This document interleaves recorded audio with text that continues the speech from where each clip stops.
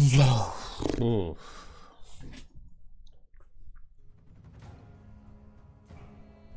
All right, hello, hello.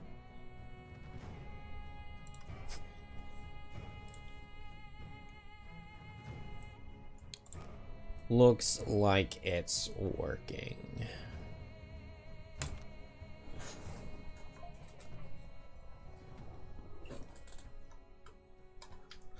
So, yesterday, I started a practice speedrun file, and we are going to continue that today. Hello, Frey. So I went a little out of order on the levels here. The next thing I need to do is the crystal fields, but I finished the elevator and the library, and I did them that way so that I could be level 2 and level 2 so that I wouldn't increase the monster level. But with those 2 levels, and I think the elevator gives bonus XP, so Kelp is now level 3. Let's just review where all we are on everything. I need 1 more lumber token to be able to go play Sacred Soil and the True Oak to retire Kelp. I need to kill 2 more ruined machines. I might just go do that real quick, although with my inspiration where it is currently, that probably doesn't matter. I haven't gotten a single barracks upgrade. I thought I got 1. I guess I haven't gotten a single barracks upgrade. That's really, really annoying because we're almost to the second year. It adds quite a few attacks, and then it adds a bunch of really bad events after that.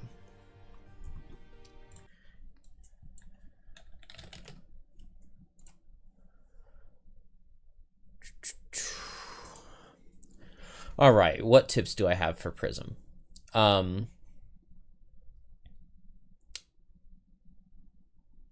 This card is really good, Faceless Entity. I guess one really big part to Prism is identifying which cards to bring, like which summons specifically to bring, and what you're going to need them for. Because there are a bunch of things that can be really, really kind of tough. I think that this Arcing Generator summon itself is good, but the mode kind of really sucks. In general, I'm really disappointed in the modes in Prism. I don't like playing into the modes very much at all. I mostly like to just put on this repair drone mode and mostly stick to that. But like the Leaper is an example of something that can be very, very, very strong in certain scenarios. As is the Sniper Turret. Like if you don't have to move around very much, this Sniper Turret summon can be really good. Or if you do have to move a lot, the Leaper can be really good. Especially since it goes to the furthest thing from you, like move 5 jump, and then on your turn, you can move it for 6 with jump with remote control. Like that's crazy. To be able to move the summon for 11 and then switch into it with the top of like Reassemble or Faceless Entity or something. That can be really, really good. So picking the cards carefully on Prism before you go into a level is really important. And then just knowing, I mean, there are a whole bunch of different roles you can fill on Prism. You can go like kind of tanky with like the defense mode or the dampening unit and then the repair drone to heal 2 at the beginning of every turn and tank for the team. I really have found some success with playing this poison mode and just doing like spread, playing the poison mode for my own turns, having the machine bolter summon out so that it's just getting off 2 attack 2s every turn. And then with my turn, just doing like high impact projectiles to spread 2 poisons around, Faceless Entity to spread 2 poisons around. And other than that, just doing everything you can to keep summons alive. You're scared of summon dying, so you like to play on +2 and it's hard? Yeah, 100%. It really, really depends on how deep you are into a campaign. But this Soothing Scepter is pretty okay. I really like the Master Scepter. Oh, here it is. This Master Scepter I found to be like the single best item for Prism. This thing is really, really good. Um, the one of my favorite cards is the bottom of long range missiles. This adds just so much safety. Whenever one of your summons would suffer damage, you may instead suffer that amount -1 and transfer them, and then discard this. And that combo, and just transferring in general, make this shell armor a really, really, really good chess piece to pick up on Prism. Because when you transfer into something, you suffer the damage that it's missing in health. So if you're going to like transfer into something and you would suffer 5, you can put on this shell armor and ward yourself, and then you only suffer 2 instead. And it becomes a lot easier to heal your summons up by switching into them with this shell armor. So shell armor plus the Master Scepter just gives you a whole lot of wards that can be very useful for you and your summons. I also have used the Stonewall Potion. I really, really like this because it's very easy. You want Boots of Speed so that you can guaranteed go faster than the monsters. And then even when you're in a bad position, if you use the Stonewall Potion or the Master Scepter to give one of your summons a ward, or 2 of your summons a ward, and then you also have the long range missiles, like your summons are just immune to damage basically. And then you also can stack that with the Protective Scepter. I definitely found myself going double Scepter when I was playing summons, and I prefer summons on Prism over doing anything with the modes. I don't really like Code Geminate. I haven't tried it too much, but I just didn't like it. There's some really cool things you can do with this Spinning Blade summon since it's non-loss. It makes Launch Pod really, really good because you get to attack for 3 and then you summon a non-loss summon. Normally Launch Pod is pretty scary because, you know, you're activating a lost summon. But if you get up to level 6 and you have the Spinning Blades, that becomes really good.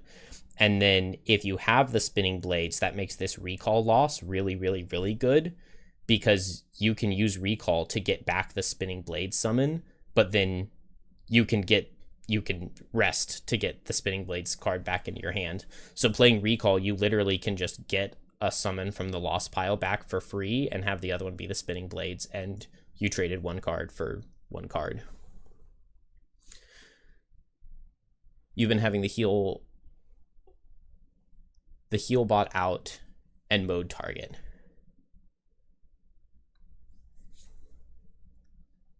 Oh, like the add a target, like this sniper turret mode where you...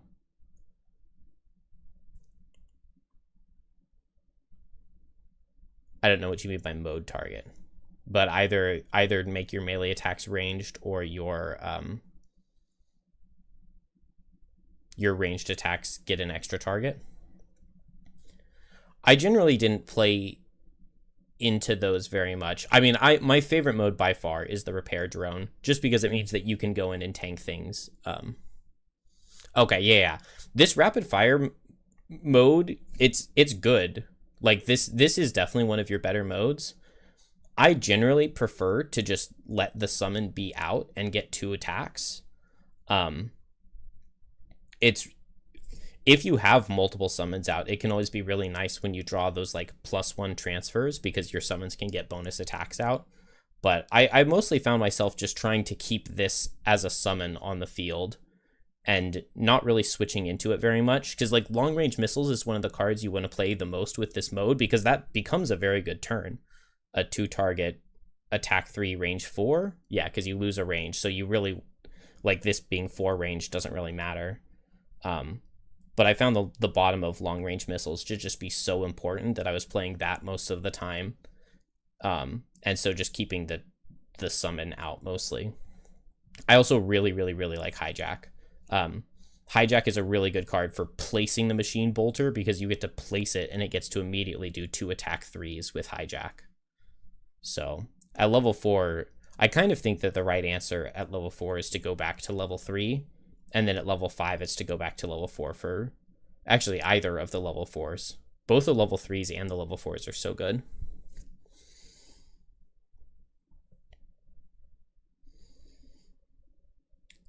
The long rest perk is 1,000,000% worth it. It is very, very, very, very, very possibly like the best perk in the game.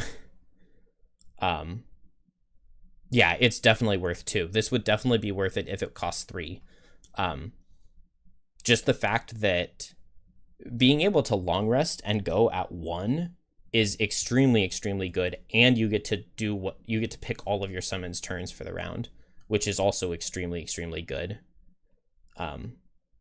It's insanely good. Another really, really nice part about this is when you're in the regenerator mode, you get to heal 2 at the start of your turn, and when you long rest, you get to heal 2 at the start of your turn. And now you can long rest at 1 speed. So even if it, like, if you're in a kind of dangerous position, even if you have like 3 cards out and 2 cards in your discard, if you're in a really risky position, you could just long rest at 1 and get that heal 4 instantly to survive something coming in. The long rest perk is extremely, extremely good. So yeah, definitely get that ASAP. And as to how many summons, I think it's just like, you just play a couple of them. I like bringing this reassemble because you can very easily play 2 summons. And a lot of the time, I think I found myself playing both the sniper turret and the rapid fire. And then you can just reassemble to get rid of the sniper turret and put it back in your hand. And then mostly just because the sniper turret gives you -1 on your move when you're in that mode, which makes it really hard to reposition it. Whereas this one just gives you minus range when it's your mode, so it's a lot easier to reposition the machine bolter. So reassemble so that you're not losing stamina and just like leaving a summon in the first room that you can't move forward. I think like a pretty simple, like based off the monsters you're fighting, you can pick if you want to bring the shocking pulse for AoE or the sniper turret for just like range safety, and then just basically always plan to play the machine bolter and use reassemble to get those other ones back and forth, and repair drone as like the main mode that you stay in most of the time. And then I like to just look for getting damage out of machine bolter with hijack and with remote control, because both of these give you two target attack 3s, which is the same thing that long range missiles would give you in that mode, but then you're still getting the healing at the beginning of your turn. Anyway, Prism is very complicated, and there are a bunch of different things that you can do.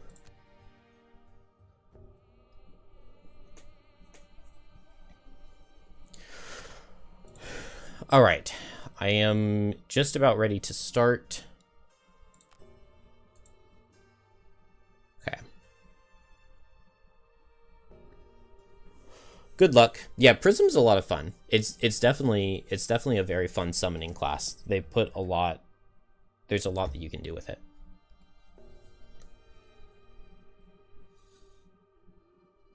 I don't love the herbs that I have in the garden here, but I also don't really want to switch them. I need to let these germinate some. All right, we're going to start the timer in 3, 2, 1, go. And off to the crystal fields. I think I'm going to hold off on retiring Meteor until I have 15 inspiration. And for now, I'm just going to go ahead and level up. And I really wish I could take Crippling Terror. Oh, I already took my card at level 3. Okay.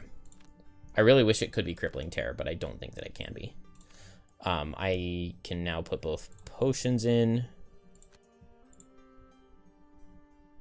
I was definitely not ready. Okay, this is fine. Let's go. There's not really much that I need or can get out of this scenario. It's one of the easier ones, but it has lumber tokens.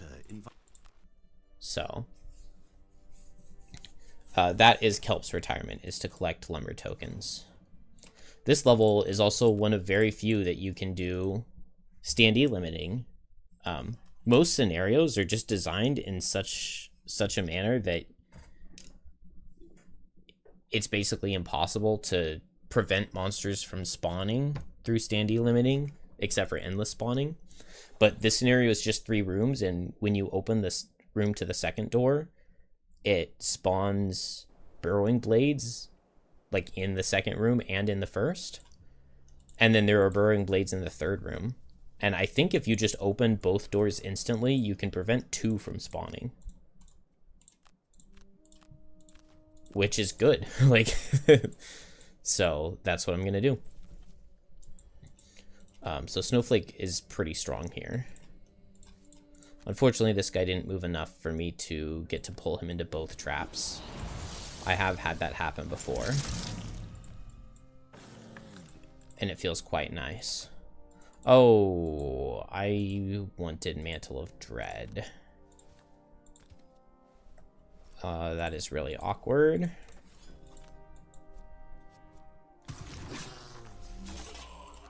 I also would have preferred Disarm. Whoops. Oh, I don't even have Mantle of Dread. Yeah, I took it out for the last levels I was doing. I don't have Hollow Aura either. Okay, this is a very bad kelp set of cards.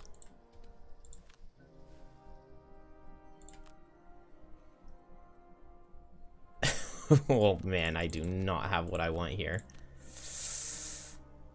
Okay, this is fine.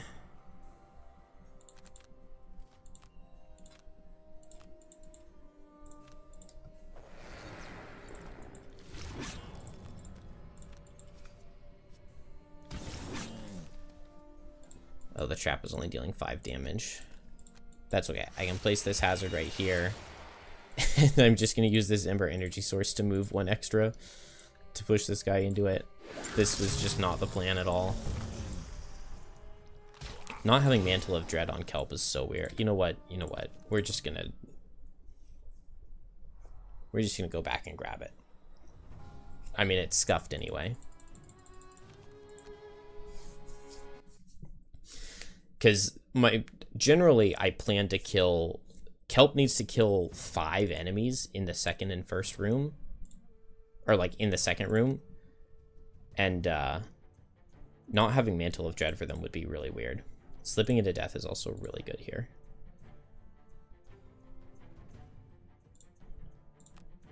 And I don't really have a need for Skull Collection. Also, my cards here are weird. I don't know why I have Enticing Breeze.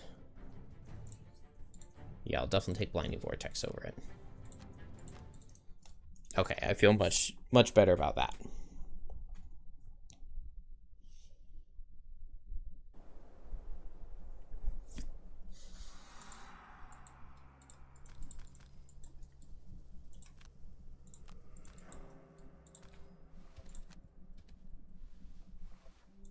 All right, try this again. And he moved up enough for me to pull him into both of the traps. That was just so kind.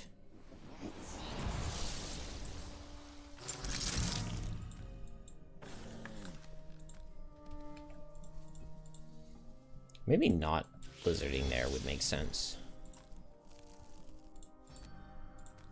I would love for this to just do enough damage to kill him. +1. Oh, okay. +2, and I don't even take Retaliate. Good job, Kelp. Alright, and now this guy should die really easily. This seems like it is a crosswinds kind of situation.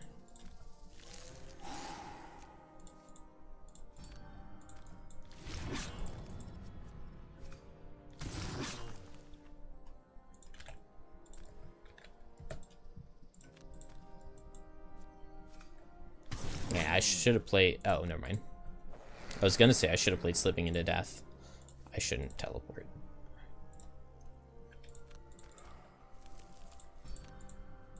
Just metal one. Give me lumber? Nope, not yet. Okay, now I can play Slipping into Death. And then I'm just not gonna worry about anything. Slipping into Death's bottom doesn't have all too many uses, but when you can play it, it's always really funny. And Lifting Gust makes it really easy to play. Although, actually, I guess I kind of want his Lumber token, don't I? Okay. I really should have had this thought out much better. But I can push him this way. And then with his move 1, now I get his Lumber token. Like, obviously. I don't know what I was thinking. It is possible to force the enemies into stepping on this trap too.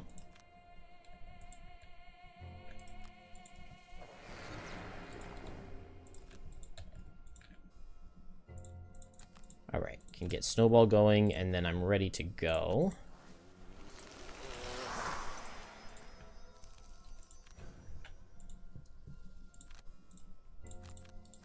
And then the Kelp Long Rest perk is pretty handy here.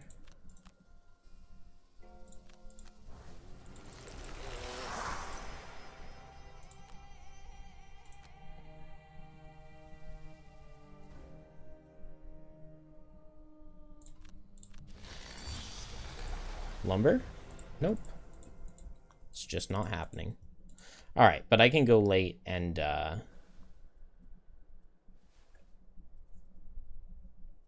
oh, staring into the abyss would have been the way to go. Yeah, I don't really need slipping into death here.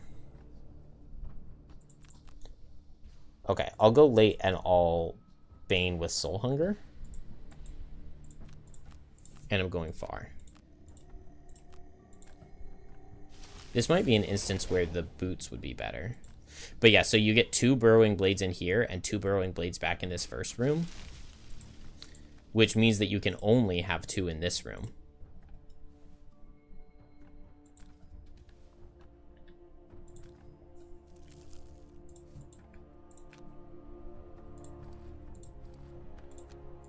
But normally there would be 4 in this room, I believe.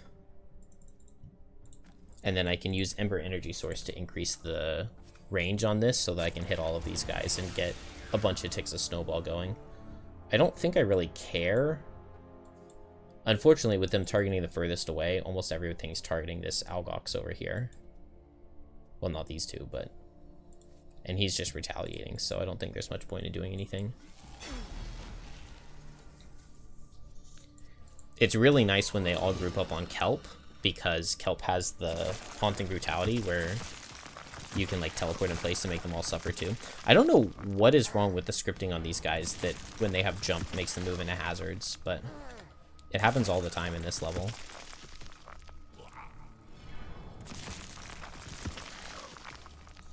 One, two, three, four, five, six. I almost...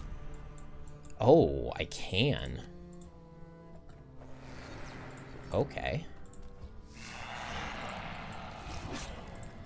Well, these guys just so happen to group up on Snowflake. This right here is like just free kills.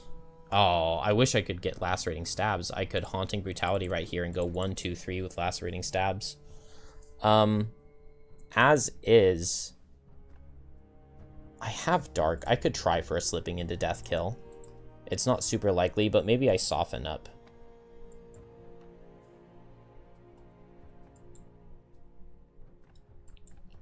And there's no way I can get another target here, is there? No, there's not. Okay, so I'll just go fast and get out of the way. Well, I do have Snowball. I should have just done this more quickly. Let's just hit this with Snowball and see what happens. Okay. I was intending to have Kelp teleport over there, but I guess instead Snowflake will just kill all of them. In which case I'll come here. And now Slipping into Death doesn't stand a chance to kill. Really? I thought that was going to hit both of them. I'll just step on the trap myself then. Because now, I mean, Snowflake just demolished that room so hard. There's no universe that I kill here, but I can dream, right? I just need a +2. Oh, so close to getting the Slipping into Death kill. I did just, like, straight up kill a Burrowing Blade from full, so that's pretty satisfying.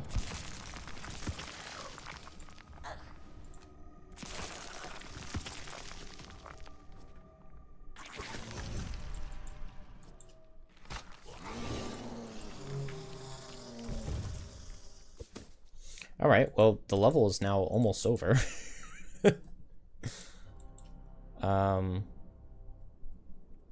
Oh, I don't have Lifting Gust.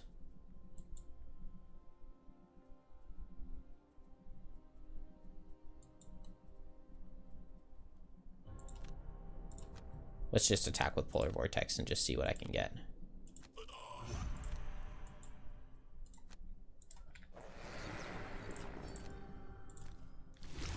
Wound this guy and immobilize him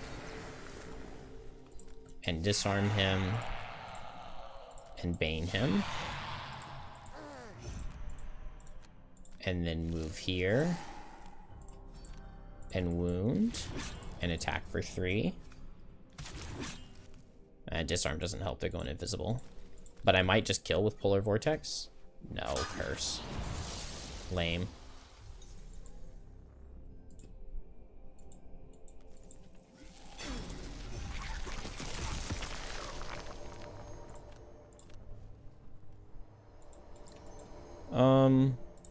Is there any shot I can...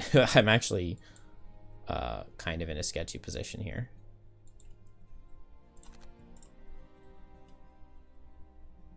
I should have kept my heal card. Let's just long rest and see what happens.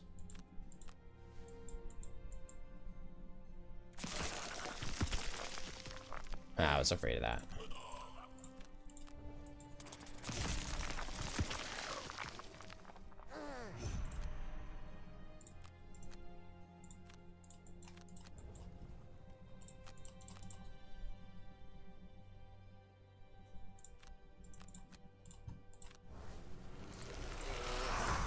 All right. Oh, I lost Hollow Aura, though.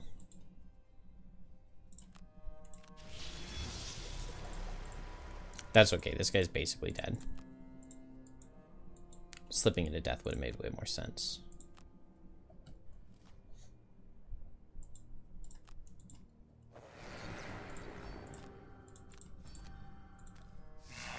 They kept getting tunneling slices.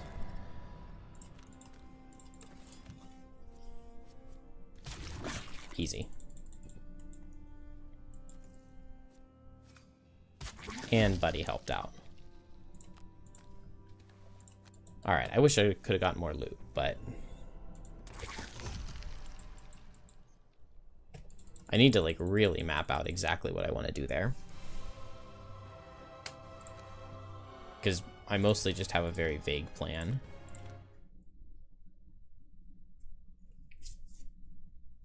And it's mostly just get to the last room and standee limit them, but I definitely could have planned things better. And teleporting onto the trap was not a good idea. Down to the left. Ugh.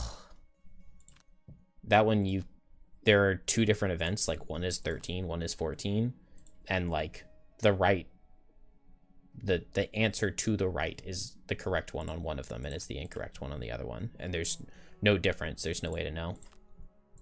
But we got Grim Trophies, and we get Tornado is what I grab, right? Oh, it doesn't matter. Let's grab Biting Frost then. If it doesn't matter. And I like this ward. Okay, yeah, I mean, I'm way out of it, but we're just gonna go with it. I'm gonna need the trading post before too long. And I can spend some of Kelp's money. Once this trading post is upgraded, I want to buy a Cloak of Pockets for Kelp. But that's not a huge deal. I also need to get this Enhancer. Okay, that's the building I'm building after the next one. And I think I'm just ready to go. We just go to the Realm of Endless Frost now. I can build another soldier. Let's buy that real quick. And I bought all the resources. Yes, okay. to the Realm of Endless Frost. And this is a sled mission, so this is Snowflake's 4th. Screaming is usually a pretty good indicator. You charge at the Olga. Oh, we lose a morale. Interesting. Okay, I want to put my new cards in. I didn't really, like, plan being level 4 for this. I don't think I've ever tested it at level 4 on both characters, but that doesn't increase difficulty, does it? 4 divided by 2 is 2, plus 1 is 3. No, it doesn't. So this Biting Frost card is going to be really insanely good. Oh, and it pairs so well with Frigid Growth. Alright, well this feels free. By just delaying this level a little bit. Grim Trophies is really, really, really good. Oh, I could even have stronger power potions at this point. Because I am higher prosperity. I do want Skull Collection. And I'll take it over Staring into the Abyss. Okay, let's go. Here I want Crew Boots, not Boots of Speed. Although it probably doesn't matter very much. Realm of Endless Frost can be really hard just because it's such a long level. But luckily with move 9 jump, you could basically just ignore the whole thing. We don't need Birds in a Tempest or Blinding Vortex. Oh, and I ignore negative scenario effects. I do not need Mantle of Dread, but I'm just going to lie in wait with Tumultuous Panic to make sure I get into position on a Living Spirit. And I Blizzard Frigid Growth. Beautiful. This Frost Demon went basically exactly where I wanted. And so now I get to make an extra hazard here and push him into it.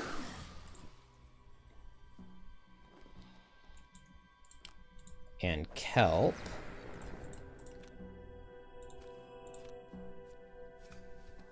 Ooh, that's a nice disarm. Let's just see if I can get any damage on this guy.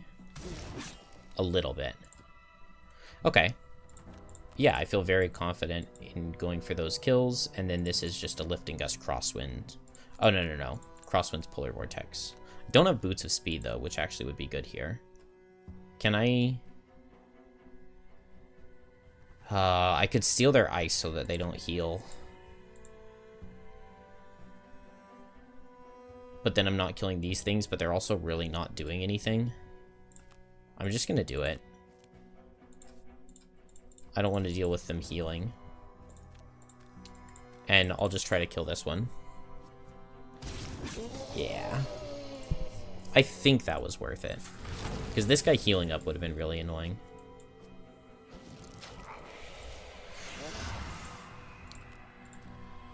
And this guy I can just pull all the way through.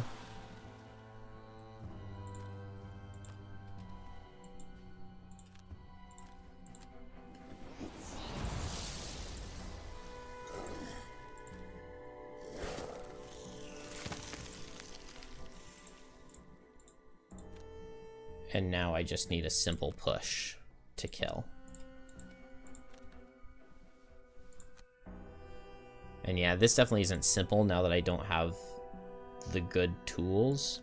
Let's get Dark for Haunting Brutality for next turn.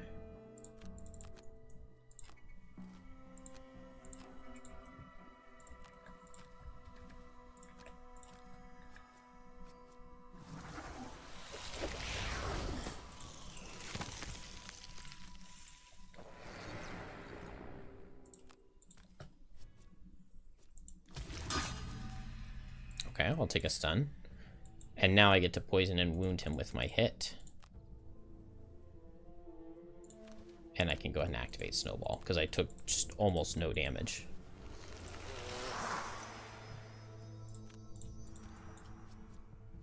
Oh. Okay, that's fine. He'll hit me, but I don't care that much. And then I'm basically just ready to go now. I can just take a second to heal up.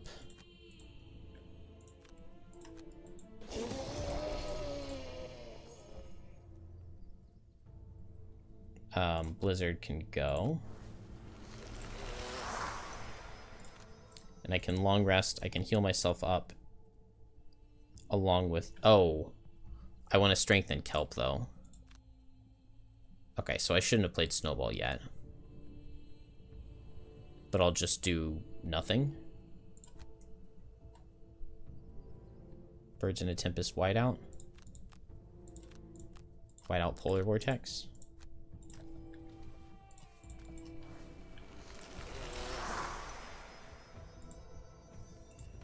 That turn 2 was really weird. I probably should have just killed the guys instead.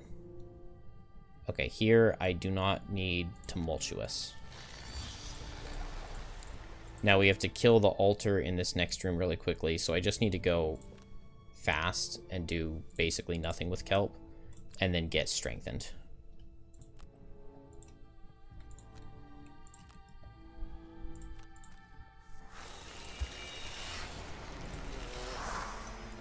And now Kelp is just going to run in and hit.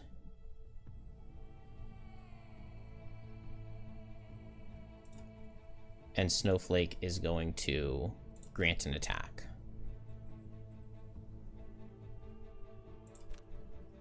Oh, I guess I can do it this way. Wasn't really what I was intending, but this works out just fine. So Kelp is strengthened, and the ice makes this a really powerful hit.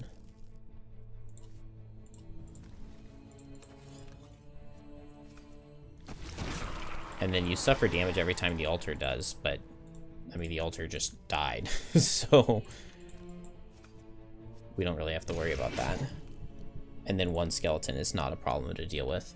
Although I could have just done more attacks.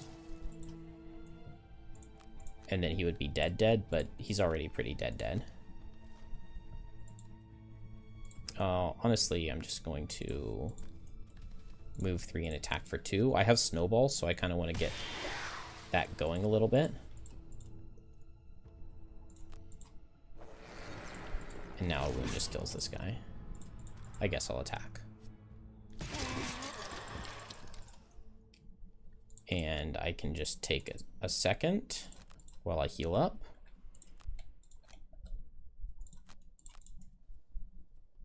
I want Polar Vortex still. I don't need Crosswinds.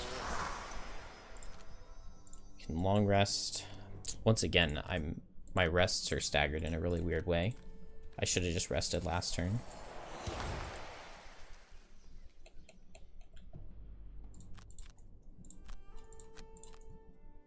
Mantle of Dread can go. And I'll get a wood. A wood? No. Still no wood. But Skull Collection goes up. And I strengthen, and I would like to set wind, but yeah, I can't.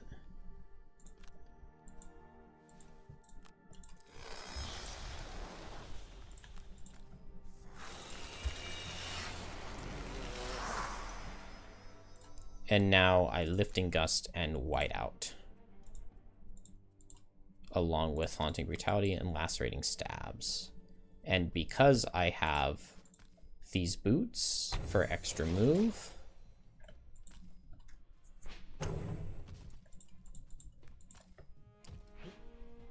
plus the Snow Imp Pet for extra move, I can now just go ahead and hit this guy.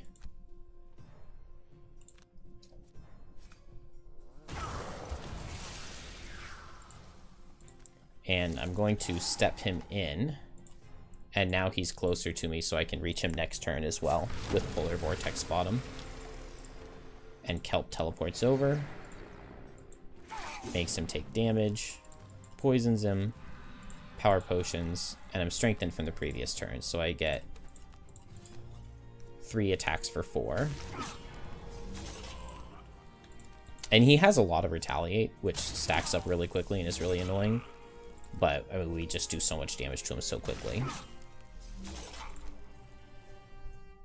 He's made me lose a card, but at least he didn't play his heal. I have more cards to lose here.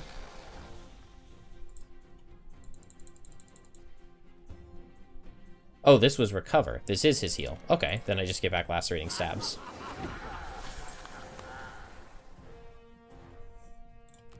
And now I can Grim Trophies on him, and he's super dead.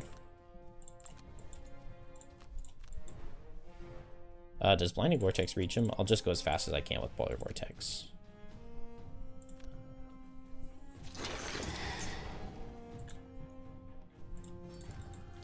Poison him. I mean, I die really quickly to this. But so does he.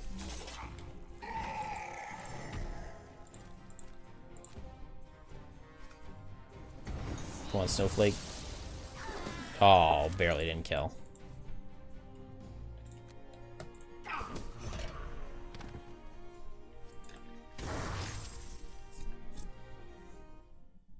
All right. Should have been... I can definitely smooth that out. Now, if pushing this level back this far means that I'm always going to be level 4 on both, that's really, really good. I never picked up the 1 lumber token that I needed, though. Walking down the... That's really awkward. And I don't have a Blink Blade.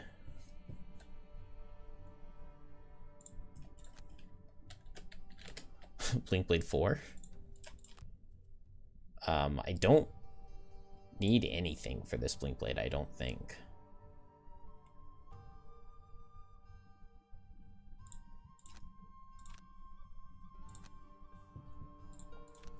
And we just go to Sunless Trench real quick.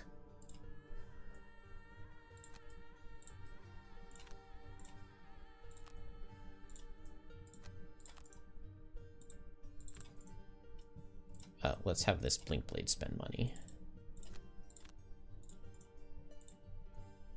Although I was a little late to that. And then I need to upgrade the Enhancer here. Do I really not have wood? Okay, good. This Meteor has some wood. Good job, Meteor. Although you should have let Kelp pick up said wood. As Kelp is in desperate need.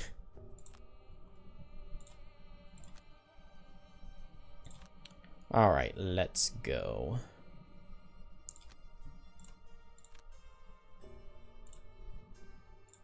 I don't think these shouldn't matter at all.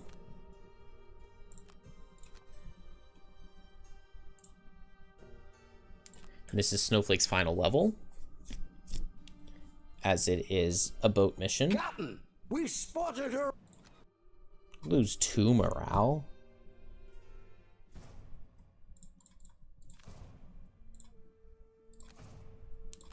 I don't think I need to do anything special with cards.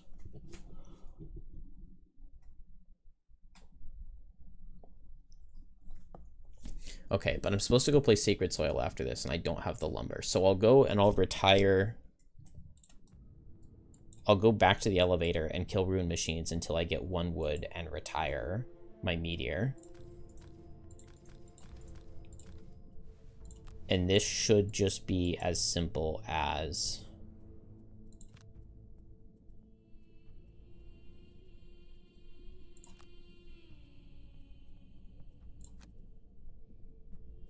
I feel like, well, that's definitely gonna be enough movement.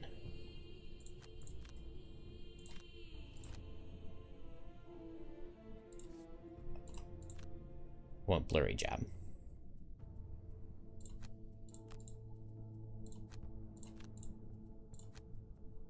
Does Kelp reach? No, Blink Blade's gonna reach, so it's fine.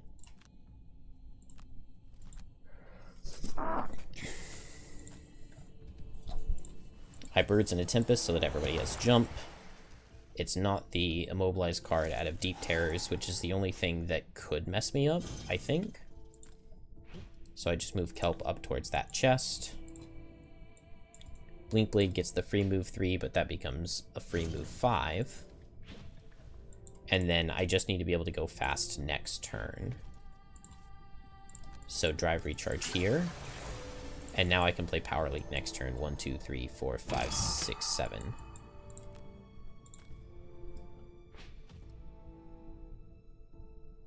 Oh, I should have played Grim Trophies. But I think I can just use the Snow and Pet next turn, and it doesn't matter. All you have to do in this level is loot all 5 chests, so it's very, very, very easy.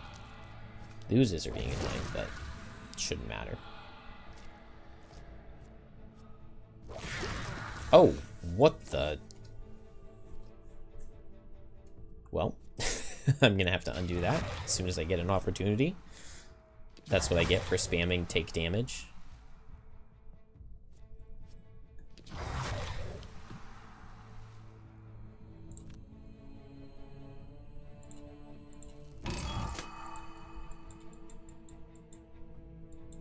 Blinkblade died from like full health.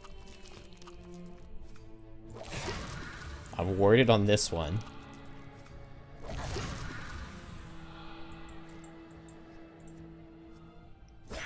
Yeah, he just... That's crazy that that does that much damage.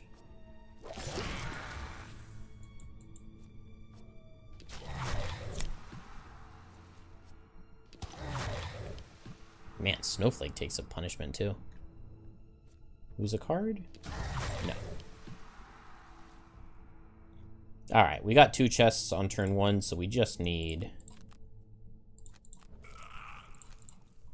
3 more. And everybody should be able to easily reach 1. With Snowflake with the big move. Gets to hers very easily. With plenty of movement to spare.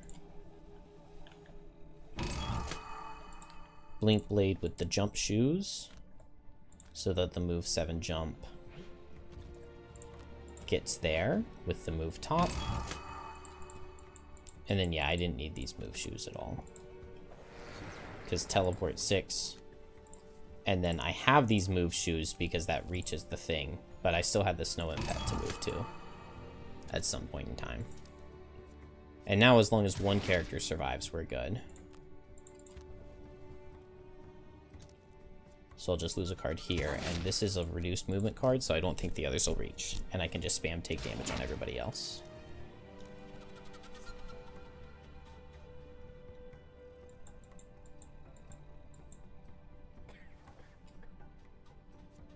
The oozes seem so cut off on their portraits. Oh, everybody lives. Alright. The downside to this level is that, like, I play it and then, like, Snowflake retires immediately, but it gives you, yeah, it's like, it's free for battle goals, and it also gives you 2 check marks for beating it. So it's kind of sad that I don't get to, like, use those rewards for anything useful.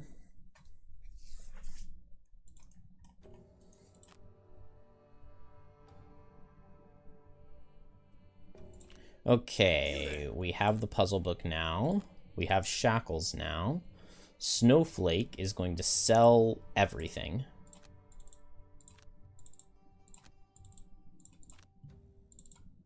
Except the stamina potion. We'll disenchant that, because I'm very low on Snow Thistle.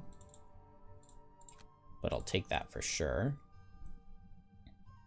I'm going to leave these in the garden for like 1 or 2 more weeks. And I believe 96 is good. 87, I feel like, is the number I want. I want the 2nd Hex on White Winds. I want the... Well, I'm going to do Lifting Gust last, because that's the least important. I want to add a target to Whiteout's top. I want to increase the damage of Blizzard.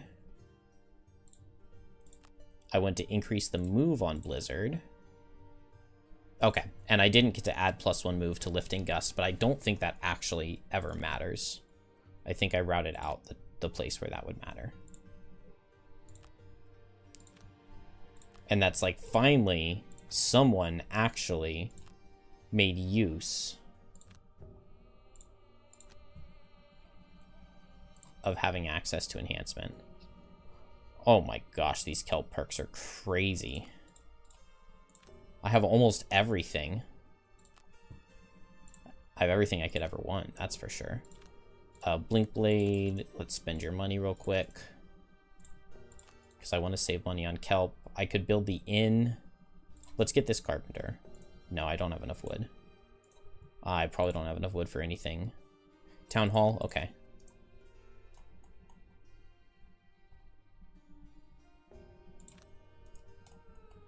I really don't want to spend Kelp's gold.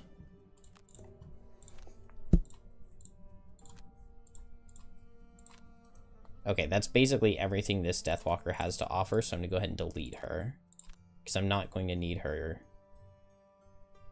again. And she didn't have any resources on hand. What about this banner?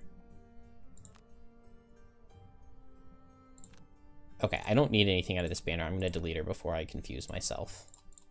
And this Blink Blade has some resources. Okay, I need to go get a wood token.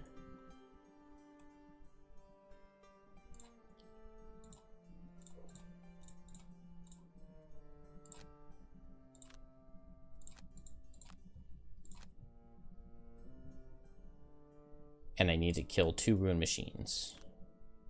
So to the elevator. You approach the edge of a great chasm not far. We can ford the river, it's fine.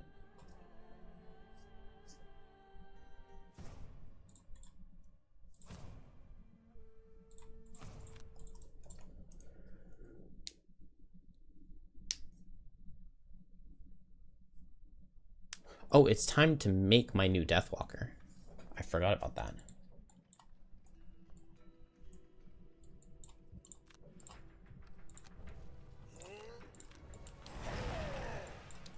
Okay, immediately I'm thinking I just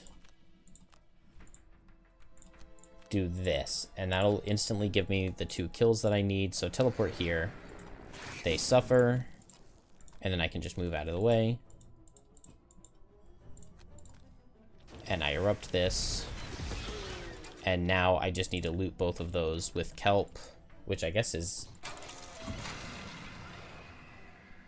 easier said than done. I have Grim Trophies. It's pretty easily done. So move here.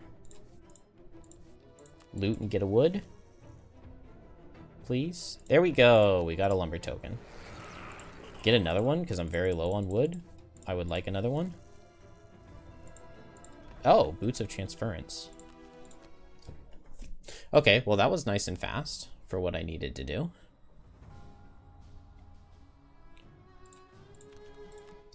And now Meteor can retire with all of his kills, and I can go play Sacred Soil with the lumber tokens.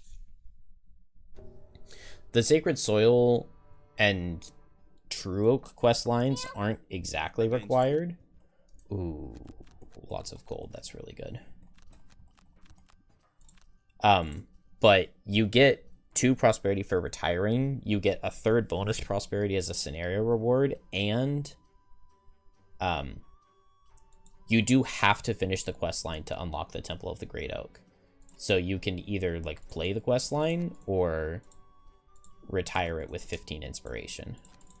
So you kind of might as well just play it, right? All right. Oh, I can get my potion back. Could definitely use the Snow Thistle. And I really need, I think 3 Flame Fruit is enough. So I'm just going to switch that to Arrowvine for now.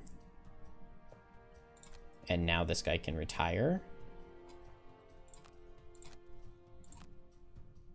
You caught. And I don't need him for anything. And now I make my Deathwalker. Wait, no, before I make my Deathwalker, I need to sell. I've got a lot of stuff here. Go to the sell tab. Don't need these Boots of Transference. And I'm going to sell the Trainer's Net. And I've got these Winged Clippers. And now I can purchase. Actually, I'm going to hold off on purchasing a Cloak of Pockets. I am going to get one on Kelp, but now I can start spending Kelp gold because that's insane that I have that much. 93 gold is crazy. And this Deathwalker needs to capture 8 pets.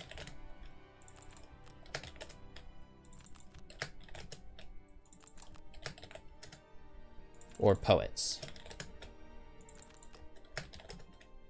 I didn't make that the Blink Blade gold, did I?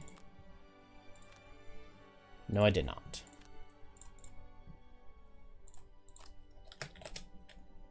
Show me capture 8 pets. There we go, finally. Study of life.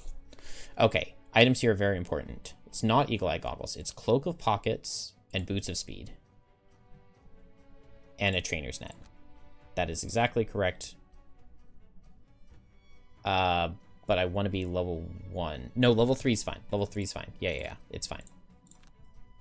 Because I go level 1 on Snowflake. And then I need Restless Spirits.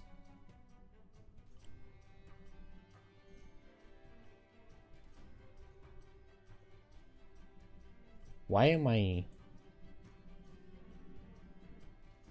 not thinking of a card?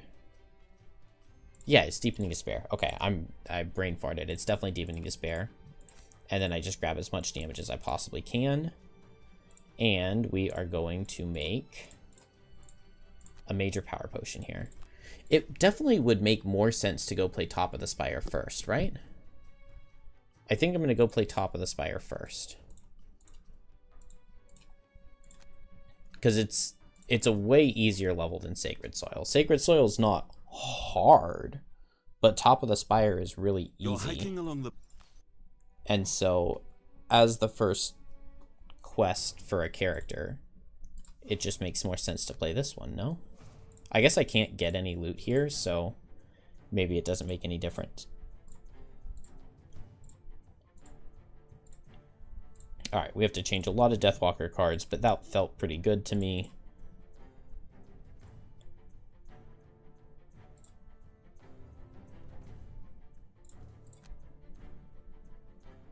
And I will do challenges when and where I can.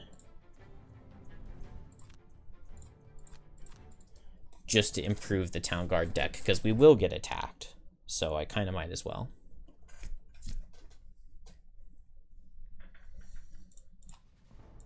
And this level can be relatively fast. Kind of the only problem is that Kelp has a hard time generating trophies to get off of Grim trophies. But that's not really, it's not a big issue. Oh wait, I might as well use the pet here. Is he forcing me to move? No, but I think I just go right here. Because that's going to be close enough for Deathwalker. And now Kelp gets to teleport and hit with this. Oh, I didn't bring poison. Hey, there's a trophy. I don't have very many plus trophies in the deck, so it's nice to get one.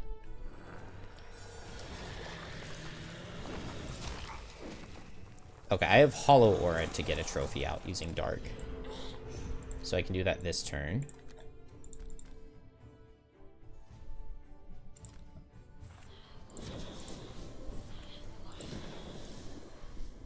And the Chaos Sparks attack me for 0, so they really don't matter. I can get off the Deepening Despair, I can get out a trophy, and I'll just poison him with Mantle of Dread. I miss out on 1 attack for like 2.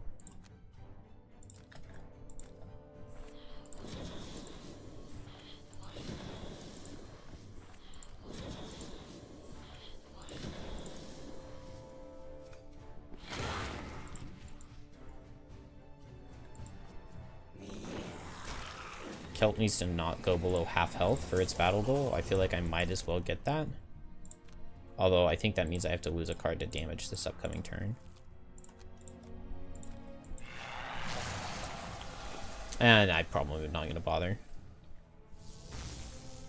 Alright, I'm just going to Grim Trophy's Lacerating Stabs right now. Because he's basically dead. I might even get a +1 trophy. Oh, there we go. We got all 5. Amazing. Hello, Enlightened. Thank you. Yeah, speedrunning for Gloomhaven is really cool because just the stamina system just lends itself really, really nicely for speedrunning.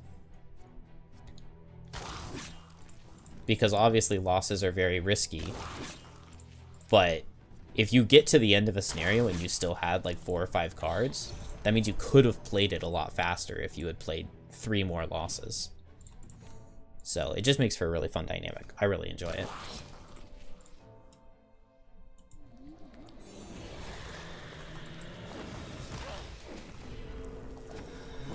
Alright, and he goes down here. With Wave of Anguish.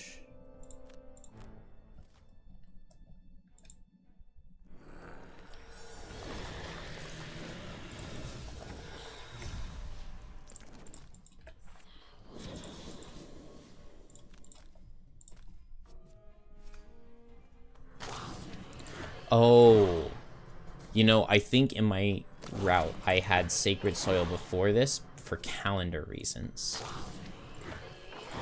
That would, no, that wouldn't make sense. Because the only calendar reason Sacred Soil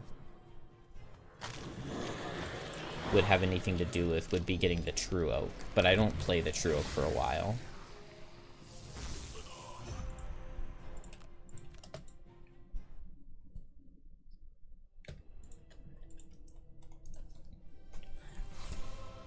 Yeah, I think it definitely makes sense to play Top of the Spire there.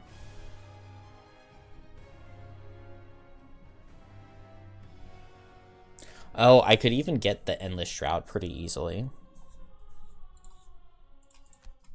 Actually, there are a lot of levels I could get the Endless Shroud easily on.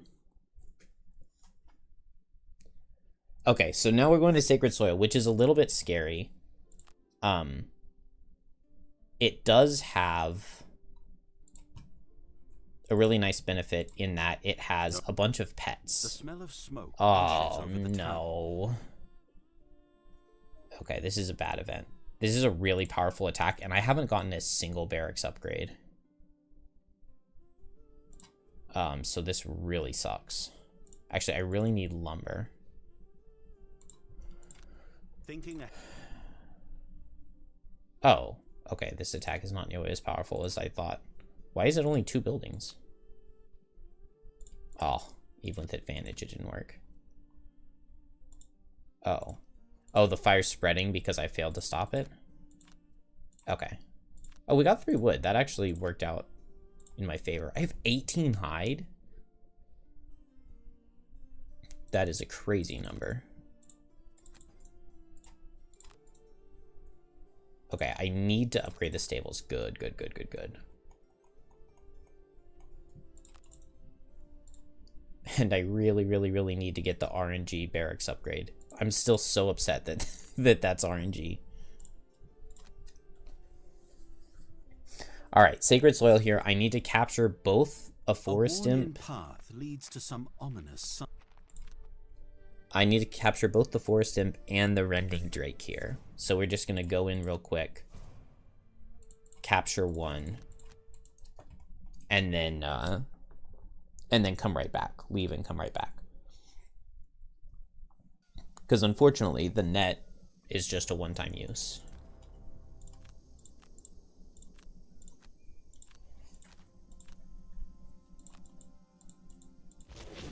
But we can do it very quickly by just teleporting here, making this guy take some damage, running up to him, capturing him, and abandoning the quest. And that is 1 of 8 pets captured on Deathwalker.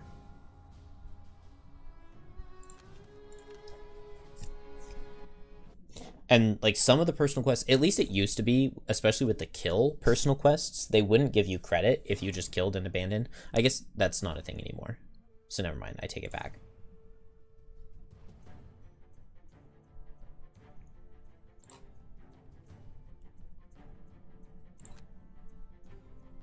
No, we are not doing type formation. And I actually want the Forest Imp as my pet here. Because I don't have very good healing. I can heal with Rest and Shade. But I don't have very good healing, and there are Rending Drakes here who wound. So, nice to be able to remove that via that. And here I'm just going really aggressive with Kelvin, hoping to kill. This is actually not a bad Rending Drake card. Oh, he doesn't even reach me. I thought he was at least going to reach me. Please kill it, Kelp. And that's close enough. It didn't heal this turn, so. Is this curse? It is curse. Oh, no, the elite always curses. It's poison. How much does that do? Only 4. Okay. So it's really good that Rending Drake didn't reach me.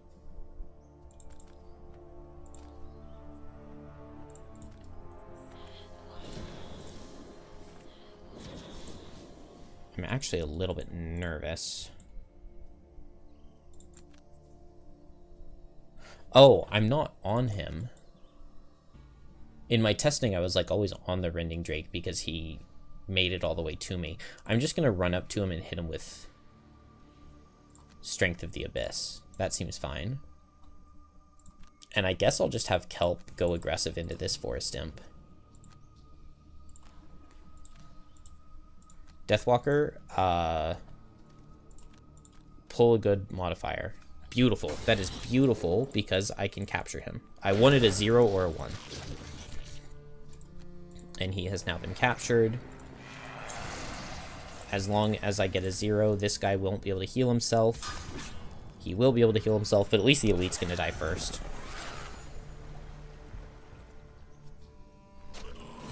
And I don't really care about being immobilized. It's not good. It's not good. I actually really don't love this.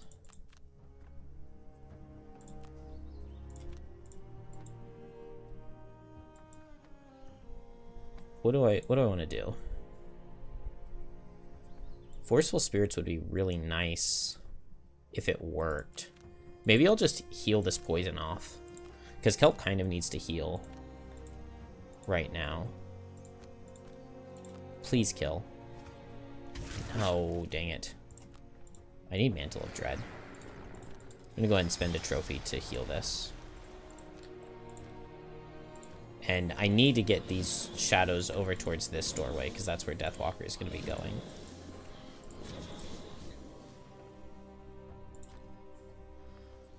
So I kind of might as well just get this going.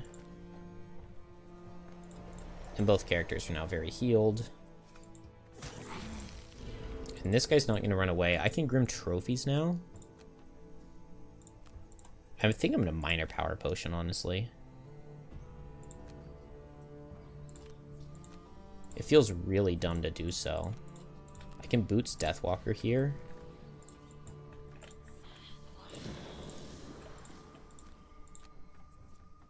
Good. Good. Let's just do it. Let's just Minor Power Potion. I really wish he were poisoned. But I get 5 attacks here. And I might, like, go invisible or something. Although Kelp is the healthier one. +2? Ah, dang it. Actually, that invisibility kind of sucks. That's fine. Deathwalker can lose a card. Yeah, I don't need Fluid Knight.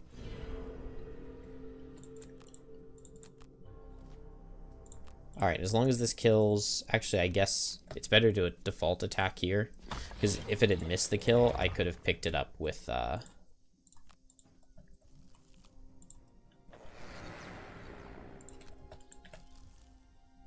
with a shadow.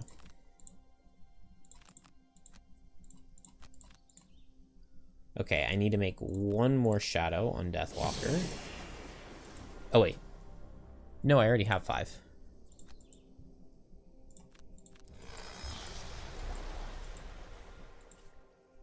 I'm going to come down here and get those 2 loot tokens on Kelp. I just need to move 1 shadow up.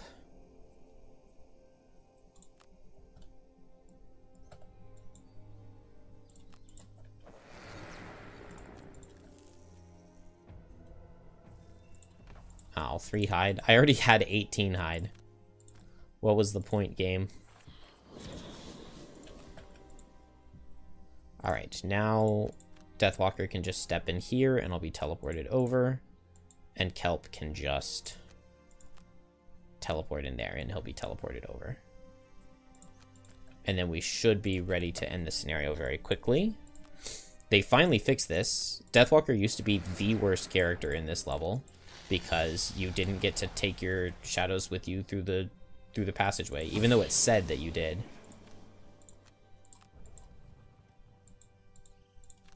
But it is now fixed.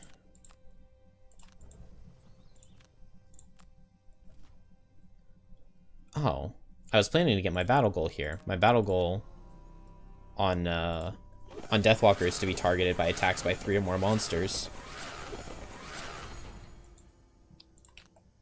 But they're not doing that. Alright, Kelp. Attack for 4. Oh, I would have killed this guy with the Pierce. Attack for 5 with advantage. Oh, there we go. Not only did I draw the crit, but I dodged the miss with a curse. That's awesome. Alright, well, Kelp just needs to loot that soil sample.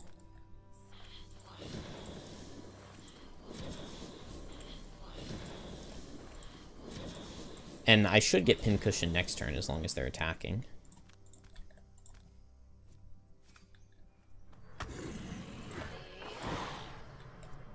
I wish this weren't so weird about the camera when you're using shadows. Yeah, it just like defaults to panning the camera down for no good reason. Miss is fine. I don't have a -2, so this is... I have a curse, don't I? Yeah, I did have a curse, but I only had one -1. Do not travel through the passageway because you cannot teleport back. But I can teleport onto the loot, and here I can... I don't have any bottoms that deal damage besides Grim Trophies, but yeah, okay. I wanted to be able to kill this guy and loot this, and loot his token at the same time. But that's okay. It's no attacks out of these guys, so I didn't get the battle ball.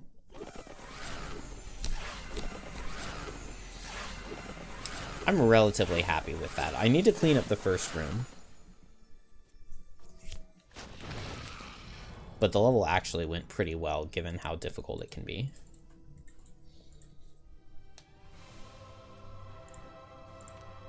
Alright, 5 on Kelp is really high. And now my stables are upgraded. I just got 4 pets in there, and now I can put another 4.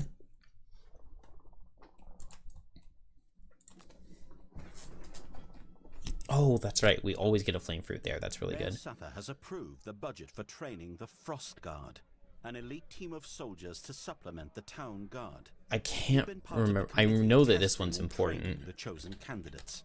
Down to the final week of their training, and they've excelled in all areas. Sather says to the gathered committee. It's time to think about how we'll deploy the Frost Guard on the next attack. Captain Olmsted jumps in immediately. It's better to have a tight-knit team to send to problem spots. That'll let us reduce casualties during attacks. They've trained as a group. I wouldn't want to split them up now.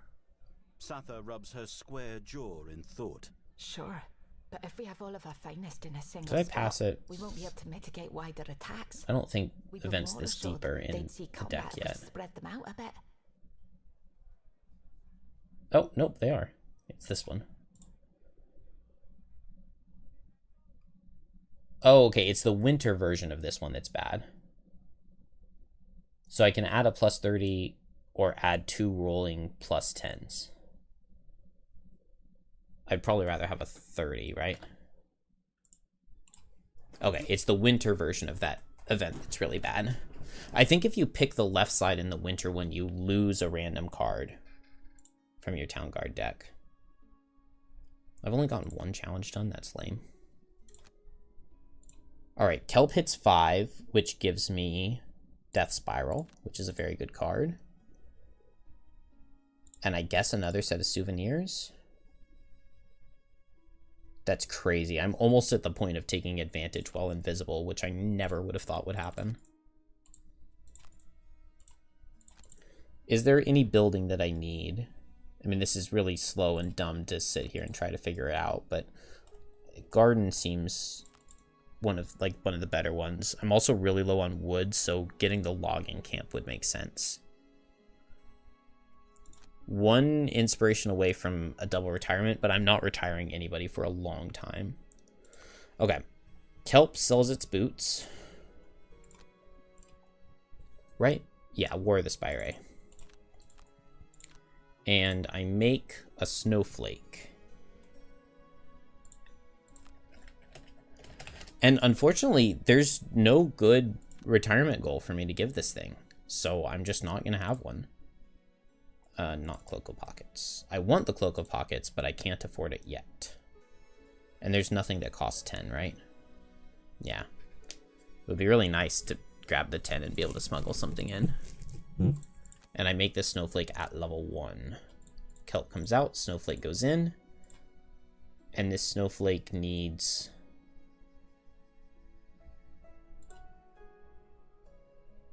Wait, how do I... I'm supposed to have 2 power potions. So how do I have that at level 1? If I don't have the Cloak of Pockets.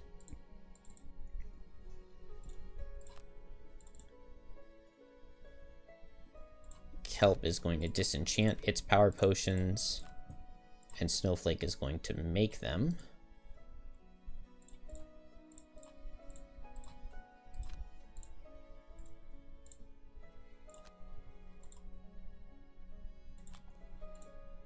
Surely I'll figure this out. And then here I can have one more, and so I grab a muscle potion. Because Wave of Anguish, you can't Eagle Eye Goggles Wave of Anguish. Because it's not 1 attack, it's 5 attacks.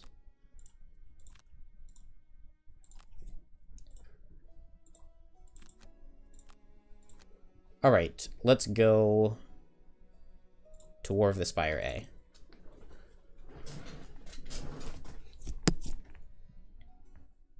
Out of the corner of your eye, you catch a glimpse. 15 gold is really good. And I want it in Snowflake more than Deathwalker. Ooh, Wallflower is really nice. And Pincushion is fine. Alright, this is a new Snowflake, so we need to pick things up.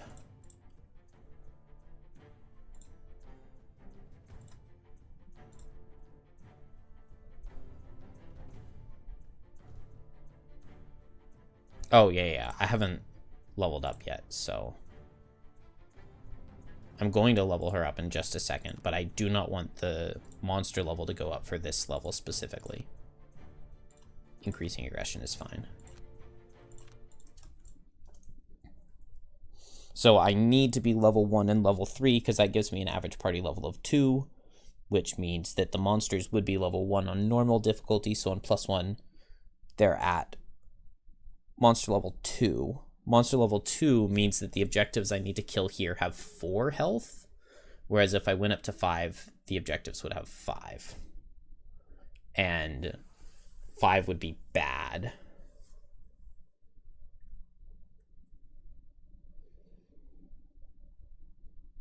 Oh, I don't have Lingering Rot.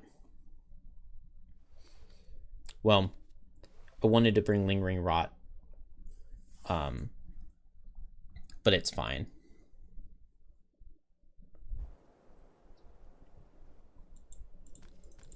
Deathwalker Snowflake. So I want a Lifting Gust with Blizzard. This level right here was why I enhanced Blizzard. Good, I'm first. That's very nice. And it's going to add allies to me. Now I get this move 6. Actually, first I'm going to move with the pet. No, I shouldn't have done that. But it's fine. And I get this move 6. And I play Eclipse. And all we have to do is kill these ice cores in the middle here.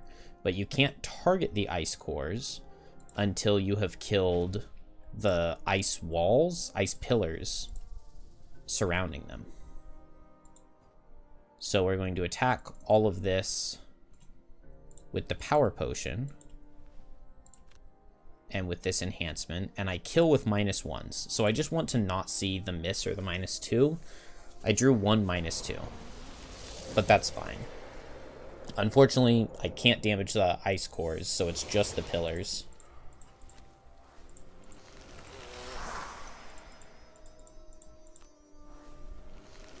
But I'm pretty sure that one of them staying alive is just fine.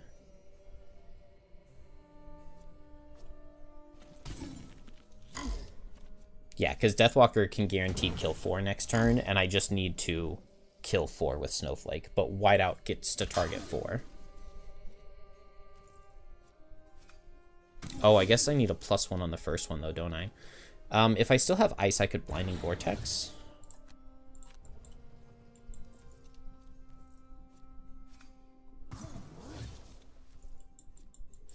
Where is the action happening?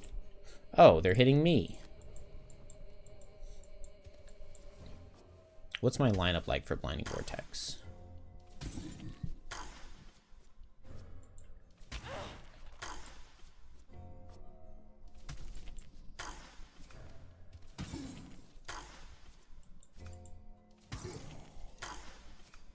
Stop with your multi-target attack ones. Takes too long.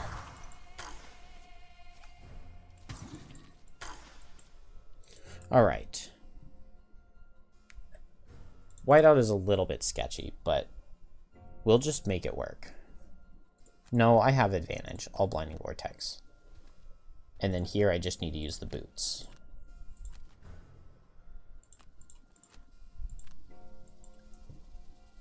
And I'm going to get attacked again, but it's fine. I have plenty of cards.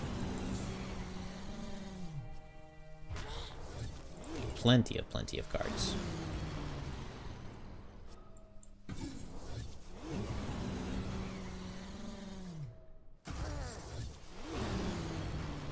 All right.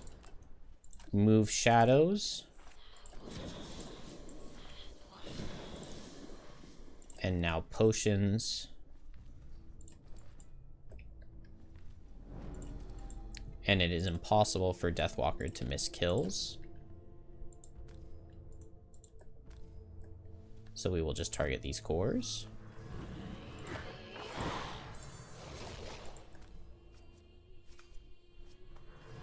It's pretty laggy because there are just so many things on the screen.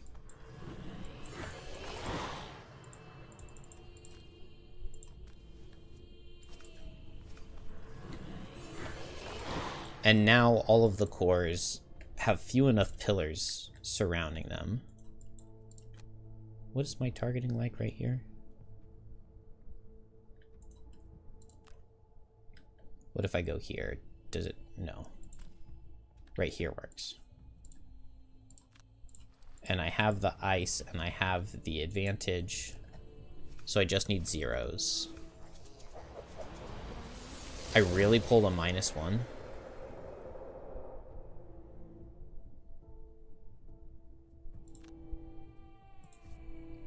It might be possible for me to position so that I don't draw that -1. Because I would really like to not take another full turn. I don't think right here I can hit all of them, though. Oh, maybe I can.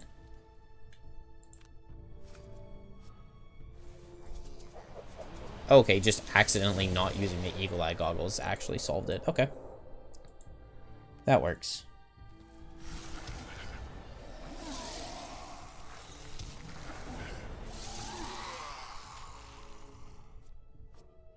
It's really sketchy to not have power potions for Snowflake. I could go for Rest and Shade as the shadow movement rather than Black Barrage, and then in that case, I don't need to use the Snow Imp Pet, which means that I could Snow Imp Pet plus Snowball as the turn 2 turn for Snowflake. And the only thing that doesn't work is if these guys get their stun card on turn 1.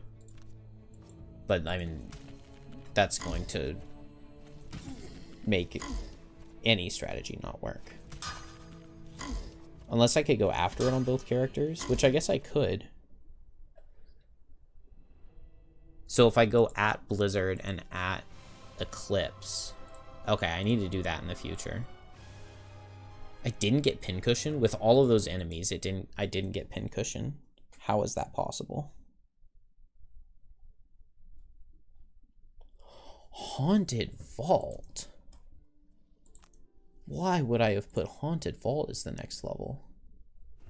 Must be calendar. Finally I get the barracks upgrade. And I'm actually really lucky that I had the gold for that.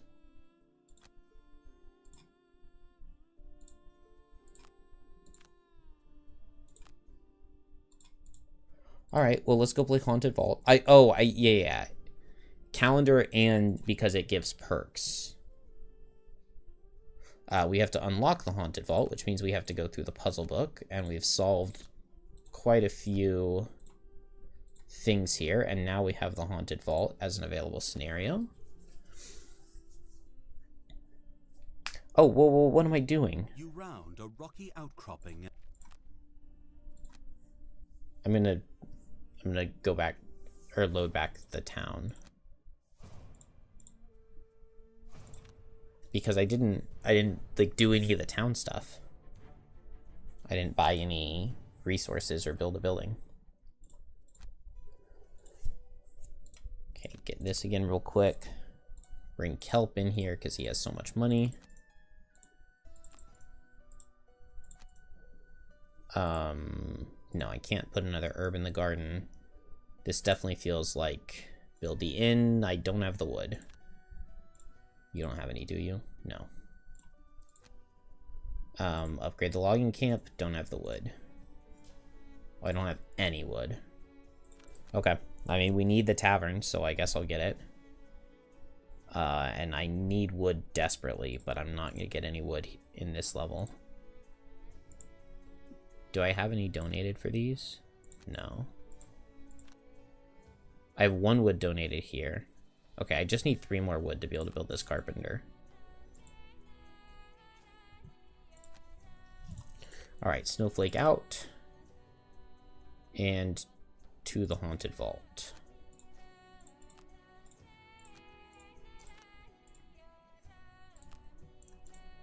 And I want invisibility on Kelp. You round a...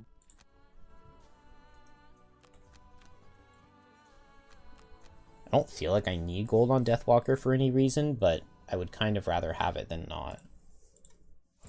Or, like, I definitely don't need it on Kelp.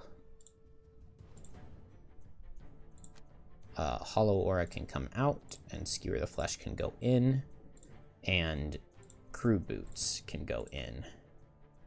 Combustible is totally fine, and Snow Imp is really good here. And I think that's all I need. I can never remember exactly how to do this level quickly. And there's an annoying, like, bug. It's not too big of a deal, but you get 2 allies that both go at 50 initiative. It would be really nice if those 2 allies could go first, but they can't. So even if you go at 60, the turn order will be you at 60, your allies at 50, and then your other ally after you.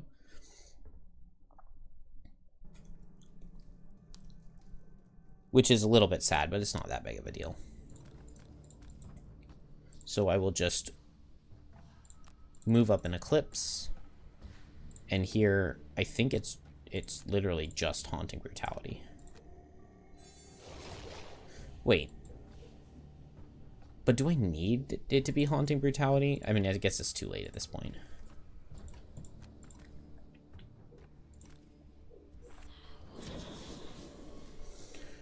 Alright, so we just have to step on the appropriate switches. And so now 2 people are on the red switch, so the red door is open. And Kelp is going to come over here to the green switch. Oh. I'm dumb. I didn't put...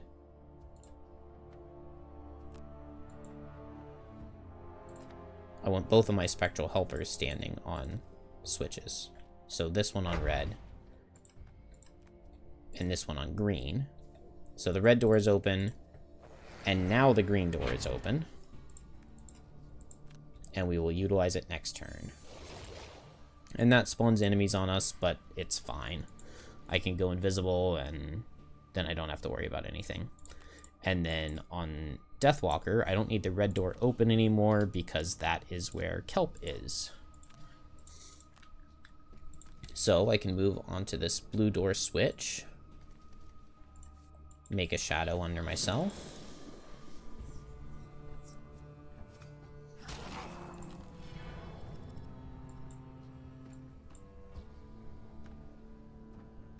Oh, well, I should have moved Kelp off, because I could have had Kelp go after 19 but before 50. I don't know why I didn't do that. Why did I go at 86 to go invisible? I'm very clearly losing it. It's okay, I just move my shadows, and then I move my wraiths in here, I move my shadows in here, and then I need both on purple. So by the end of the turn, I want Kelp on purple.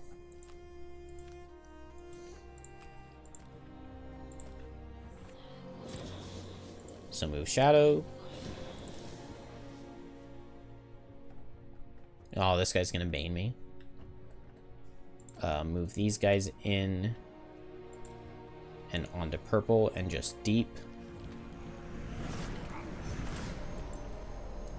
Kelp now moves on to purple, and that's 2 people on purple.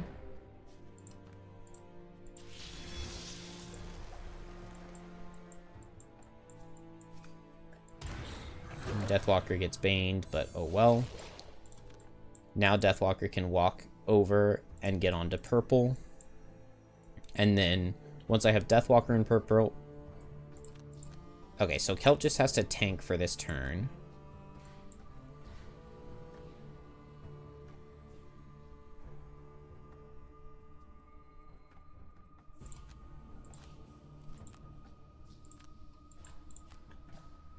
So all shadows are adjacent to each other. I get to teleport to the shadow and move through. And I was baned, but oh well.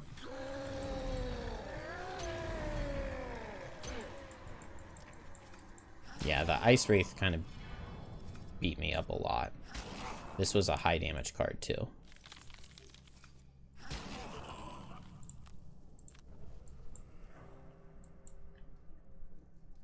And I can move this guy out and move this guy in. And now Kelp just moves over this way a little bit and then teleports over this wall here.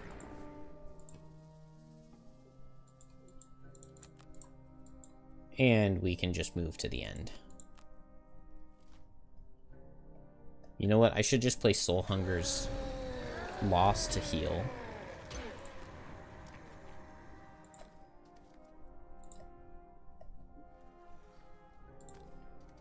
I'll go ahead and use the pet. Why not? Oh, because I think I completely wasted... Oh no, Teleport 3 makes it over here. Okay.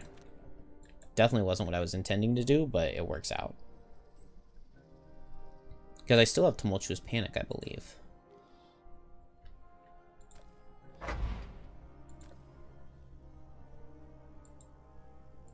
I can just long rest.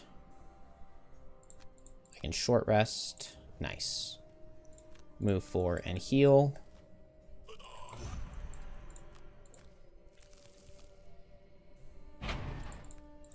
And this opens the doorway to the final room. And I just don't have enough movement on on Deathwalker to make it.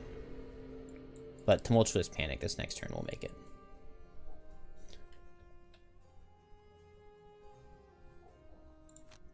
And I'm sure that I could save at least 1 turn over what I did here. Probably even 1 more. But it's fine. The monster animations are fast in Frosthaven. And we have looted the ancient treasure.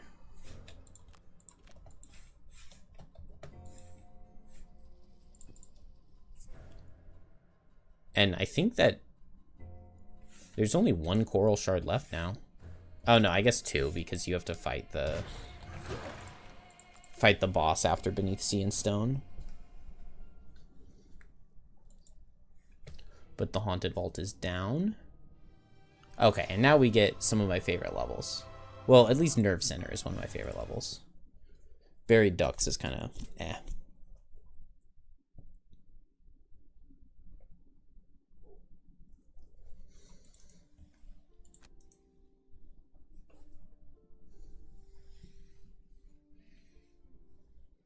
A pretentious-looking visitor, All right.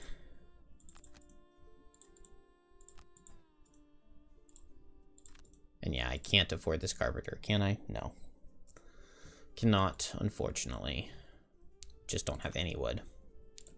That's alright. Alright, this snowflake can now be leveled up to level 3, because I don't care as much about the monster level. And I want both Birds in a Tempest and Tornado.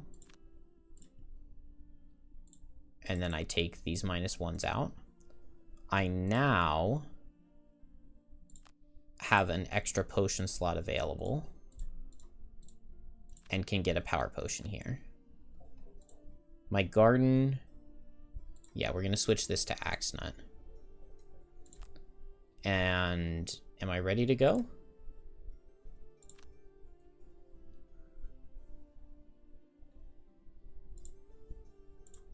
Feels like I'm ready to go.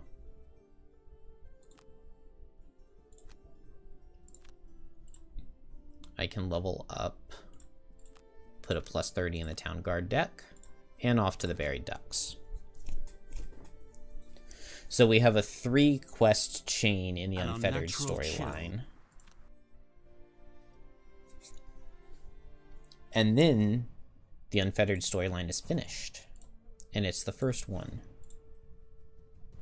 Okay, Cold Therapy can go. Tornado in. Gathering Force can go. Dawdler. I should be able to get Dawdler really easily. And maybe Masochist is possible.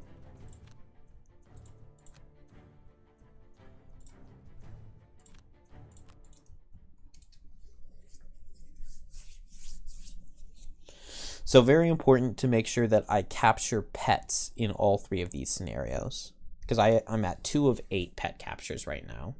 Just the last 2 levels I played with Deathwalker just didn't have any pets in them.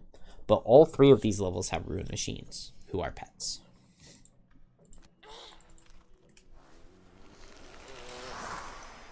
And I can't play my lowest initiative card on Snowflake.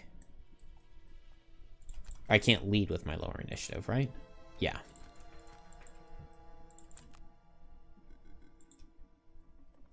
But that's just fine.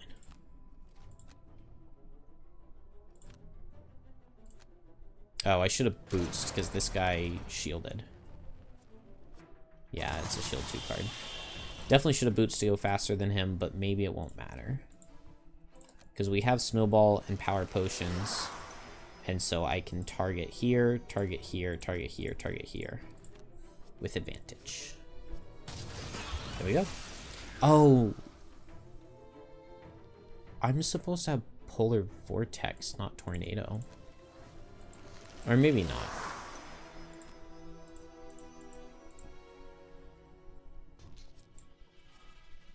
Oh, nice. Below 3 health for Masochist. It's so beautiful.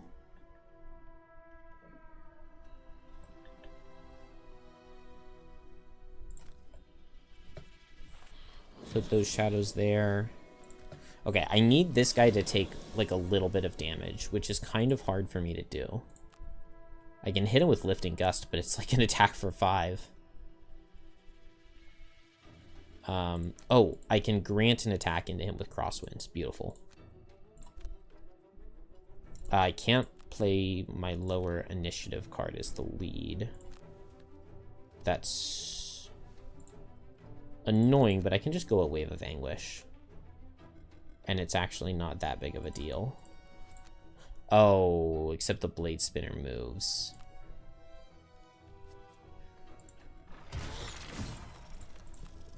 Alright, well, I might have just lost a turn. Oh, no, I didn't. Cool. +1? Nice. Beautiful. Okay. And now I can get this. Hello, anomaly.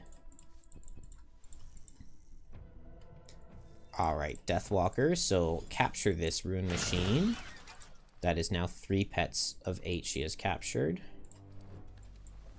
Strengthen all of these. Wave of Anguish, the tunnel. And the tunnel. And this Flaming Blade Spinner.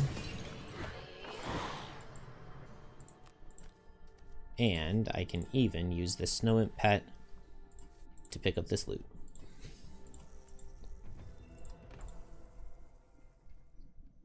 And there go the buried ducks.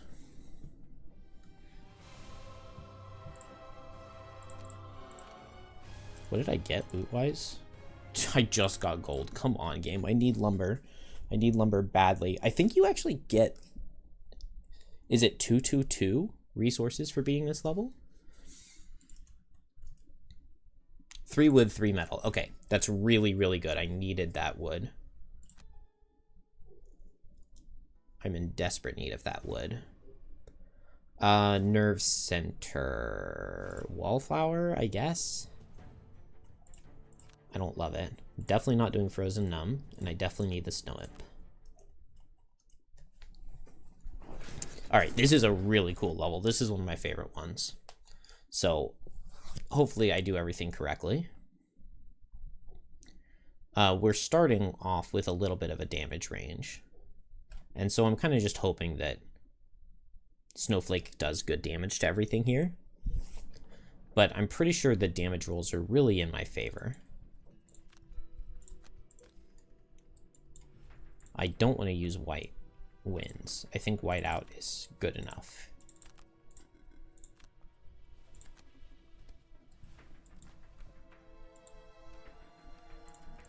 I don't care about initiative on Deathwalker, and I want Snowflake to go first. So we're going to just attack all of these for 3. And that's fine damage, theoretically. As long as Snowflake now... This is a Deathwalker. I need to pull a +1 on this and a -1 on this. No. Okay. I can just reverse the order of that.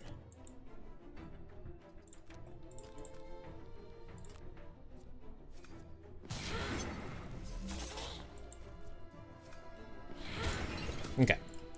And they go down. And now I just need to make shadows. And I need to make birds. So I move here. And I make my birds here and here.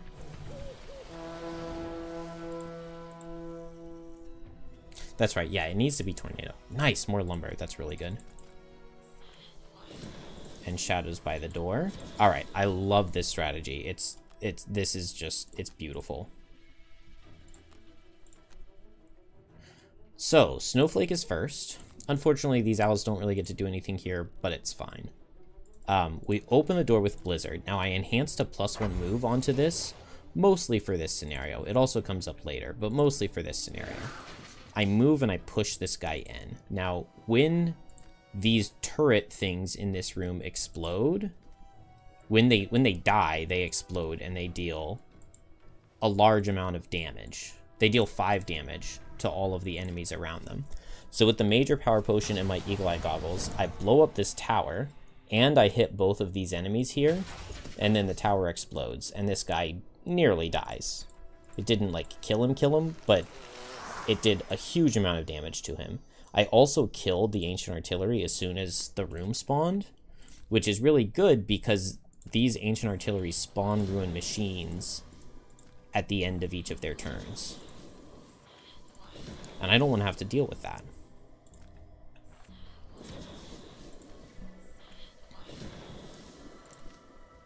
I don't really want to hit that. Now, this guy's going to hit me, that's just fine. Now, do I have... Yeah, I'm going to do it.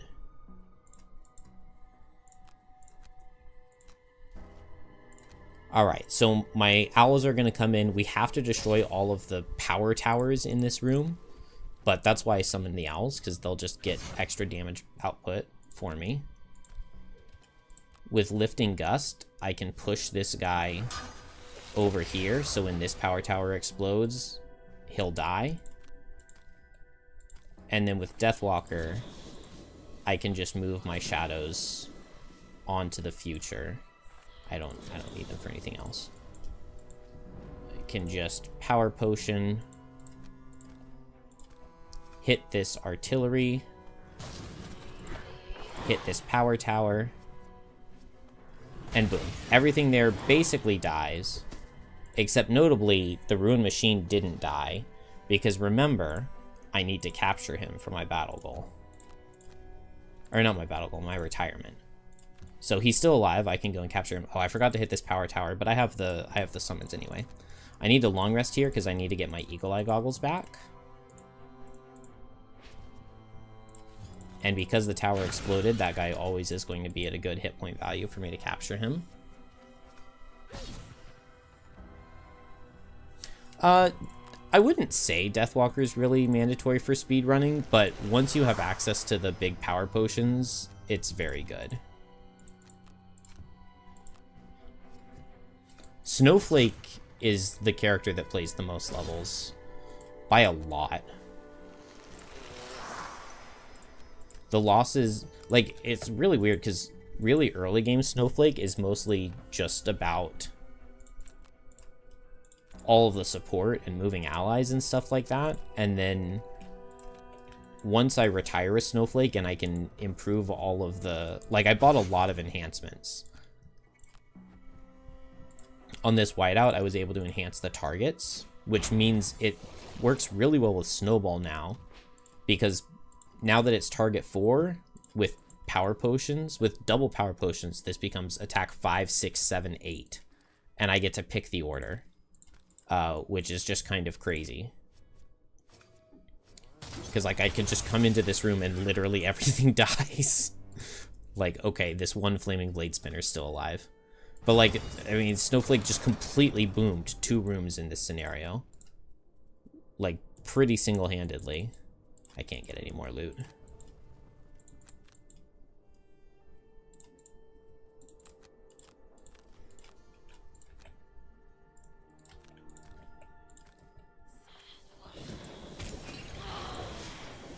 Deathwalker contributed.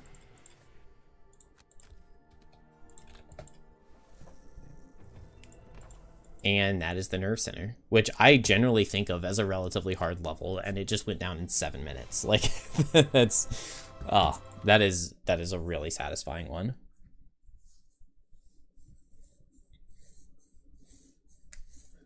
Frosthaven Digital is really fun, man. That's all I can say. I mean, if you're playing solo, Digital is the way to go, for sure. Although Tabletop Simulator is not bad. But it's really nice to not have to do any of the monster AI yourself. Swimming Tactics is fine. So there are 2 final scenarios in the Unfettered line that you could pick. And this is definitely the slower one.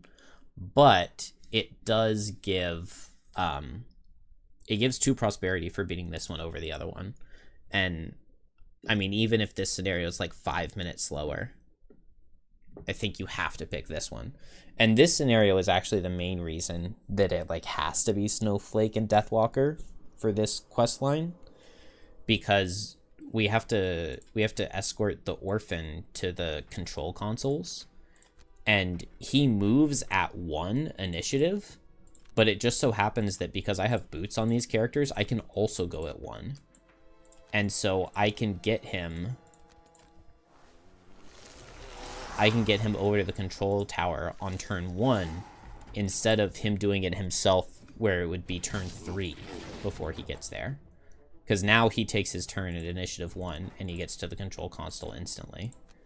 And Deathwalker can just go at 1 with Deepening Despair and teleport him from here all the way down to here.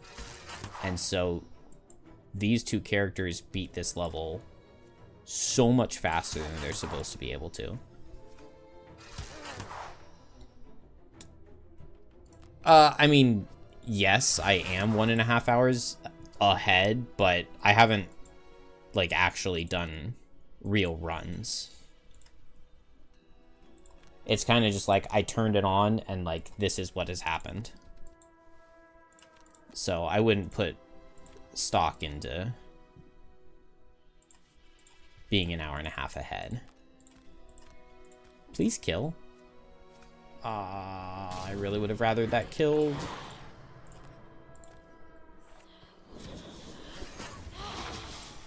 It's fine. I'll just melee him with Snowflake. I wanted to get the heal going. This level is actually kind of scary. It's actually very losable.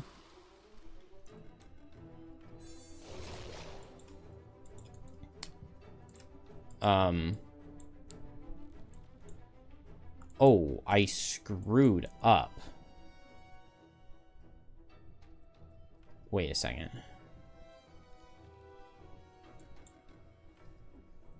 I screwed up really badly. Because now I don't have shadows in position to move the orphan next turn. I'm also going to short rest here to go ahead and be able to snowball myself. Oh, he's going to make me suffer damage.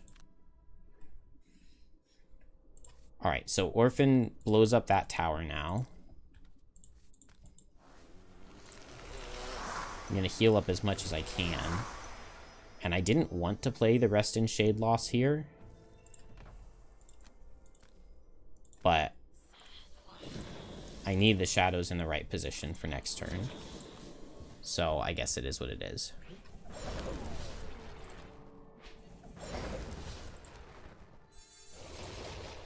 And now I can Deepening Despair. And Snowflake is in position now. So I think now it doesn't really matter what I do. I'm just going to need... Oh, I don't have White Winds anymore. Is Crosswinds... I think Crosswinds... Birds in a Tempest Crosswinds will be enough. So I just want to save those 2 cards.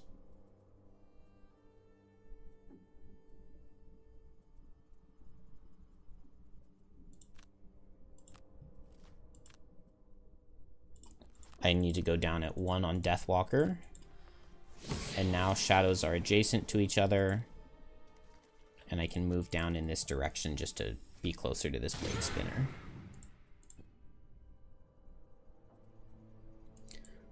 Since shadows are adjacent to each other, the Orphan can come down here.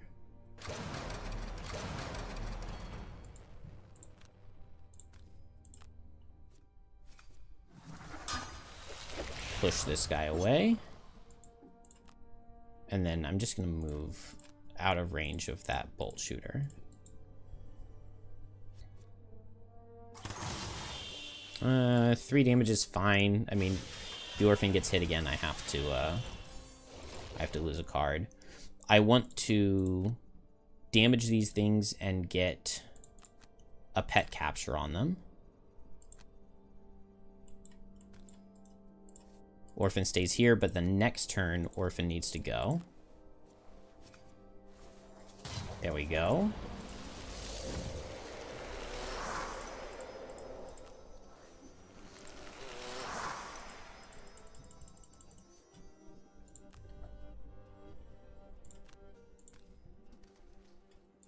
Deathwalker can just move up. Kill and capture, and now there's very little to worry about. And I got my 3 captures, so I'm up to 5 pets captured now. Yeah, both my characters get hit there. Oh, I didn't get wounded though. That's really nice.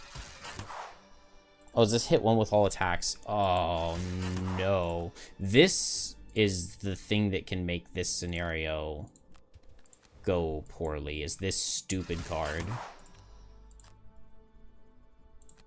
I have to lose so many cards to damage from this. Okay, it's done now.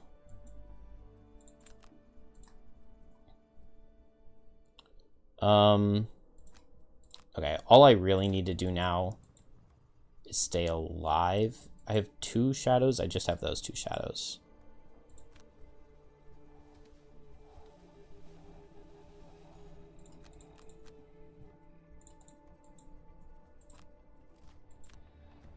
Alright, so the orphan breaks this table now, which opens this door. And with Birds in a Tempest and Crosswinds, I can grant him a move 4. And now next turn he can get to the table in here.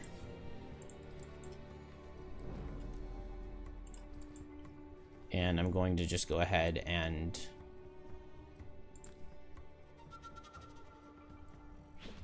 One, two, three, four. Okay. This is a safe spot for Deathwalker, and I can just kill this thing. Oh. I meant to eat the shadow I was standing on. I just didn't click the button.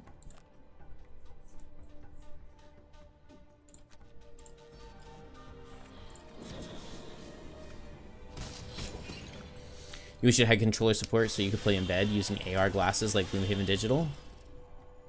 Mouse and keyboard just seems so much easier to me. I would imagine it will have controller support eventually.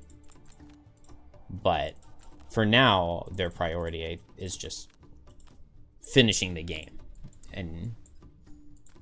But I would not be surprised if they add controller support at some point in time.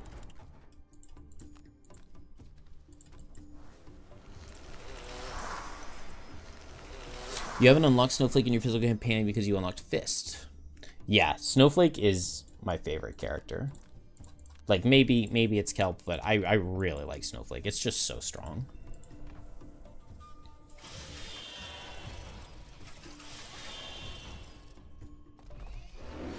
Yeah, this is annoying, but at least he's alive.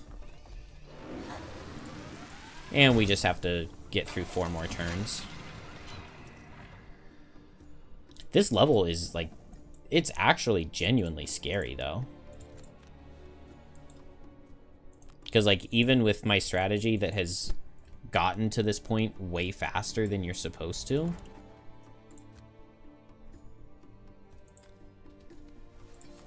Because I skipped 2 turns of the orphan getting up to this table. And then with him moving 3, it's like 1, 2, 3, 4. So I'm 6 turns faster than you would be if you were just kind of playing it regularly. Oh, let's just grab this chest. Why not? Oh, because I don't reach. I do reach.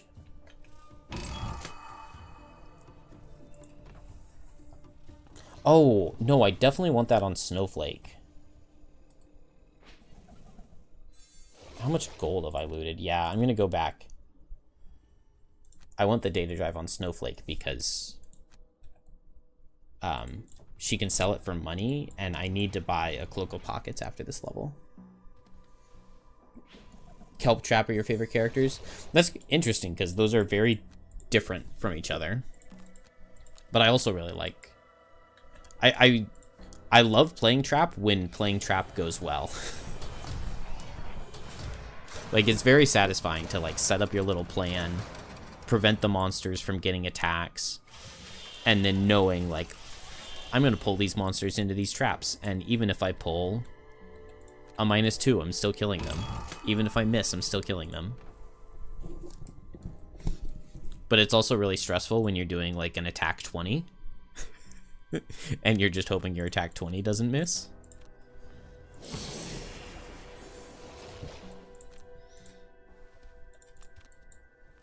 Alright. One more turn after this one. These steel automatons have cooperated quite nicely, standing still the last couple turns.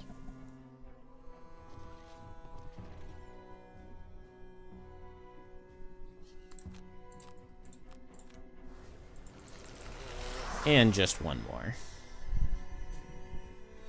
You've missed 20 plus damage traps? Yeah, it does hurt. It does hurt for sure. Wow, they stood still again. And the table has been destroyed. Just need to keep the orphan alive, and I think everything is far enough away.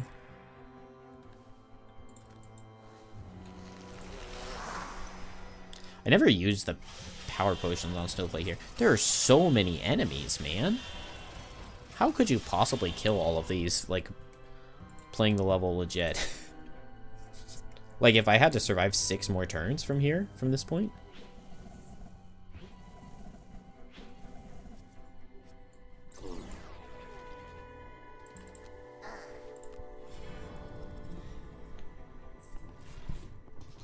If you hit the trap, you're 1 or 2 rounds ahead. If you miss it, you're way more than 1 or 2 behind. Well, I guess high level trap builds up a 20 damage trap in like 3-ish turns.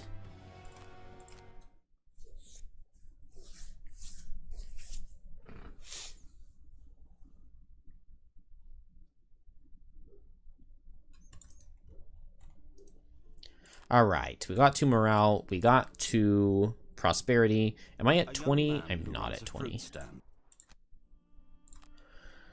We unlocked the prism. I hit level 4. I wanted to be 4 on both.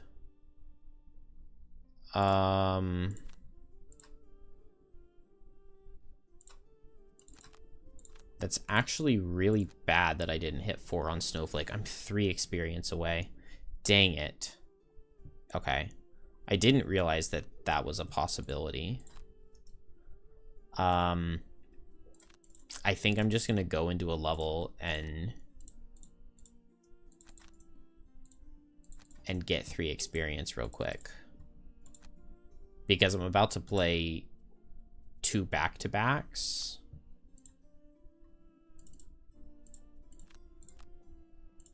And how badly do I need Polar Vortex? Maybe I don't need it. Maybe I just want it. Alright, because of the data drive, I can afford to buy the Cloak of Pockets here. And with the Cloak of Pockets, I can have an extra potion. Is Axnut in the garden? Man, I'm so low on Axnut. I'm going to double check the recipe.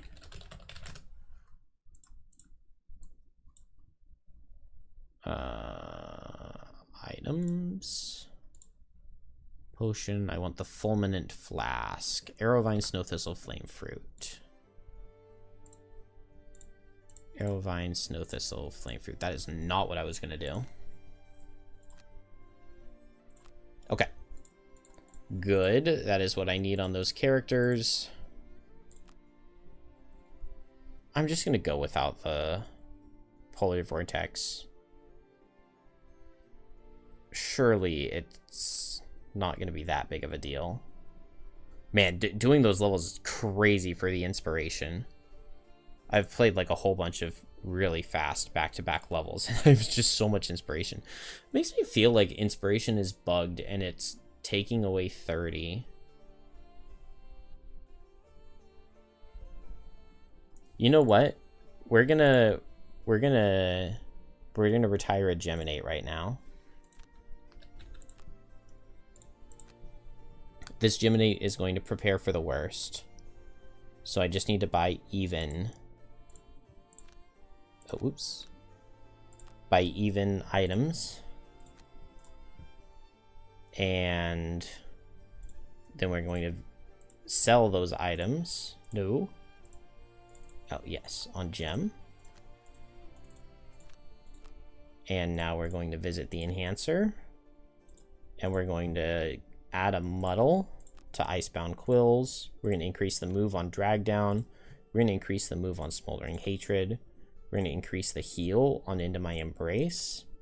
And we're going to add a Muddle to Reckless Jab. And actually, you know what? I've played enough Geminate. That's it. Let's retire.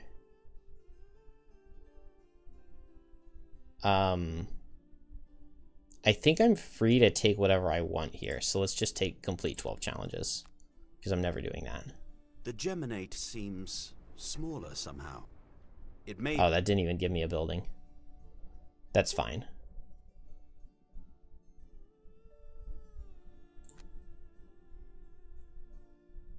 Okay, and now off to Beneath Sea and Stone. Right? I think so.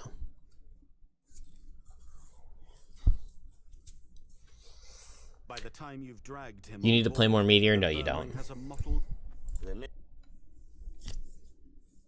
Oh, I just got experience for my road event. Okay.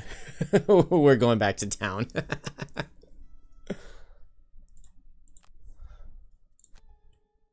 I wanted that experience, and the game gave it to me. So I get to add Polar Vortex now, which I'm very happy about. And let's just buy these resources. And can I get the inn now? Yes, I can. I feel like the carpenter doesn't work correctly, because I feel like this should have been... I checked earlier and it cost 4 lumber. Maybe it cost 5 hide, and I just didn't notice because I had the hide.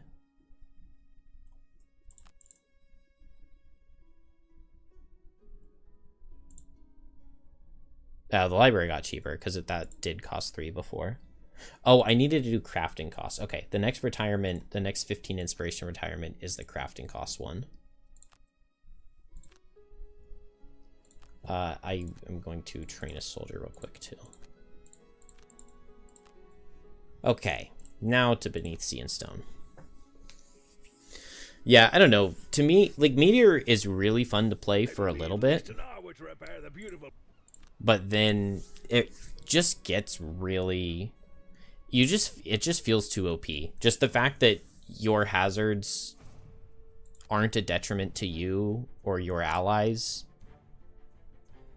and they just kill all of the enemies. It just feels dumb. It's just too strong.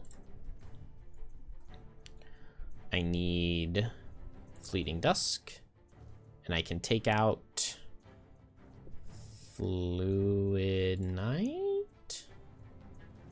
We're just gonna do that and not question it. Honestly, increasing initiatives by 10 is probably fine, but I'm not gonna do it. I'm not gonna sweat it. Okay, Beneath Sea and Stone can be a really cool level. It's definitely one of the more thematic and just interesting levels to play through. But it also can be really, really difficult. I know when the Lurker patch first came out, I lost this level like 4 times in a row.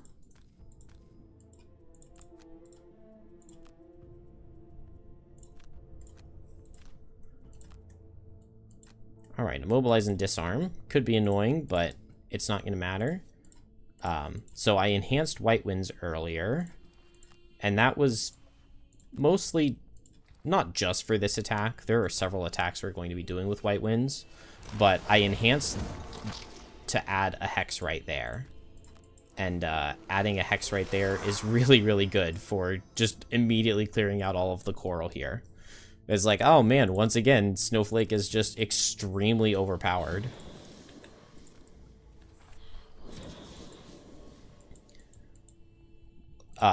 When I was doing my initial route with Blinkblade and Kelp, it took me 2 entire rest cycles to get through this room. And Deathwalker and Snowflake, playing on the same difficulty as Blinkblade and Kelp, do it in 2 turns instead of 2 rest cycles. So we're gonna major power potion here. The scenario does give us curses, so we need to use everything, and I still didn't kill that one. Even with advantage and power potion. I should have just used both power potions. Actually, I guess I don't actually have to kill this thing, do I? Because there's no kill all enemies requirement for this level. I hadn't actually thought of that before.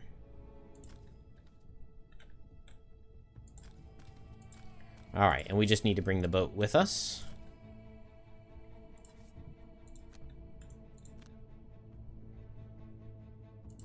I'm gonna attack here just because I could get a... Oh, nice, I got a curse out.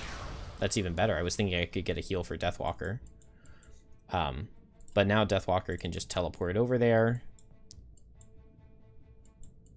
And I can use Shadow Step. Yeah, that's right. That's what I decided to do. And I think I'll activate Snowball this turn, and then I just get to the door next turn. Oh, terrible growth. of all of the things, that's like the one. Does this reach? Okay, I was not intending to play Tornado here. But he was gonna summon, so you gotta do what you gotta do. Speed Frosthaven is a lot harder to route than Speed Gloomhaven. 100%.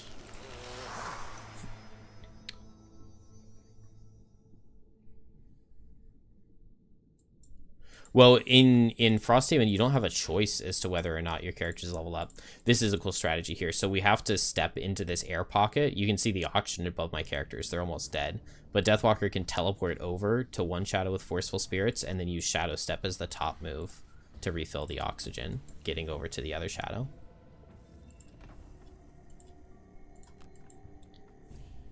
And then I'm just going to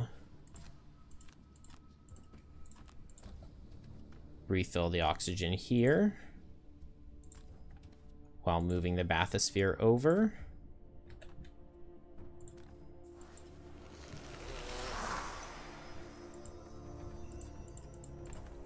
And make another shadow. All right. I think I just long rest at this point, because I want to go through this door. I don't really need Call to the Abyss. I can make a shadow with Fleeting Dusk if I want another one. And Frigid Growth can go. Alright, Polar Vortex here to group things up. And I'm just opening the door with Deathwalker. And I'm just doing so in like the lamest way possible. I'm just going to move to attack for 2.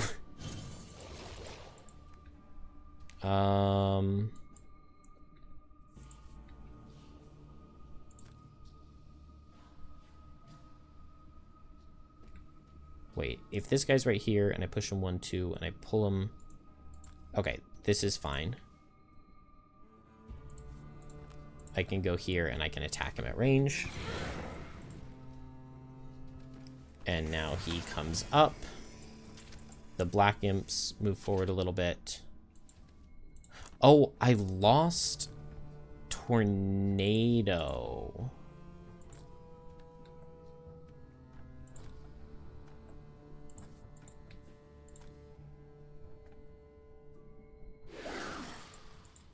Oh, this did not work correctly at all.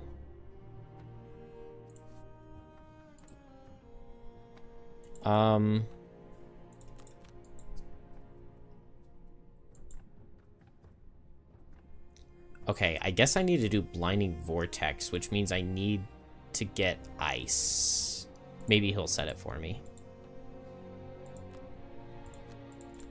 Oh, all of a sudden this is, like, not good. I cannot go slower than him. Please set ice. No, I did not set ice. Yikes. I'm gonna get attacked a lot here.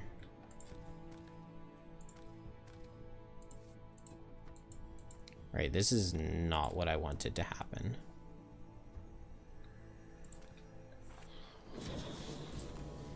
Three oxygen on Deathwalker.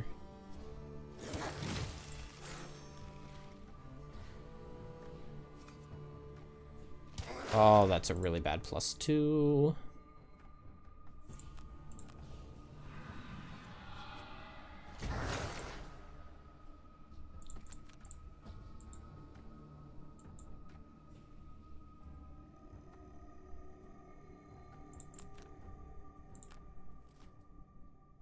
Oh, and of course the black imps go super fast and shield. Can I kill them through the shield? Not really. Man, that one stupid survival earlier is really screwing me up.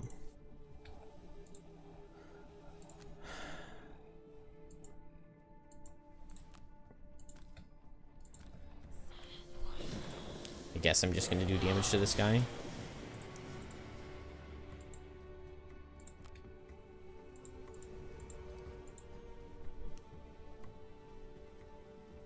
This attack really is not super good here without ice. Man, I didn't kill anything.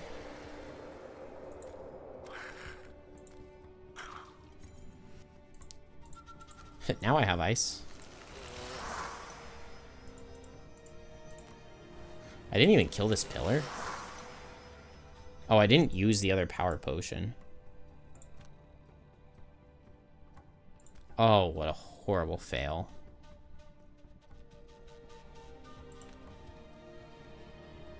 I really kind of want to just, like, go in the level. I think that's going to be the plan, is just going to be to go in the level. So here, I just need to move up. Oh man, I just don't have movement, and I don't have birds in a tempest. I can't lose lifting gust. I really wanted to play whiteout on this turn. Okay, I can play blizzard. I'm at 4 oxygen.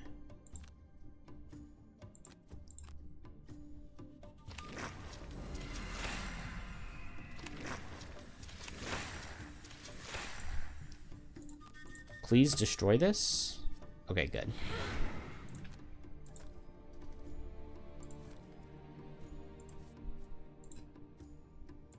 Okay, and that didn't take my oxygen, my remaining oxygen yet.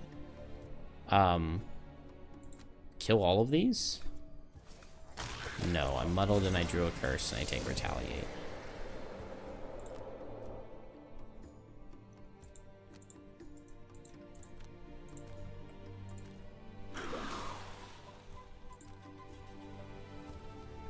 Feels really dumb to go back for air.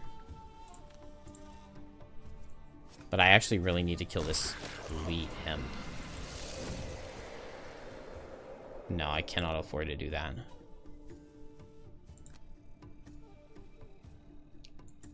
I need to get this elite imp out of the way somehow. And I don't know how that is. Is this the guy that I miss?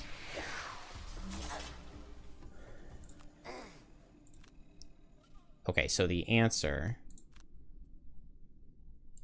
is to come down this way and shoot this.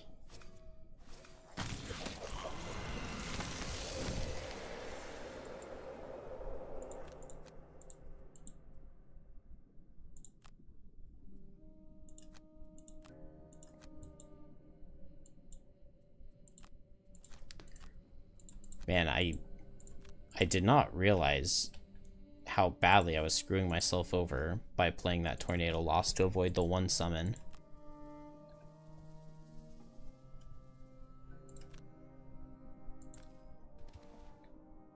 Oh, wait. I guess I need this guy to attack Deathwalker. But if I have them both up there, that seems fine. Okay. I just need one more turn.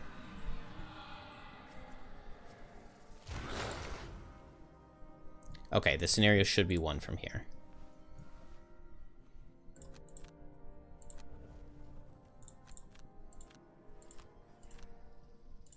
Good.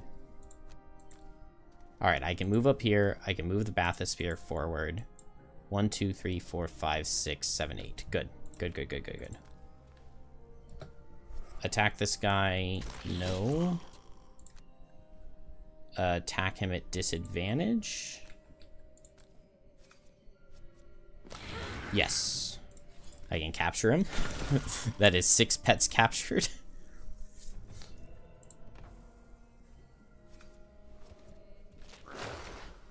Black Imp misses me for good measure. And it looks really, really sketchy because this is Snowflake's last turn. But it is fine. We have double boots. So we'll go first on Snowflake. Move 8, jump.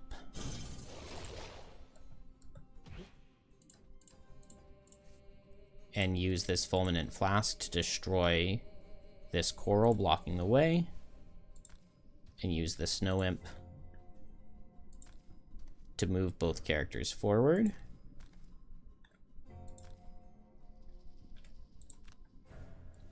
Oh, I guess I could have been even further away because of Crosswinds moving Deathwalker. And Deathwalker will just move 6 and move the Bathysphere with her. And we have escaped. This is such a sketchy level. I really need to practice it.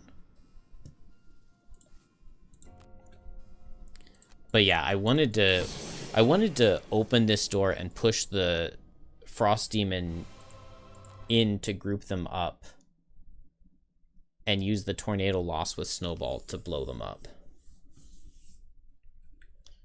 But instead I needed to find out a better way to open the door as Deathwalker. Because it's really not a strength of Deathwalkers opening doors. Armor testing is kind of a bad challenge. Corrupted Camp. There's no way I'm going to be level 5 on Snowflake. She's supposed to be 5 for Corrupted Camp.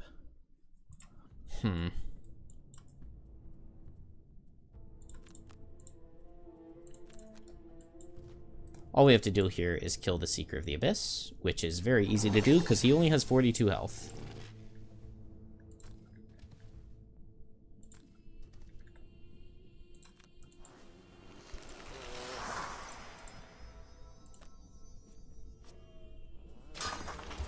I didn't get any of my elements. Is he moving forward? He is. That's fine.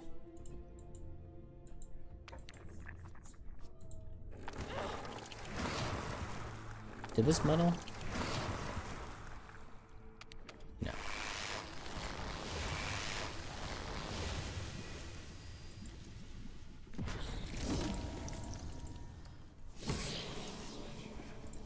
Oh. Alright, and now I can just make shadows on him, and Deathwalker will kill him. And I can go at 9. And I can go at 11. They did get their Beguiling Thoughts, their disarm. But it doesn't matter because I'm faster. And I have attack 30 with Deathwalker. Attack 30 with advantage 5 times.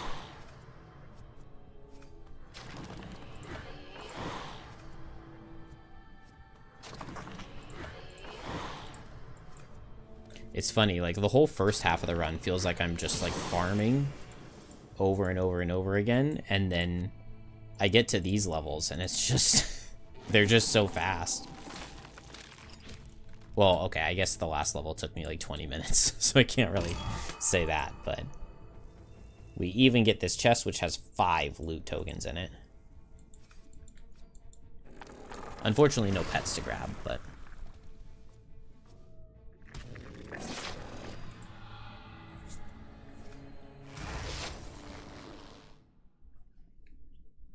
all right, there we go.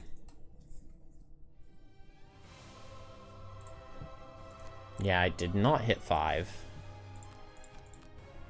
I really wanted to be 5 here on Snowflake for Corrupted Camp because it gives me access to another card that's really good. I can go do Depths of Delirium first.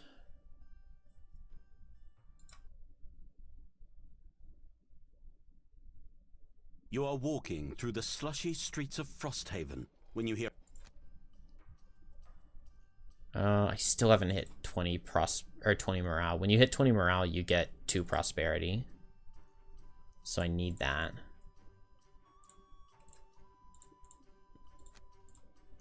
I'm starting to run low on money, and I haven't picked up the...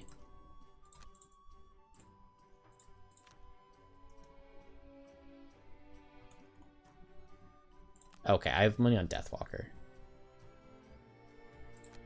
Alright, inn is finally being constructed. What other buildings do I need soon? I need the stable soon. My herbs look like they've kind of stabilized. I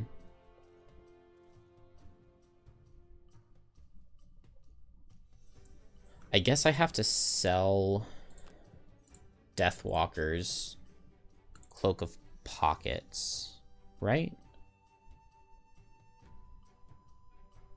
No. Not yet. Okay. So I'm going to make a Shackles now. And he also does not have a good prosperity retirement thing to do. No, I do need to sell Deathwalker's Cloak because I need to purchase it on Shackles right now.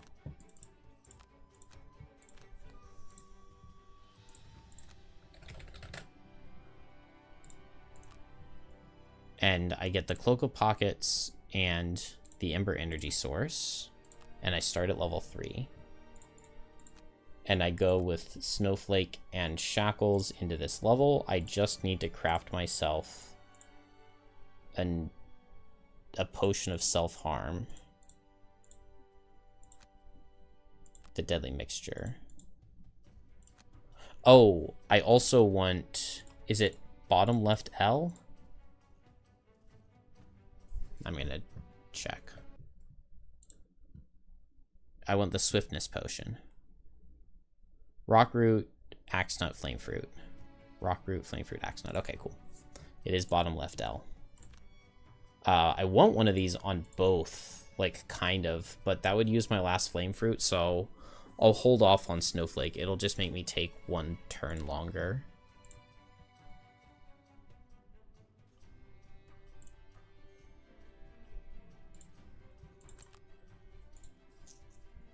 Alright, the Shackles needs to start with extra health. And I will be doing an attack later. I will attack with this loss on Reversal of Fate one time. So that's the entirety of the reason to improve my deck. I'm good on Arrowvine. Let's put Flamefruit back, I guess. Just because it was low. And I guess I'm ready to go to the Corrupted Camp. It's a terrifying level. Oh, Fulminant Flask is actually really good here, though. Okay, let's go. Enough stalling. Corrupted Camp. I think this is the hardest level in the run. In the actual speedrun, it's not that hard. Because I have a very good strategy for it. You catch a razor-sharp claw. I can't use Lifting Gust or Unstable Effigy? Well then. We are abandoning. And coming right back. A young boy sits by himself. I have to discard cards. That's fine. No, not you. I want Deathwalker because she is the rich one. So she can buy these resources. And what can I build?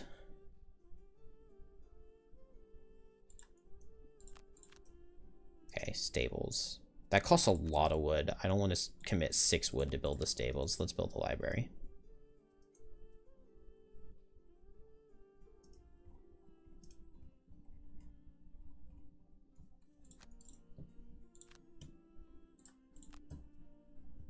Oh, no kelp either.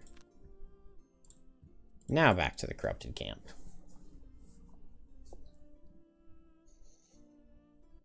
Just down that crevasse. People in Frost. I'm gonna have to discard 4 cards. The feeling of being. Can we actually get an event that just lets me go to the level? I keep getting events that have you draw more events.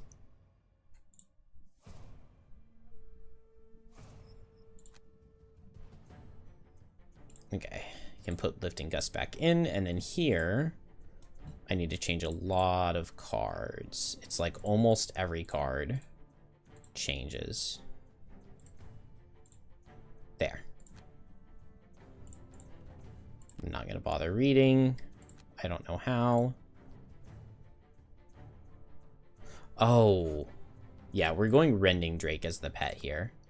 Snow Imp would be nice, and I don't have my potion to give Snowflake an extra move 3.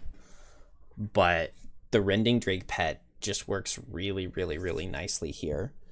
Because Snowflake goes for a big AoE with Blinding Vortex. And that is a melee attack. And the imps are just always dead because it's such high base damage.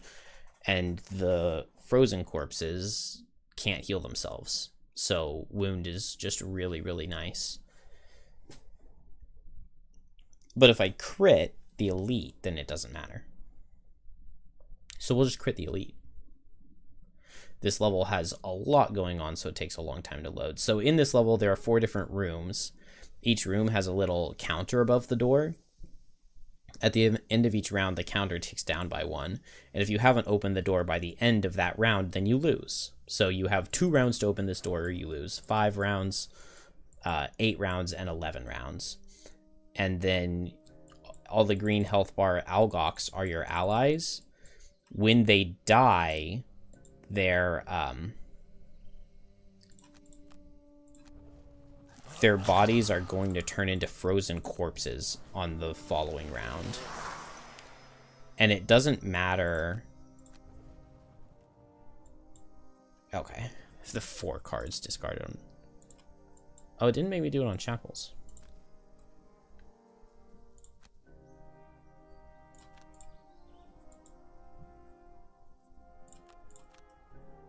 Oh, do I have... Okay, I do have boots on. Good. What do you get? I got the stupid slow card out of frozen corpses. I can underspeed them, but it's just annoying. Alright, so Shackles moves in here. Gives himself 4 negative conditions. And then Infection Purge makes 2 targets suffer 5 because he has 4 negative conditions. And he suffers 5 as well. And that kills one Deep Terror, nearly kills the other. And then there's just one Algox Guard. And I need this Algox Guard to win the 1v1 against this Deep Terror. It would be really nice if he just wins this. Beautiful. Okay, he kills it immediately. That's really good. Ooh.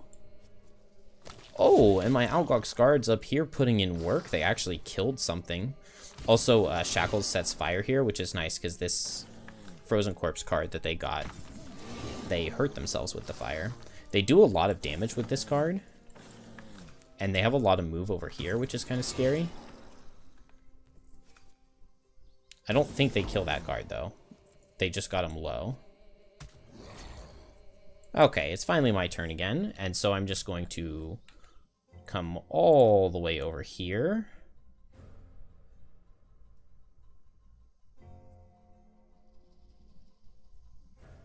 Want to figure out exactly the best way to do this. I think I'm just going to ignore this Black Imp.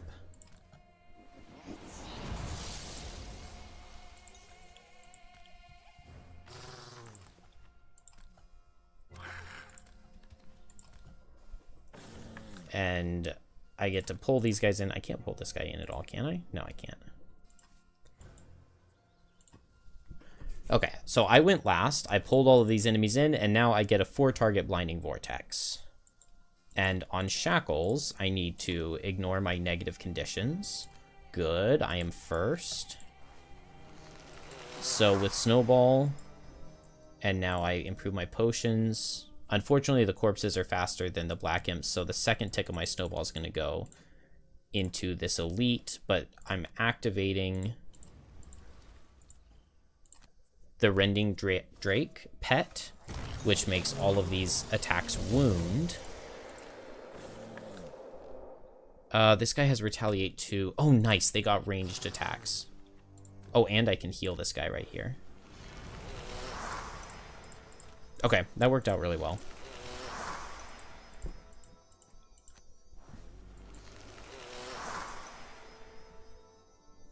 And I'm going to save my Fulminant Flask. Shackles can now ignore his own negative effects and heal himself. Now, I don't actually have very much time to get Shackles back up to this door. Like, I just have 4 more turns to get him there. And I need to kill all enemies. So even though Snowflake got the like a truly amazing turn and killed this really difficult clump, it's not over. Also, this black M's still alive, which is annoying. At least he's hitting me, though, and not the allies, because the allies dying just spawns more enemies. So you really don't want to see them die.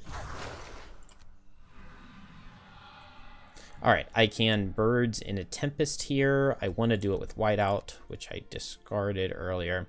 Crosswind sucks to lose, but it's fine. And then with the Birds in a Tempest, I get bonus movement, and I want Infection Purge. So let's not lose that. And let's go.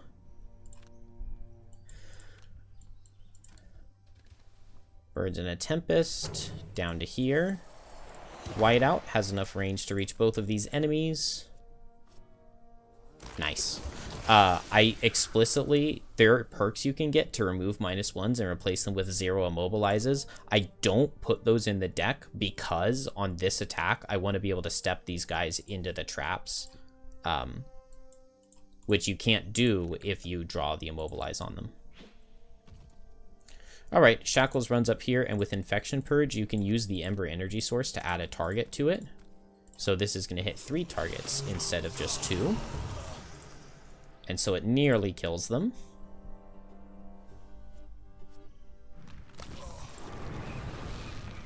And now I just need my allies to finish off a little bit of damage.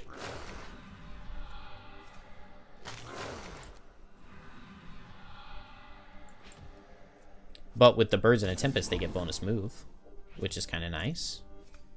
Another reason Snowflake's really good here. Wow, that was a lot of move.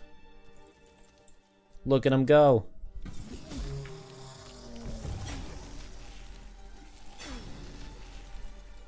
And now it's just a really like long, embarrassing walk for Snowflake to get all the way up here, which is why it would be nice to have the pet for the move 2 and or the potion for the bonus move 3. But it's okay. I can burned at both ends this guy. And he will go down. And Shackles is almost dead, but it doesn't matter. He has enough health.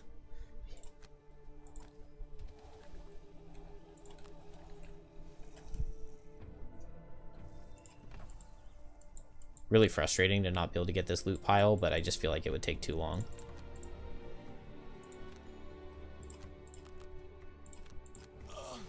Also, this is the last turn I have to open this door, which is just kind of crazy. Because this has gone really well, and it's been really fast, and I'm still, like... If I didn't open the door right here, I would lose. And once again, I'm kind of hoping that the ally can finish off the kill on this thing for me. Because my Shackles is basically dead now. Hey, good job, ally. And then, yeah. It would be over now if Snowflake had the potion for movement. But with the potion for damage here, I do guaranteed kill everything in this room, and I don't have to worry about it. I can just open this door, pull with Polar Vortex. This guy goes here. This guy goes here. And my potion finishes him off.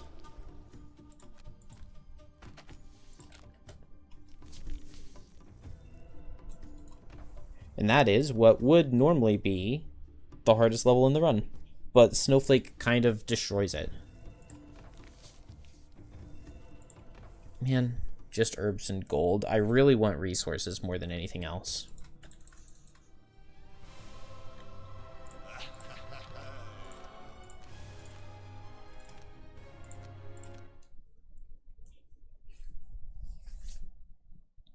Alright, Depths of a Delirium is another level that seems like it should be really hard. And it is extremely difficult in casual play. But, not here. We have the library now.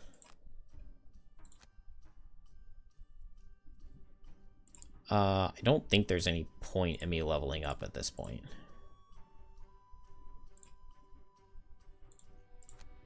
Because I'm fairly certain I'm only playing one more level with Snowflake, and I actually... Let me double check. Delirium, Uniting the Crown, True Oak, Carrion Ridge, Call of the Harbinger. I only have 5 levels left. So there are 10 levels left in the total run. Dude, I think I would be capable of, well, a 10-hour time at least. 9 hours is definitely possible. There are 5 levels left that are in the game currently, and then assuming everything I think is correct for what we need to do to get the end game stuff, 5 more levels after that. Oh wait, definitely should have kept the fulminant flask. That's okay. We're gonna make 2 new characters. Can I use this blink blade? Yeah, I should be able to use this blink blade. And then we need a drifter. I don't really want to give him either of these goals. I can just give him refined taste and I can delete him. So first things first, I need 40 gold from items, boots of transference, perfect. And then after that, I need the eagle eye goggles. And then it doesn't matter. I'm pretty sure eagle eye goggles is the only thing he needs. And there's no problem with him being level 3. There's also... No, I need Blink Blade to be level 3. Yeah. Okay, so this drifter, I need to sell the Boots of Transference, which gives me enough gold to buy an enhancement onto No Remorse, and I need to enhance the second part of the move with +1 move. The second part of the move with +1 move. There we go. And then this drifter needs a major power potion and a muscle potion. No.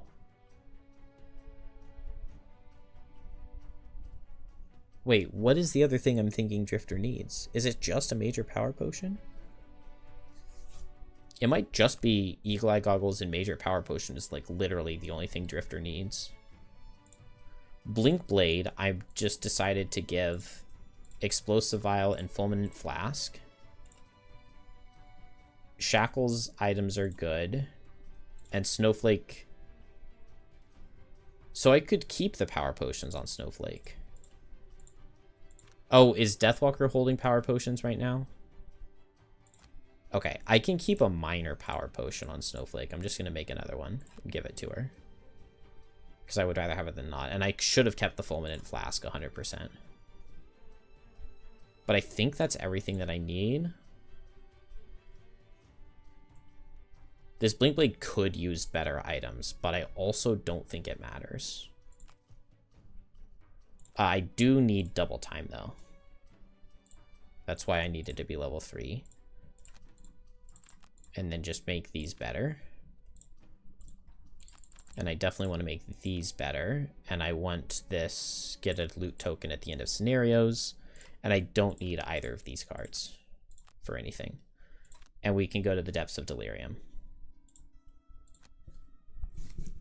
Unless I'm delirious, but I don't think I'm forgetting anything. Camouflage. We got an inspiration from that. That's kind of nice.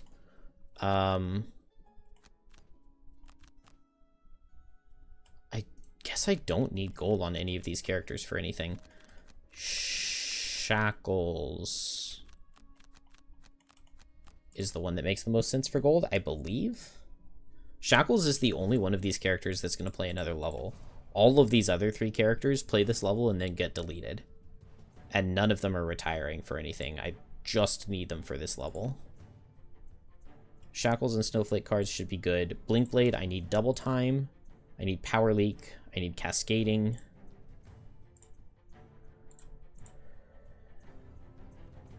Drive recharge.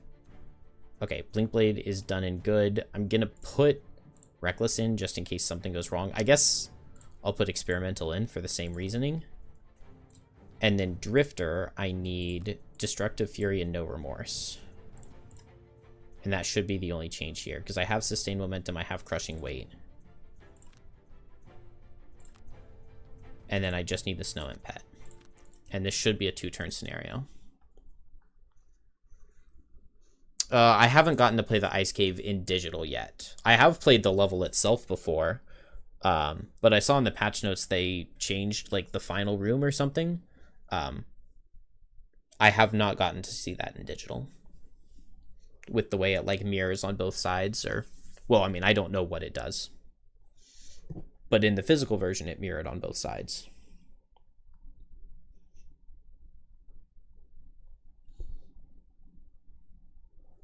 But I do definitely want to play the Ice Cave. It was always a really cool level. It was just really hard. I know I lost it many times when I was playing on Tabletop Simulator.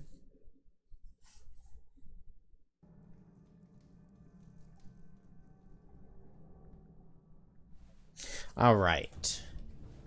So I need to play White Winds with Lifting Gust. I'm going to Drive Recharge with Double Time. Shackles just like literally doesn't matter. And Drifter needs to do Crushing Weight with Sustained Momentum. And unless I'm forgetting something... Oh, I need the move potion.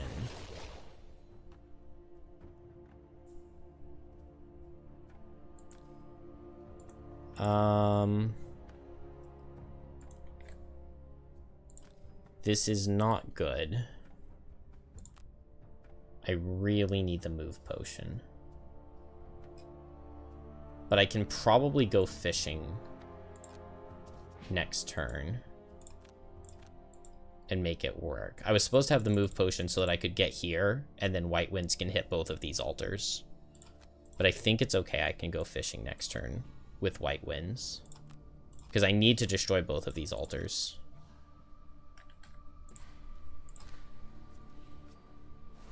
Well, a miss definitely does not help.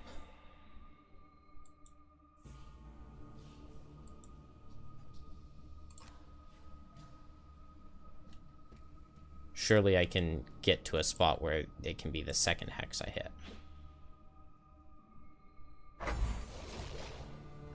From here, I could go...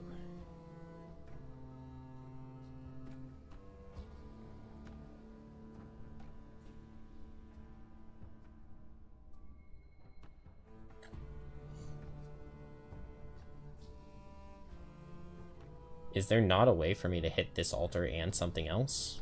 And hit the altar second?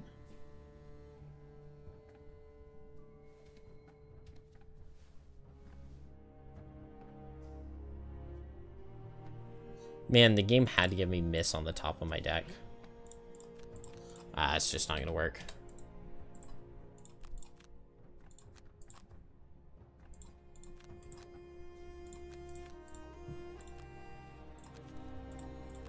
Dang it.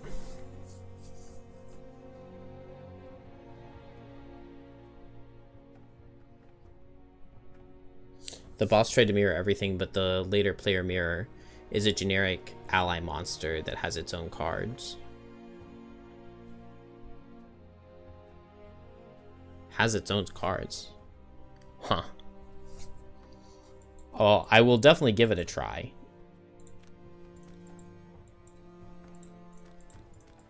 At some point in time, before too long. Oh, I feel so dumb for not bringing the potion. That was literally the one thing I needed. But I think it's going to be okay. Even with Miss being the top card on my deck.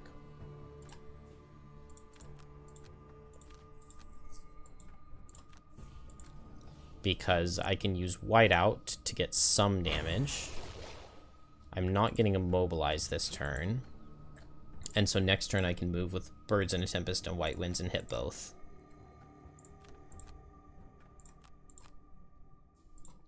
And so I will target here, here, here, here.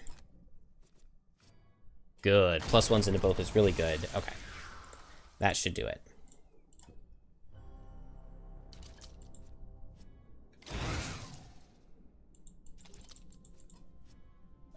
This level is really scary because every time you open a door, you banish one of your cards, and every time one of the deep terrors hits you, you banish one of your cards.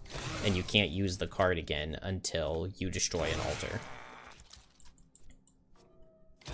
But it doesn't really matter for our purposes because it's a 2-turn level.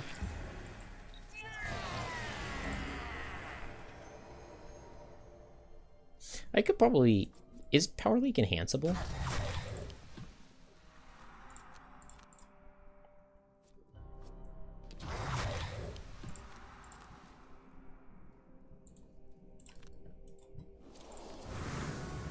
Power Leak is enhanceable. It might be worth adding 1 movement to Power Leak. I'm not certain. And I'm going to activate Delayed Malady. I don't think it ever matters. But, like, just in case.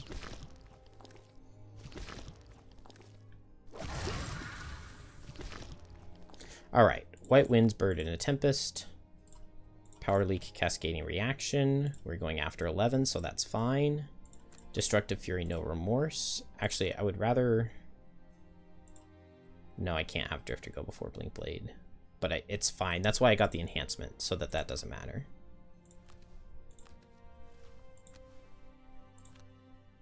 Alright, so Snowflake moves to here. Now everybody gets Birds in a Tempest. And because I added the extra Hex with the enhancement, I destroy both of these altars. Now, Blinkblade has move 11 jump because of double time, but also Birds in a Tempest makes it move 13 jump.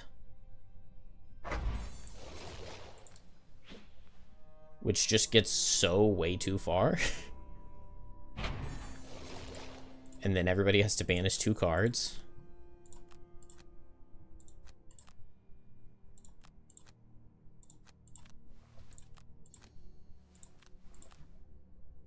And then Blinkblade needs to use the pet. Snowflake doesn't matter. Drifter doesn't matter. Shackles does matter. And then I attack here with Cascading Reaction. I just need a 0. Okay, good. Okay, I definitely... would like... I need to, like, muscle potion with somebody. Like, the potion that improves everybody's dex, because that was not a guaranteed kill for Blinkblade. Alright, Drifter, Strength, and Self. And this is an attack for 7, so it always kills. And because we have both Sustained Momentum and the +1 move on No Remorse, I can exactly reach this Hex.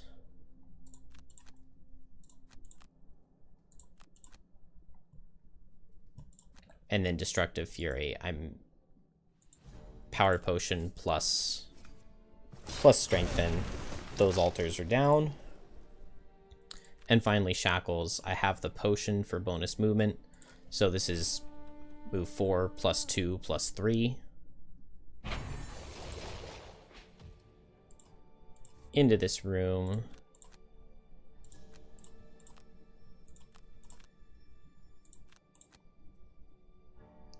Give myself the negative conditions.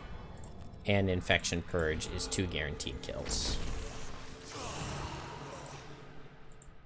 And that is one of the hardest levels in the game in 2 turns.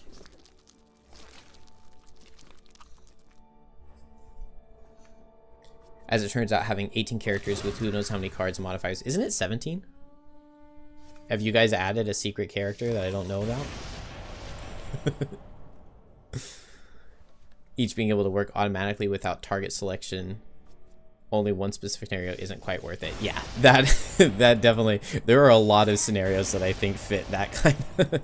that description where there would be so much coding to go into... I mean, like, this level has the whole banishing effect.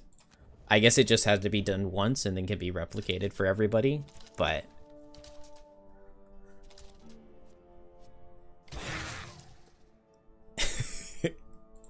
Yeah, I would not have wanted to take on the project of making Frosthaven. The game is crazy. Oh, hey, we got the ancient coin with Drifter's get an extra loot token perk. That is worth.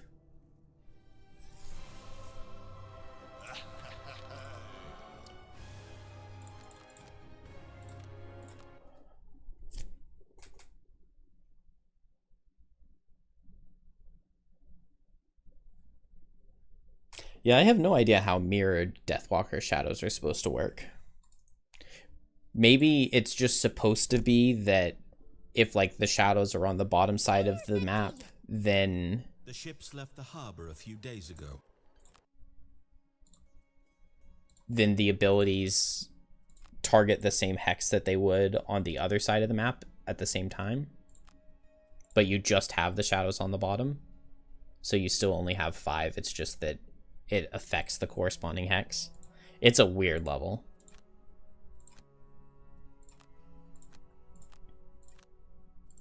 I've gotten really lucky with these attacks. Oh, I have gotten the statue now. Okay, beautiful. I'm at good inspiration. So what level is next? Uniting the Crown already. Okay, so I can just delete the snowflake, but she still has some resources. So I will keep her around to donate to buildings. We need to upgrade this library.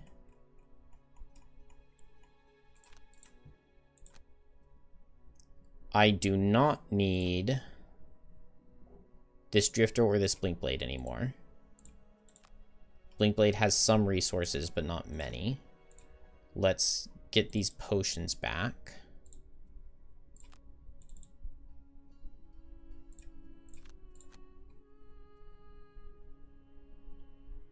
And let's just donate to the stables. I know that requires a lot.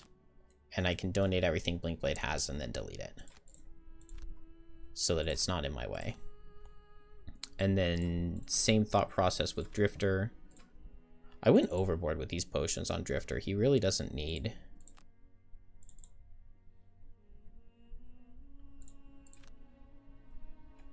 He maybe, you can probably just give him the minor power potion. Does Drifter have a -2 in his deck? No, he doesn't. So yeah, just a minor power potion makes him attack everything for 6, which means it's guaranteed kills with advantage. Yeah, he's good to go. He can just be deleted. Okay. And now it's Uniting the Crown, which I play with Kelp and Shackles. And this Kelp's deck is insane. We'll place +1s with +2s. And I think I'm ready. Oh, I need power potions.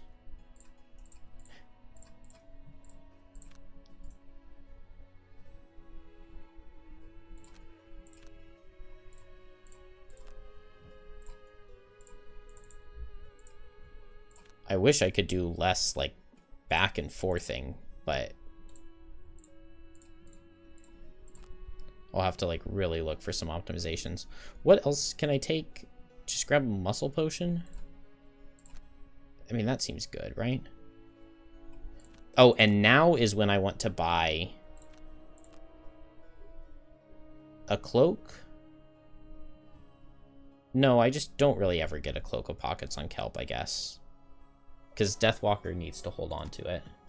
The one that she has. And Shackles needs to hold on to the one that he has. He is actually even using it right now. I thought he wasn't. Okay.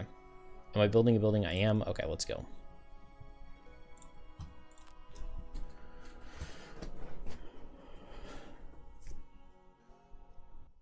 Pop. Pop.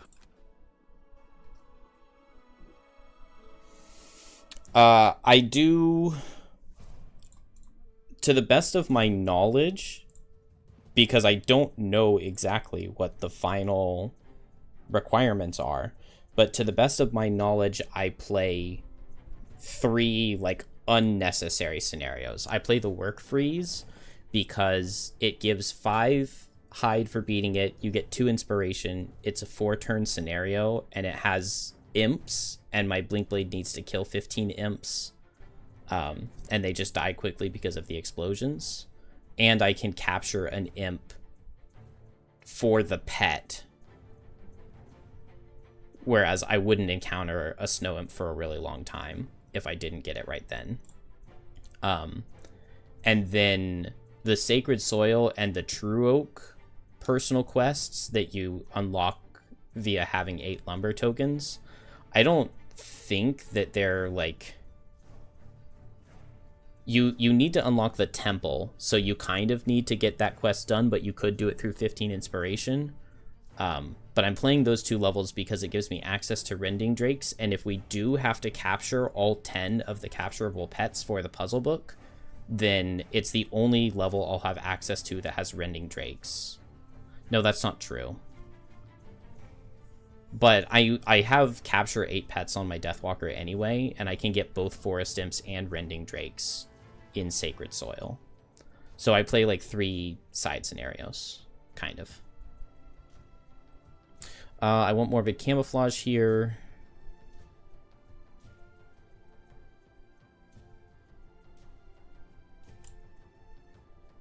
I don't know if slipping into death works on the lieutenants. I've never tried it before. I'll bring Death Spiral for the Pierce. I'll just drop Mantle of Dread.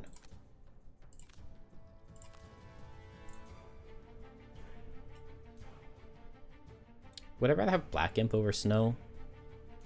I'll keep Snow Imp. Snow Imp is good.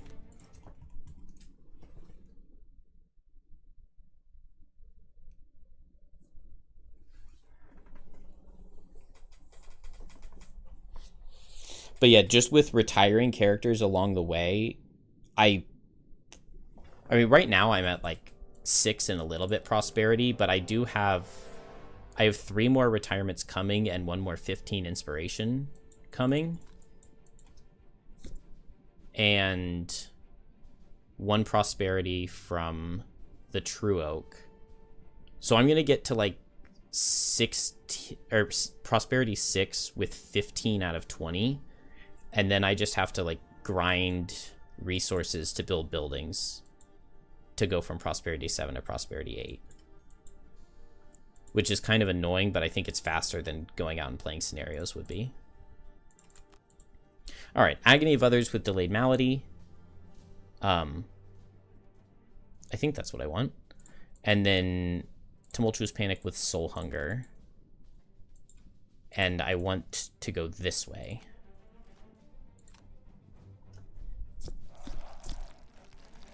Because Shackles is going to kill the guys on his side first, and Kelp wants Dark as an element more than any of the others.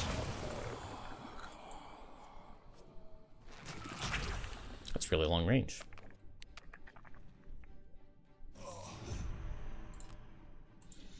Alright, Delayed Malady. Oh, Agony of Others is a bottom, not a top. I'm dumb. I think I target the Wave Thrower here.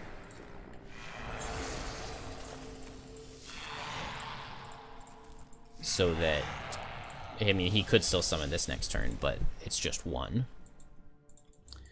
And then I'm just attacking these guys.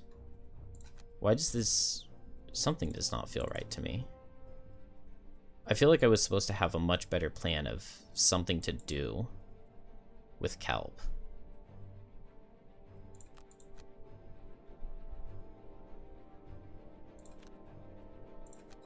It's fine. I'll just target those guys. Okay, they are summoning. Boss runs towards Shackles. Shackles gets up in here and gives himself the conditions he's now immune to. And adds a target. And makes all of these guys suffer.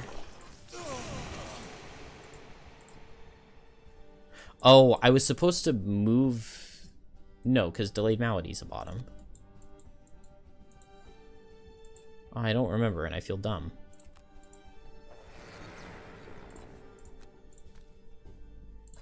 Big damage? Oh, just a straight invisibility. You'll love to see it. Damage on Shackles is good. I want to take a lot of damage really quickly.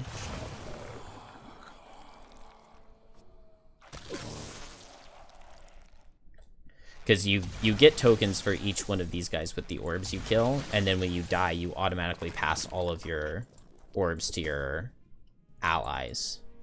And so Kelp wants those. I can just go and kill this guy with more of a camouflage, and I'll go back invisible. And I want to play Infection Purge again here. Oh, I lost Agony of Others. Well, I don't have any health, so Agony of Others wouldn't have done anything for me anyway.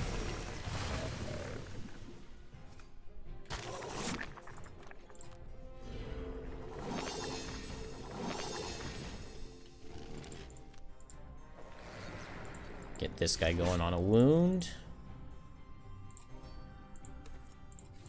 And just hit this guy and make sure to kill him.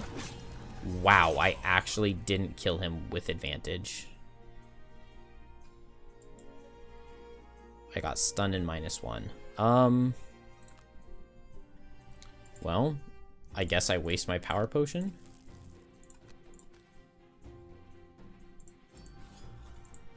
Wait. Oh, yeah, because I have the power potion on. That's why it's stealing 5. That's so annoying. I probably could have done something better there. That's okay. Oh, I have 6 negative conditions now. Get those guys going. And I'm just gonna run away, I think.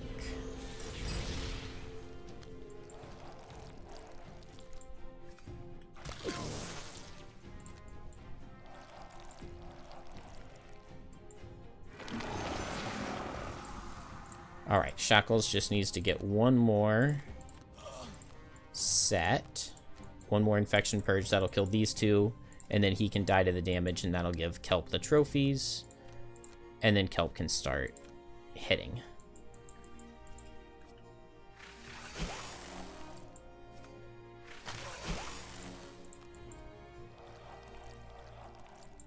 Shackles is trying really hard to die prematurely. Which, like, that is the one thing he's really good at. Oh, I am going to die, aren't I? Oh. That's actually really annoying. I mean, both these guys only have 2 health, so it's not that bad, but...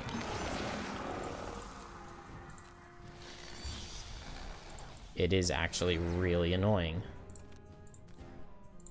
Am I gonna lose this?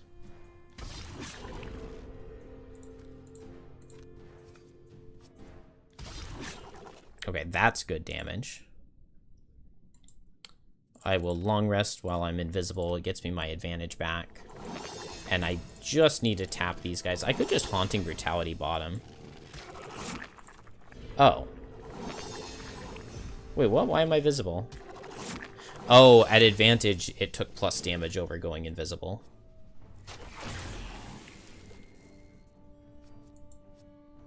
Okay, well now I can't Haunting Brutality. Oh, and this lightning eel's gonna reach me too.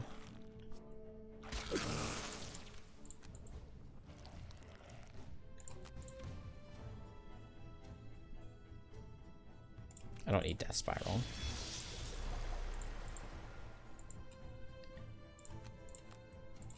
Please be first. I don't have boots. Oh my gosh. I did everything wrong.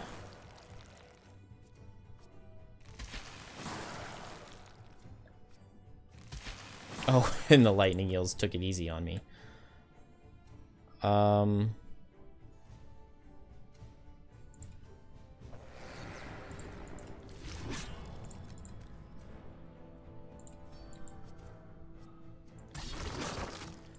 Alright, back invisible. Oh, I should have attacked this guy and teleported down here and wounded. Or teleported over here and wounded, because that guy hadn't taken damage yet.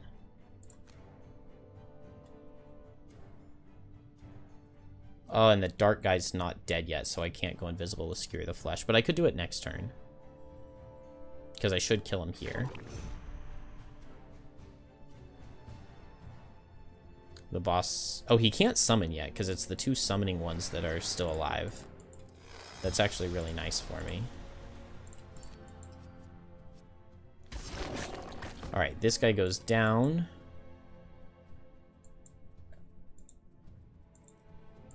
I need that guy dead. We should have dark once the round starts, right? No dark? Yes, dark. Okay. Please, lightning eels, stop killing me.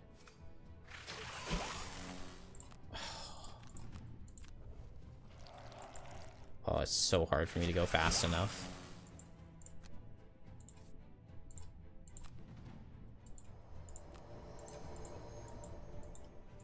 I'm gonna have to undo, I think. I don't know. I can hurt the boss now.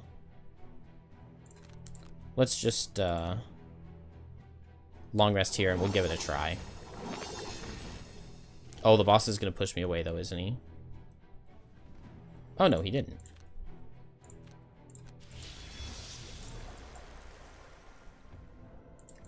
Alright, I'm going to need to turn advantage to my choice. I just don't leave it that way because it's slow. Gameplay.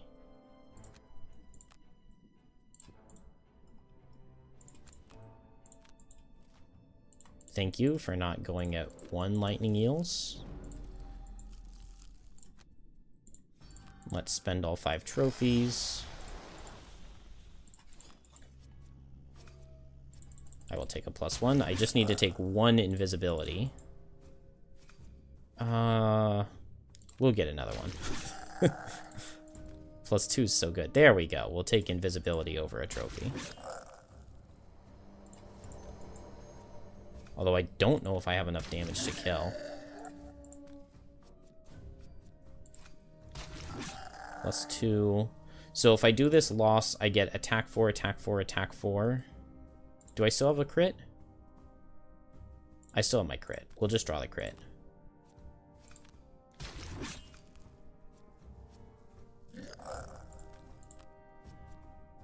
Okay. And a 0 should kill him. Easy, okay. Well, that did not go smoothly at all.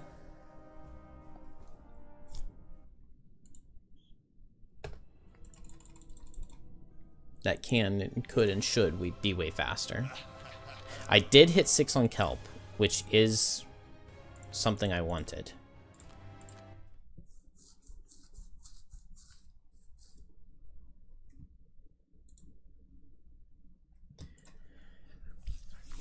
And off to the True Oak, which is Kelp's retirement. Kelp's been with the party almost the entirety of the speedrun. Like, it's been most of it. He's been unlocked since like the 6th mission, and he's played like half of them. Leads you around the side of the hunting lodge.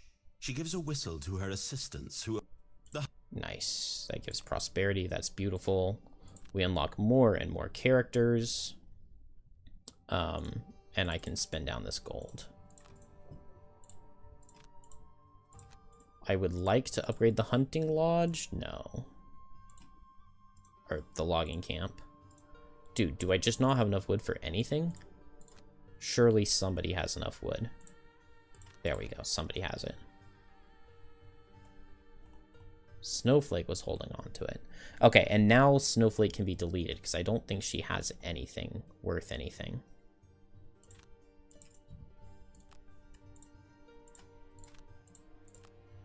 I need to find a way. I need to find a quest that I can use this character for, because it's like she goes out and plays so many levels and then I don't retire her. I just delete her, and that just feels really bad. I need 2 more pets captured here. And what am I taking at 6? This next level is literally the only reason I get slipping into death. I guess Claw of Doom. The teleport 5 seems really good.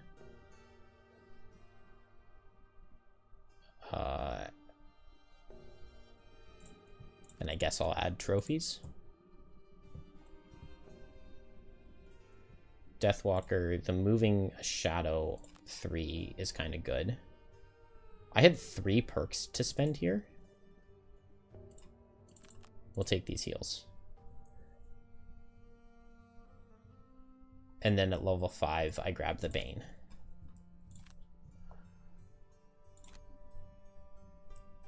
Okay, and I still have potions available on both of these classes.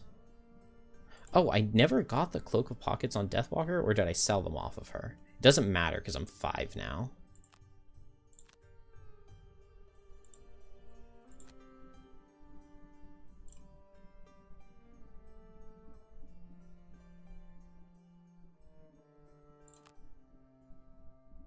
Okay, off to the True Oak.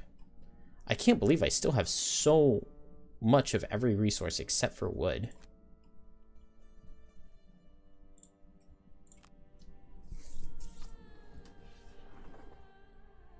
Hey, Scourge. The original settlers of Frosthaven. I don't recognize that event at all. Alright, I need to fix these decks because this level is very difficult.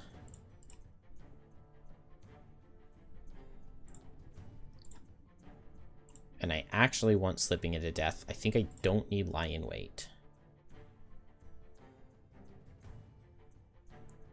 That looks and feels right to me.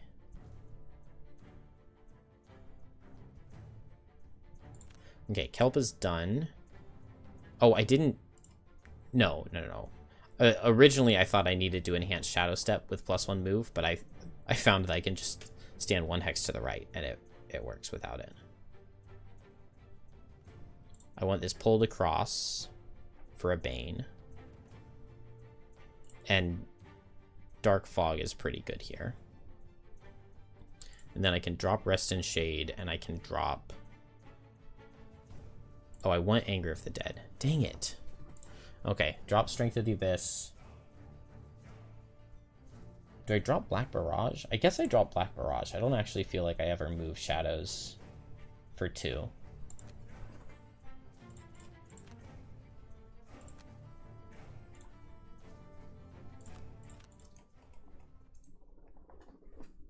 Your group finally beat scenario 39, the Corrupted Camp. It was horrendous. First attempt was interrupted by an emergency vet trip. Second attempt you abandoned because 2 of 4 went down with only 2 doors open. Third attempt you lost in the last room. Fourth attempt you finally got it. It's one of... Corrupted Camp is just an insanely difficult level. Like, I don't even describe it as top 5 in difficulty. It's like, it's top 2 or 3 in difficulty with only like Depths of Delirium or like Unfettered Shard or Uniting the Crown. Okay, yeah, there are a couple levels. War of the Spire B. There are very few levels that are as difficult as Corrupted Camp.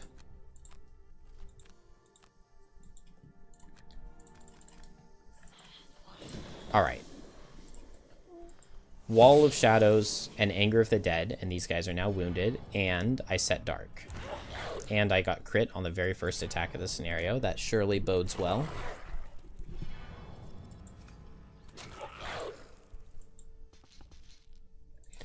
Okay, Mantle of Dread. Unfortunately, these guys retaliate, which is annoying. And I miss. It's probably not even worth doing that attack for 1. Let's get this guy. Alright, and then I'm going to attack here. No, I didn't want to use my Heavy Sword Spyglass. I'm going to go back. I did not want to do that.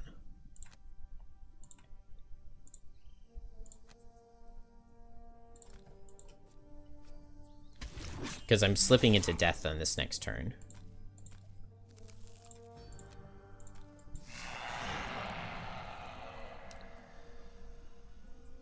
Sword of Justice now counts as a boss. If you patch the goat, he was a mini boss with a name, so you can target him with a Bane. Believe me, I know. I know. I had tested it, and that was my strategy for dealing with him. And then the next time, a couple days later, I went to play the level, and I teleported onto him with Tumultuous Panic, and I played Soul Hunger, and I couldn't target him. And I was very sad. So, I am well aware.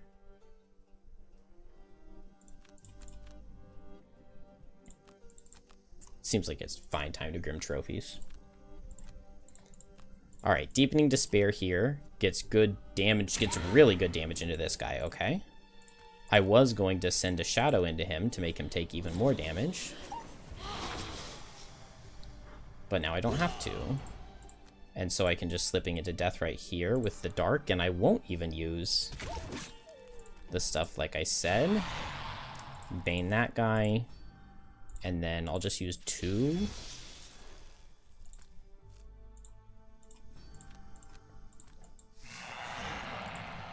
And attack this guy. Oh, that's a nice crit. Okay, cool. And I don't have to do anything else. And they will now both die.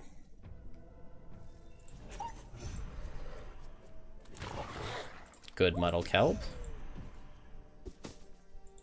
Alright, and now I will just... Is it worth it to Bane this guy? This level can be really difficult. I think I'm gonna... Do I fight him legit? I'm just so unhealthy.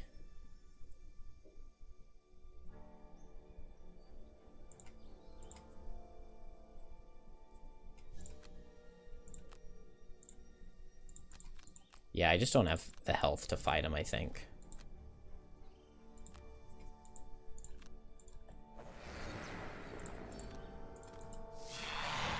Just muddle him, and he's very unlikely to draw a +1. Oh, he gets his turn now. I didn't really want him to get a turn.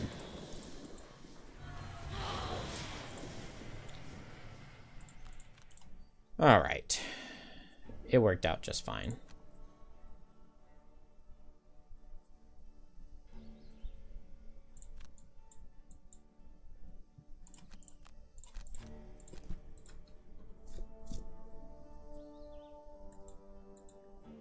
For you, Corrupted Camp is #1 by most attempts. Yeah, you probably were going to lose that attempt. Corrupted Camp is just brutal. The worst part about it is that the Black Imps are so likely to get their stupid hit multi-target with consuming any element and cursing all of them. And then while they're just filling your allies' deck with curses, and then your allies do really stupid stuff like move and loot. And it's like, oh, okay, so while I'm fighting for my life, you're just gonna move and loot. Thanks. Oh, I should have moved a Shadow, but it probably doesn't matter. This level's so rough because you just have no health.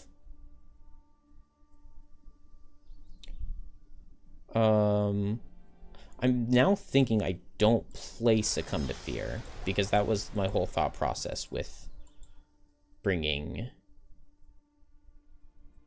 No. I take it back. I am playing Succumb to Fear. I could drop Soul Hunger, but I kind of want the health, the heal out of it. And I can use it to bane the Sun Demons in the final room.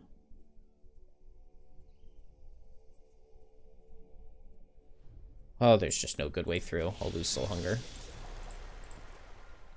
Okay, I need to activate Death Spiral with just a nothing. I really didn't get any use out of Call of Doom. And I need Deathwalker up here. And man, some health would have been...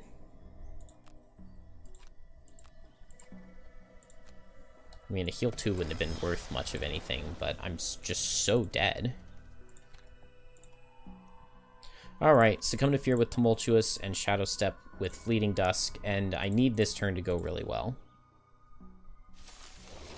This is where I realized, before I had Deathwalker trying to reach this Hex from this one, and I just didn't realize that I could reach it without enhancing the move. Alright, Fleeting Dusk here, please. Okay, that's good damage into the Sun Demon.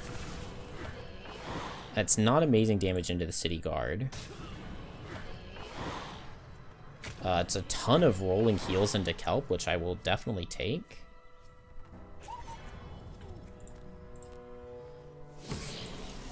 I wish Deathwalker could target herself with the rolling heals, but it's okay. And I got this Hound to the perfect health to net him, which is really good. This guy's shielding retaliating, which is really good. And then Kelp gets to teleport right here. Wound this guy. Immobilize them both. Disarm this guy. And that's 3 negative conditions. So now he is stunned.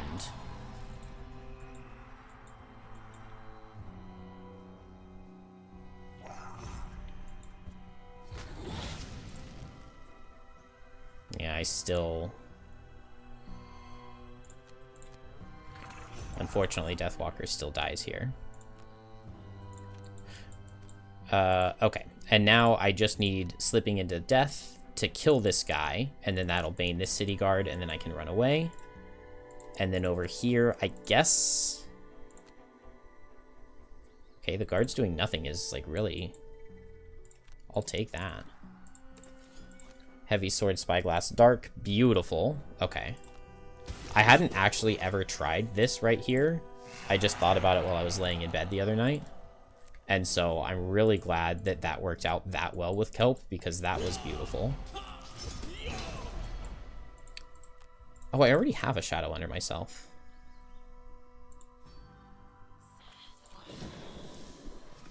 Oh, and I'm still strengthened from last turn. Okay, that's actually... That works out really well. You went to stay invisible and hit with advantage route for Kelp. You're guessing that doesn't work well at 2 players? Yeah, no, it works well. It works just fine. I just it's very like scenario dependent on like when you have things like routed out specifically in specific levels, that makes baning better than otherwise, because like it's exact damage, and like going into rooms, I know where the monsters are going to be and stuff like that, so it makes it much easier for me to get good use out of Banes. Do I want to activate Death Spiral? Actually, yes, I should activate Death Spiral, and then I can keep slipping into death, and then at some point in time I can just walk next to something and bane it with the bottom of slipping into death, and it'll be stunned. So I drop Succumb to Fear. Alright, I'm just not going to do anything with Deathwalker. But that's fine. I think Kelp solos from here pretty easily. Deathwalker got a good turn. You just picture the other player getting rushed down too much? Yeah, that's very... It definitely can happen. Alright, and Kelp now hopefully can just go and win the level. Pet to open the door.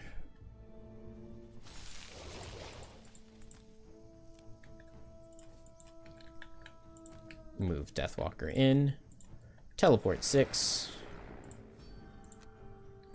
Muddle this guy. Make them both suffer 2. Use all of my potions. And the muscle potion. I hit once here.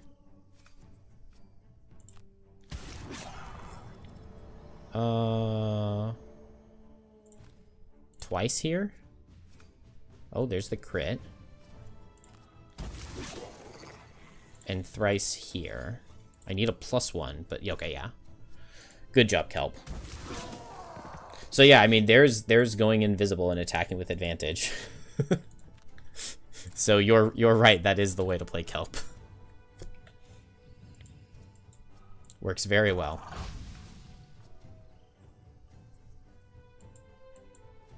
Oh, I did not realize just how close I was to exhausted.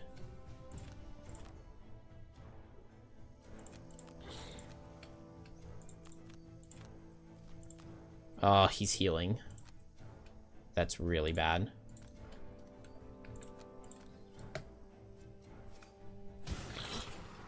I might lose to this one singular enemy.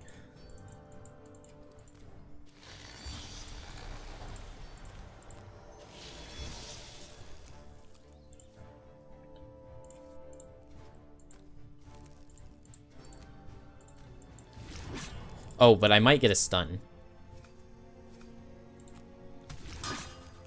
Oh, what am I talking about? I might get a stun. I have Claw of Doom.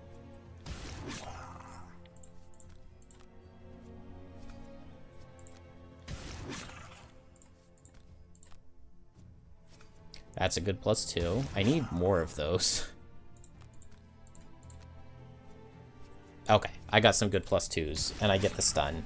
And now I can just move next to him.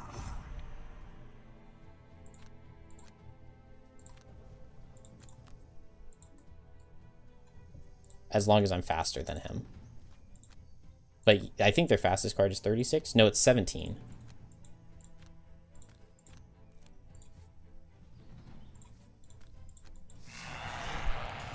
Alright. Well, stressful level. Stressful level.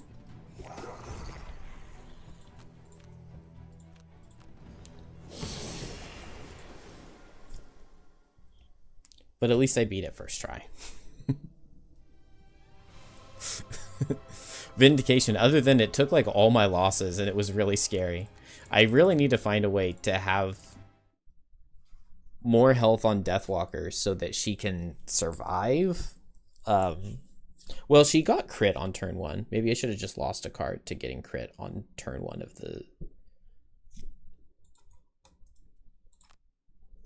of the scenario. The Frost Guard have become a staple around town, and recruits have signed up for the town guard in hopes of a future promotion. Now this one I'm just going to check because walls. Apparently, flashing a Frost Guard sigil can even get a drink discount as far away as Gloomhaven. I'm pretty sure left is the right option, but they're both really bad. Debating the best way to deploy the best troops. Concerning rumors of a vermling war camp massing nearby, incline the mayor to send the elite force to remove the threat. I'm not past week 40, am I? No. Needs to stay within the walls to protect our populace. We can't risk sending them into the mountains on bad intel. Captain Olmsted crosses his arms defiantly, as though there's nothing more to say. Sather repeats the same line of argument she's tried for the last hour. Is it deep down here? By removing a threat before there's a greater loss of life. Frost Guard. Looks unmoved, so Sather looks to you for help. Here it is, 78. You've been outside the wall most recently. Okay, 139.3 is a really bad event. I remember looking it up, and 139.3 was really bad. So yes, you do pick the left one. Thanks to your and yeah, you just lose a +30. But I had gotten the town event that added a +30. So that's fine. That's a wash. Kelp gets rid of some potions.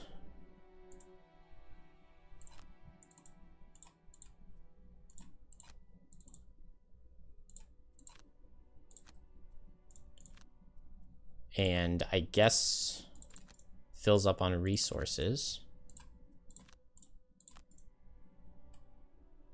Can I get the stables yet? Can I upgrade the logging camp?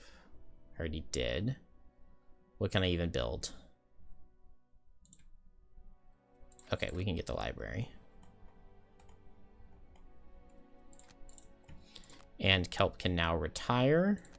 And I want refined tastes. Good. Your mind.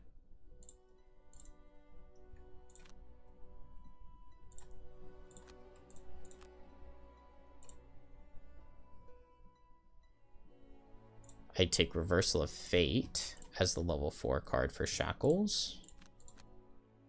And man, I've not gotten the barracks upgrades, which is really annoying because they each give a prosperity. Oh man, I'm getting tired. It's 2 in the morning. I literally have 2 levels left that are in the game, and then the remaining 5 are not in the game. So, I mean, I should just play the last 2 levels, right? Like, it's only 2 levels. I can't believe I have so many of every resource except wood. Okay, I just need to go play 1 level, or I just need to go capture 1 pet, and this Deathwalker retires. Yeah, I guess it doesn't make sense to do anything else other than to just go capture 1 pet real quick. We could load up the ice cave and see what it looks like.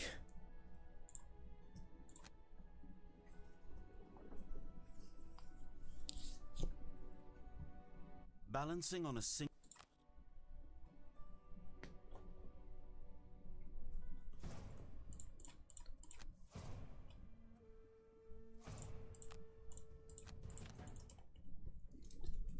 Oh.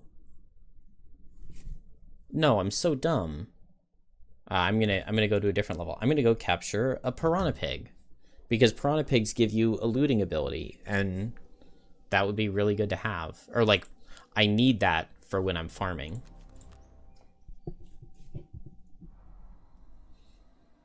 So that makes perfect sense to be what I go and get. Well, normally I'm planning to capture the piranha pig in the abandoned hideout. The only problem is I don't know exactly how that level is going to be unlocked. I don't know if, because I'm pretty sure in physical you unlock that level via upgrading the tavern with levels. But in digital, at least so far, you can't upgrade the tavern with levels. It only gets upgraded by looting the ancient coins. And I might just be wrong. It might just be that that's how it is in the physical board game too. It's not something I've paid a ton of attention to.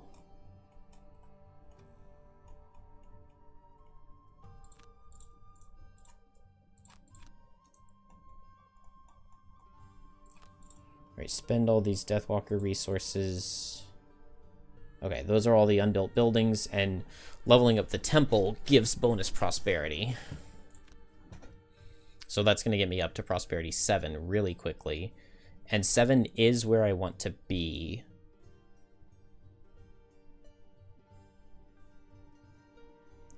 Jagged Shoals.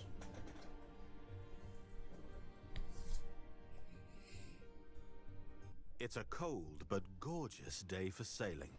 You're making...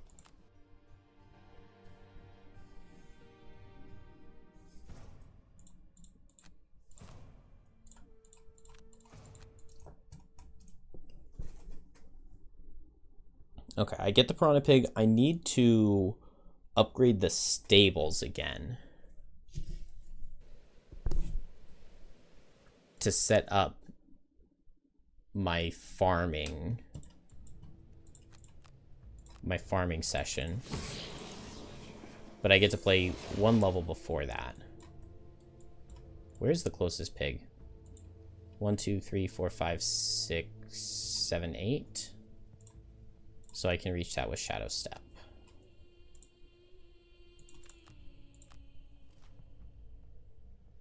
Lightning Eel gets in the way, but I can outspeed him. Good job, Deathwalker. Move 2. Move 6. Make a shadow. Oh, this might be too much damage. I'll just attack without using the shadow. That did not work. This will work using the shadow. Yes. Capture him. And back to town we go. That is 8 pets in the stables and 8 pets captured for Deathwalker.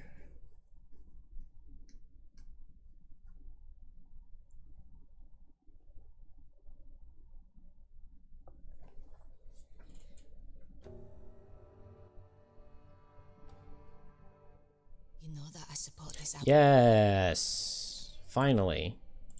My second barracks upgrade at week 35. I guess 35's that ridiculously outrageous.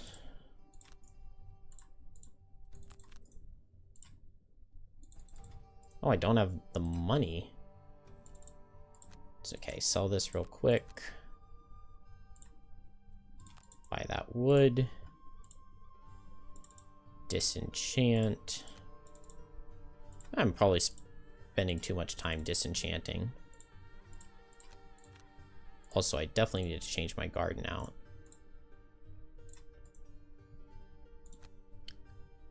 And retire you go. Oh, that gives the hide depot. Okay, I just need one more prosperity to hit 7, and I would like to hit 7. I'm really 1 wood short of the stables. Okay.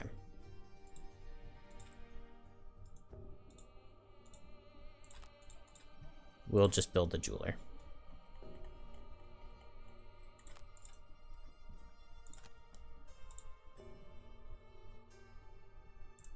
And I'm going to make an infuser.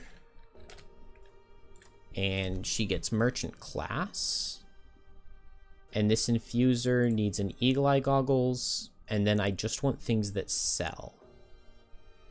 So 30 and 20. And boots of speed seem like a good item to have. And I want to be level 3. Ideally, I would be level 4. But I think that this is also fine. I don't really need Desperate, though, that badly. I could just go play 1 level real quick, but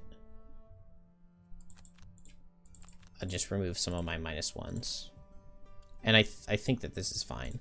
I want a hammer potion, which is bottom 3? No. It's bottom right L. Yeah? Yes. Okay, hammer potion. I want that over, yeah, no swiftness potion. And then here, I'm going to have potions anyway. So let's get an explosive vial and a fulminant flask. Did I put snow thistle in here? No, I didn't. Okay. Well, it's fine.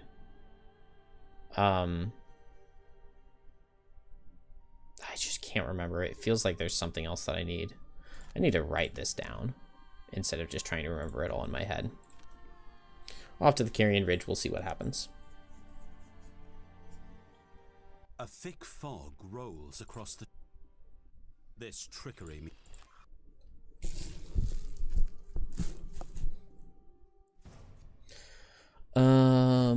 Okay. Infuser cards. The main thing I care about is Crystalline Aegis. But I also wouldn't mind Guide the Flow. And I want Veil of Protection. Infuser cards are not super important here. It's mostly the Shackles show in this level.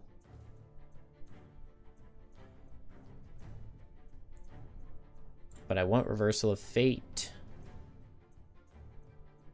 And I want it over Blood Ritual. There we go.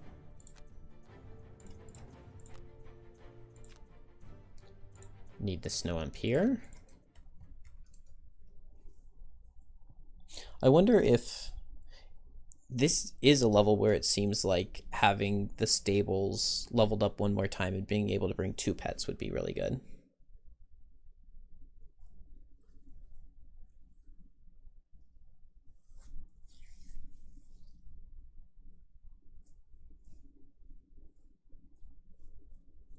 I'm not even gonna get the Call of the Harbinger done before 9 hours, I don't think. Maybe. It feels like I need to exit the program and reload it, because all of the loading takes a long time. Although this level always takes a really long time to load, because it's like loading 2 levels at once, because it completely changes the map halfway through.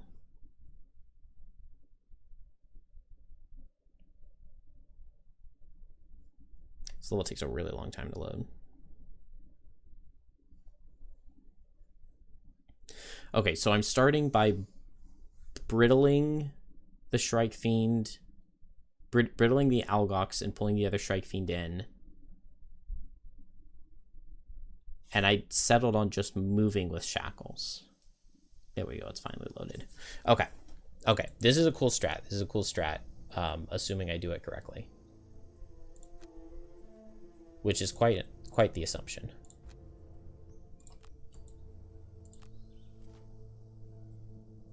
Pull is really annoying.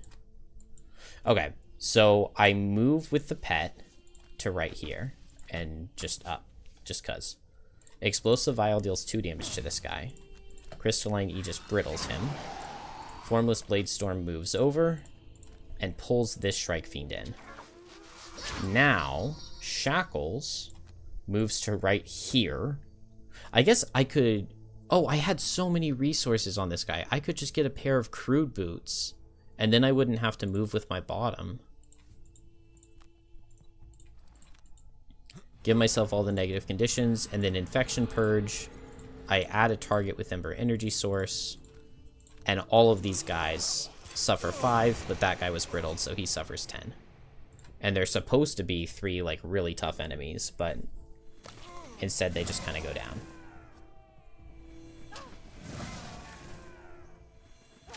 Well, I mean, not all of them. These guys are still alive. It was nice that this guy was later, because I want to be further to the left. I burn at both ends with Delayed Malady. And yeah, they can't eat the fire. So I should always have fire available to kill this guy and then ignore my negative conditions. And then I just am hoping that Infuser is able to kill, I think.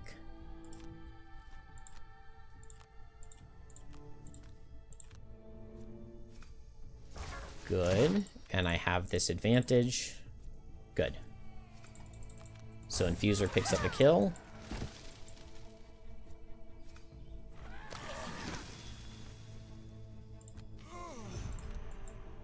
I do not have an SSD. I don't think. I don't know.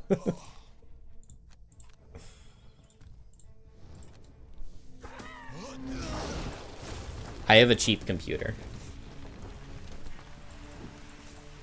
Alright, I Reversal of Fate this guy while activating Agony of Others. And...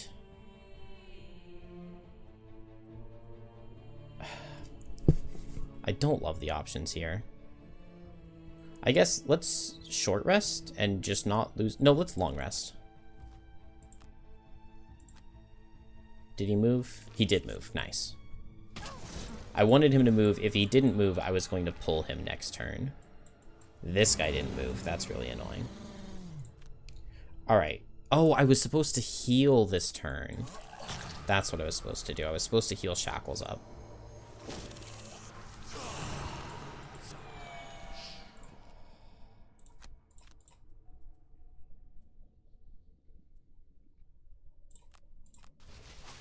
I just barely need more damage into this guy.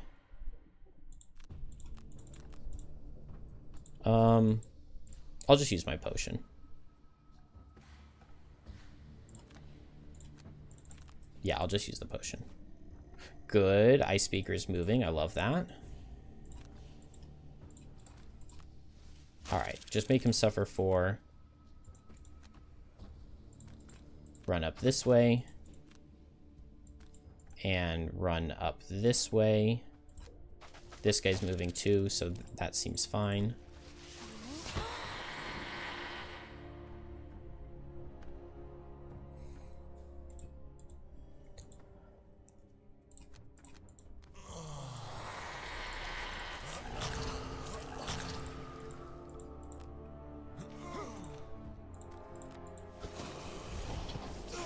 Do I have the Swiftness potion? No, I don't.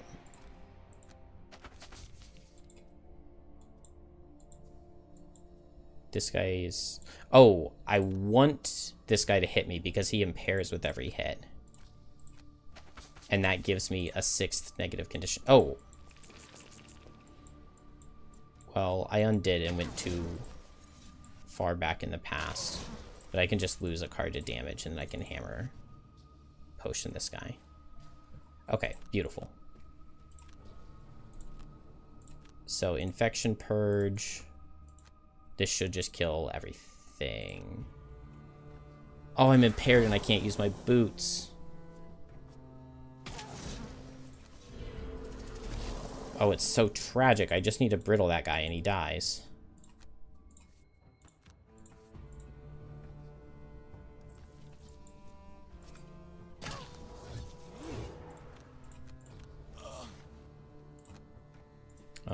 I guess I'll take 1 damage. It's a very disappointing damage to take. Okay, I'll put the 10 damage into him. And infection purge. Doesn't kill anything.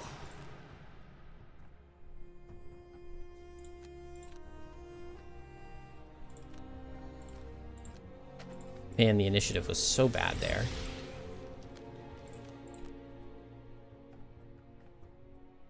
I only have 1 health.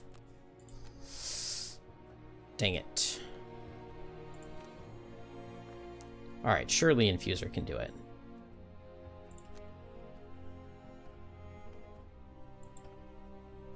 The problem is these things could heal and it could be really bad. I almost think my best bet is to heal Shackles. No, that's dumb.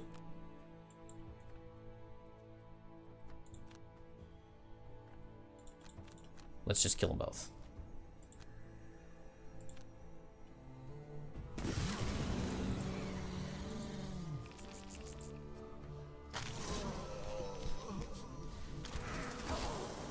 Oh, they did heal. Oh, Infuser can't do it.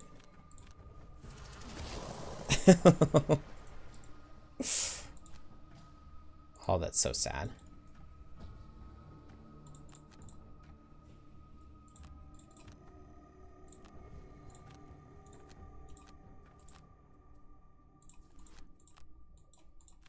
All right. Heal him. And hopefully he survives. It's an attack for 2, but how many Agony of Others charges do I have? Just 1. So I really need to, like, attack with my bottom.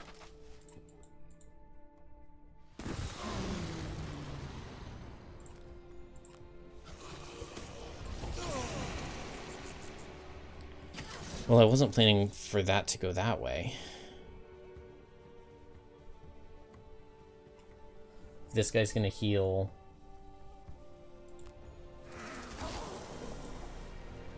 Oh, but now Shackles is alive?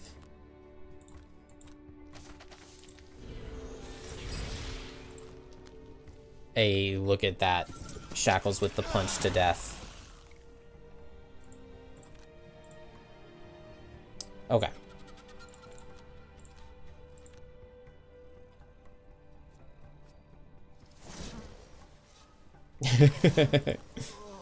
Crit the Shackles. Oh, this is so dumb.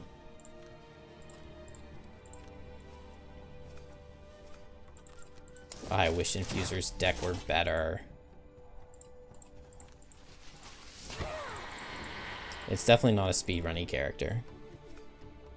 Man, undoing and going back to the wrong point in time was so disastrous.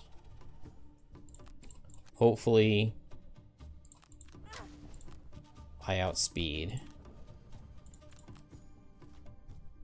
No, and he does heal. And he muddles.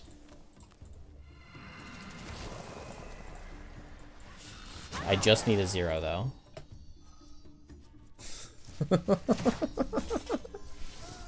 The game's impossible. Oh, this is supposed to be such an easy level. Whatever, I'll just play it from the beginning.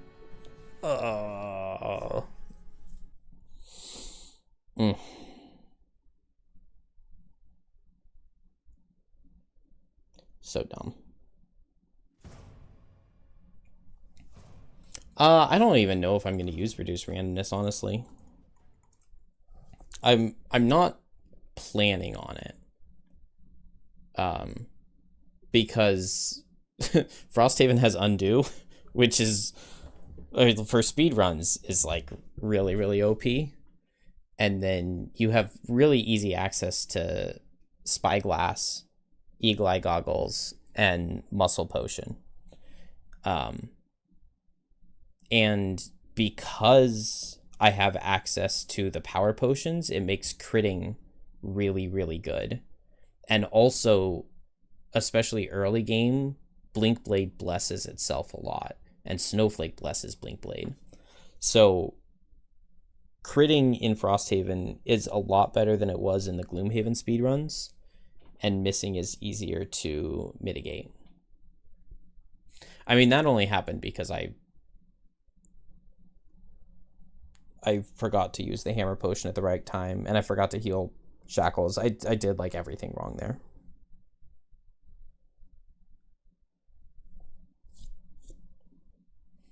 But it is kind of crazy how much Harrowers can just heal and, and dominate something like a poor little Infuser.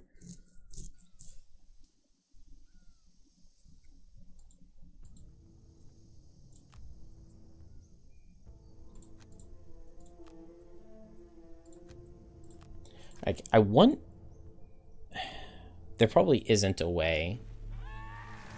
I want a way to get Formless Bladestorm back into my hand. And it could just be a stamina potion instead of the Fulminant Flask. And I mean, the main reason I have Infuser here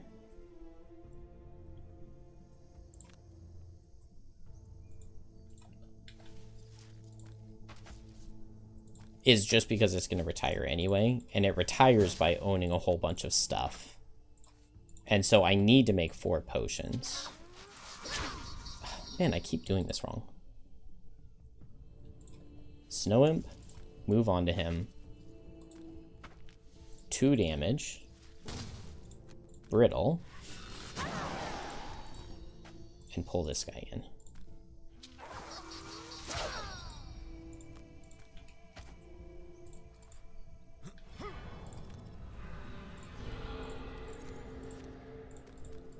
Three targets.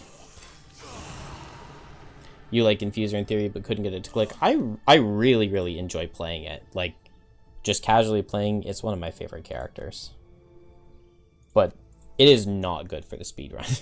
Like, it's very much not. I'm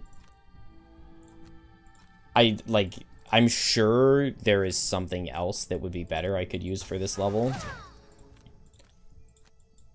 But, well, so Infuser, when it retires, it unlocks a scenario that has Spitting Drakes. And at least to the best of my knowledge...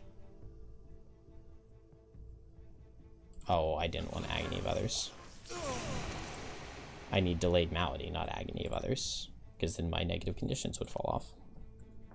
To the best of my knowledge, to beat the game, we're going to have Spitting Drakes as a pet.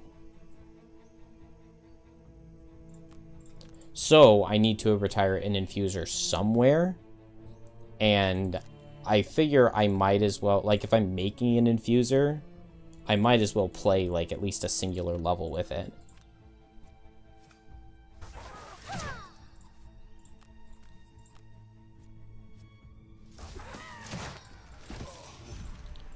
And the Brittle that it has to offer does make it pair pretty well with Shackles here. The Brittle plus the healing. That was what I forgot last time, was that I'm supposed to be healing Shackles up here. I guess I'll short rest, because even if I lose Crystalline Aegis, it's not the end of the world. I just don't want to lose Aegis or Bladestorm. Because ideally here, I play Formless Bladestorm with Veil of Protection. Yeah, because it's very likely that the Harrower stands still, and when he does, then he doesn't get in range of Shackles using Agony of Others, which is bad. Hey, and there's the Reversal of Fate coming through. Wait, why do I have so much health? Oh, because I didn't get attacked by the Shrike Fiends on turn 1. because they just stood still and did nothing. So that's not super... That won't be consistent. But it worked out well. And now I can just drop Veil of Protection. And this is just so much better. 1, 1, 2, 3. Okay, there's no way that's going to reach.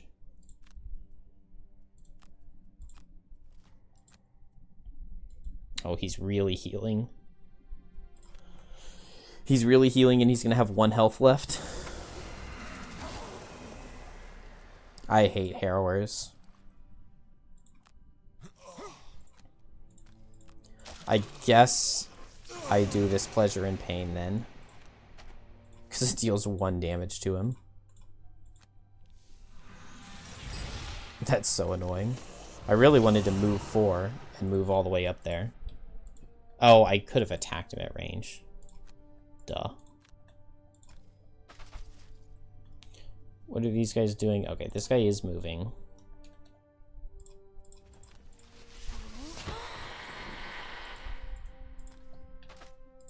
Right here seems fine.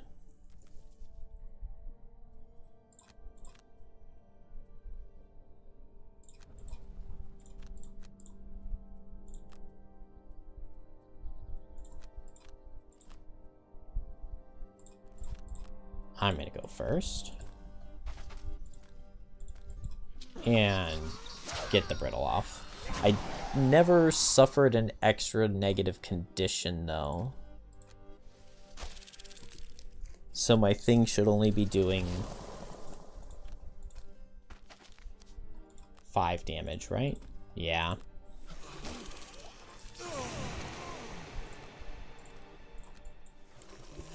That's okay. Surely a 1 health Harrower won't kill me.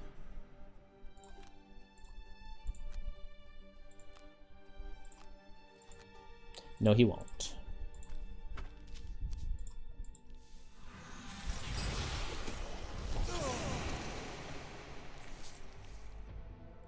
Hey, Claw.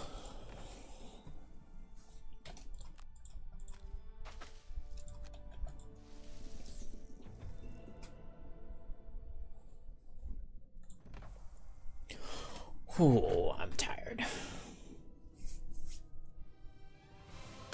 Carrion Ridge took me 30 minutes. It's supposed to be like the easiest level. Yikes. Yikes.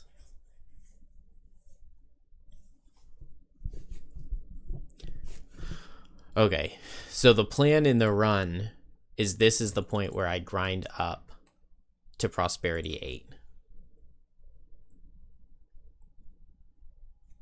I only have 1 level left.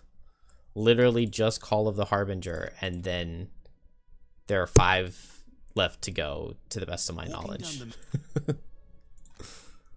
Alright, this Shackles he now just gets deleted.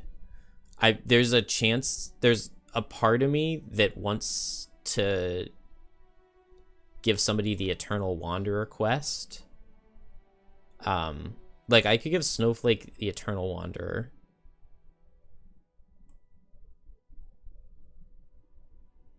Well, no. I don't know what I'm saying. It feels so wrong to just, like, delete a character that's gone and played so many levels without actually retiring them.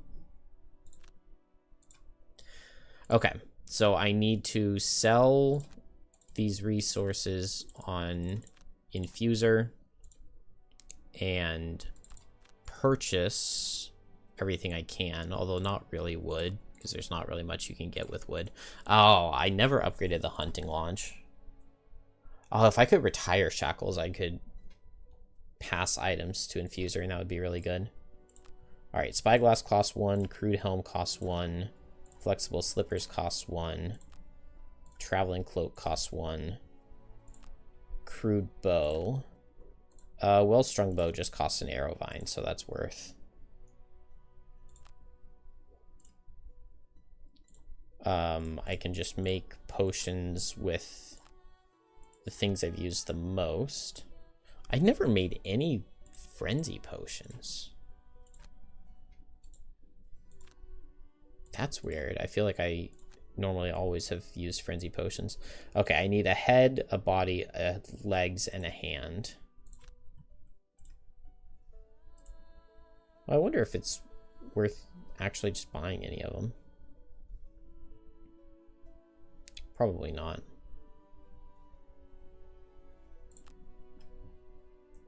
Let's just go to Town in Flames real quick.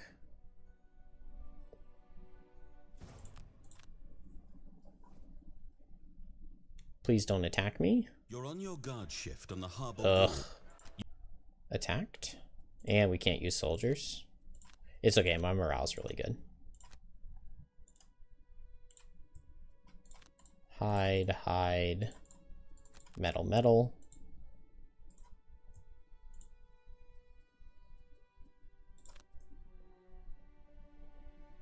No, that's 30 gold. I want cheap things. Cheap things, game. Protective Scepter, that's a good one. Okay, that should be all my hands.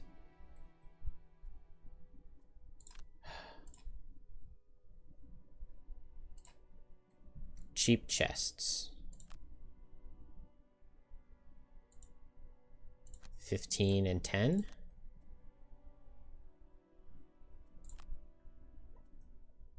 Oh, I'm still missing a head and 2 legs. That's not good.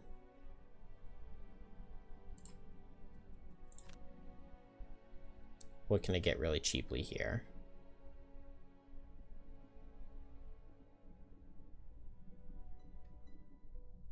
Basically nothing.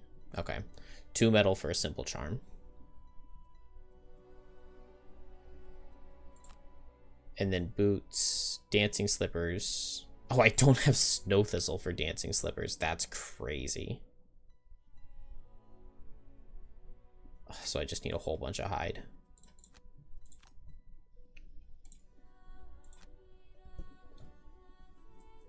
Hi, Ken. In French.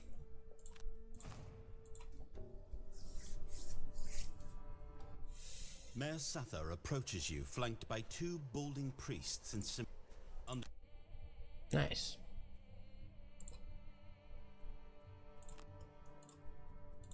That's wood. Oh, did I buy wood instead of metal last time? That sounds like something I would do.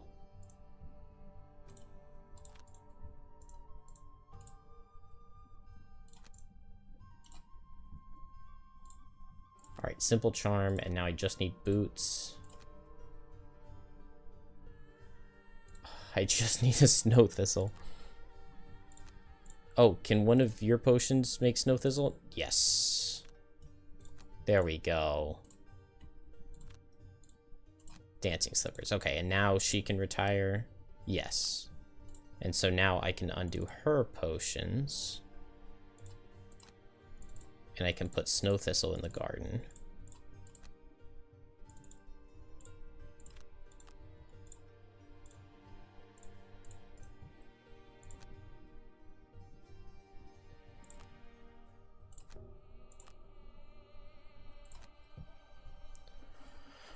Okay, I need the stables upgraded.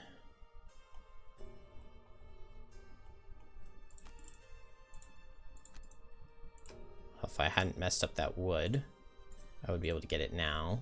Can I?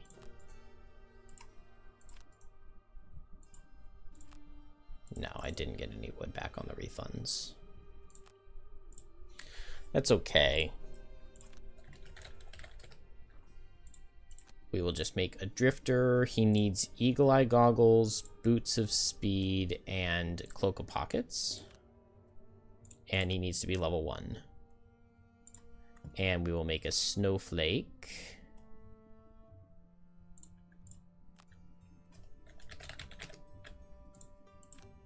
And she needs... Oh. She needs this guy's cloak of pockets.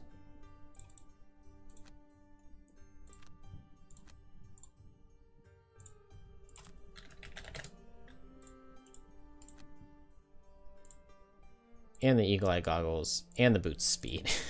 because they're just the best items in the game. So both of these characters got the exact same items, and they're going to get the mostly the exact same items.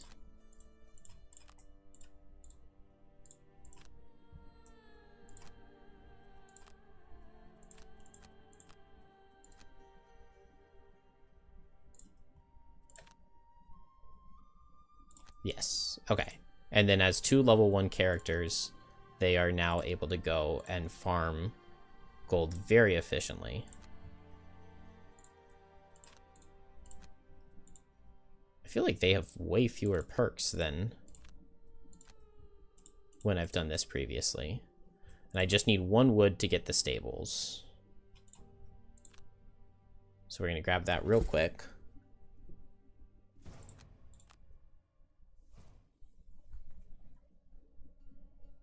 Terror has struck Frosthaven.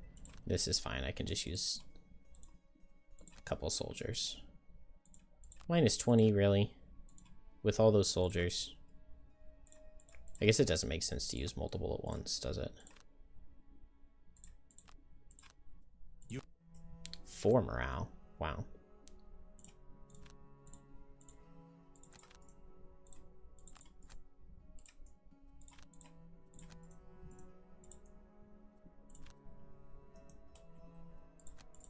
All right, that is being built. Oh, I can't use 2 pets yet, can I? All right, this is the most effective method I have found for farming resources. Lockbox is there. You circle. Did it let me upgrade the barracks? No. Ah, it's fine. I don't need it. So Algok's offensive. Actually, no, first. I just came back, so I can rebuy.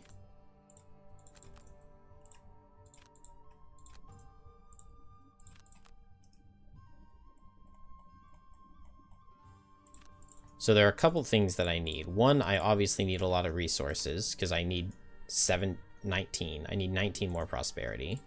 So I need a lot of resources for that.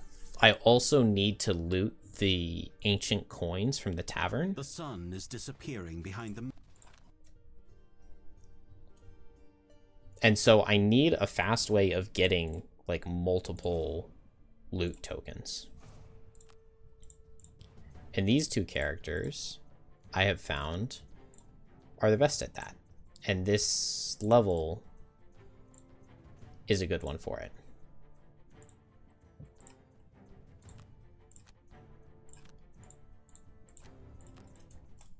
Because this level has 4 wood, 4 hide, and 4 metal all in its loot pool. So it's like 12 of the 20 cards are the things that I want. I guess 13 of the 21 cards are the things that I want. But even if I just get gold, then I can use gold when I go back to town to buy other resources. So this level right here, I can go at 1 and 9 speeds, jump to right here. Oh, I put the potions on the wrong people. This is supposed to be double power potions. So this is supposed to be attacks for 6 into all of these guys. Oh, and I definitely do not want it to ask me about advantage on every character.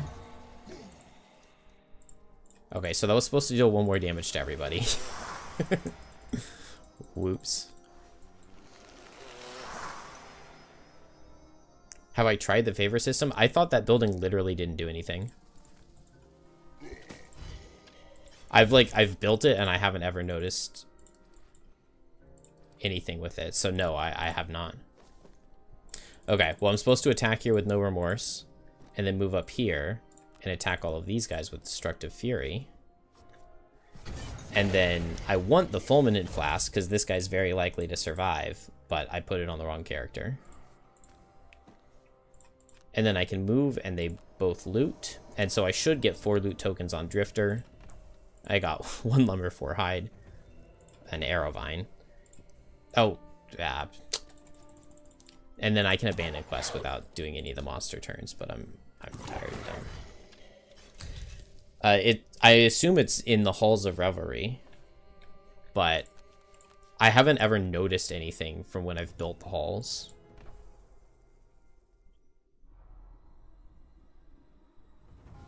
Oh, okay, you have to beat the personal quest. Yeah, no, I haven't ever done the personal quest of experiencing your allies exhausting 10 times in scenarios you otherwise complete. Can you do that one with inspiration?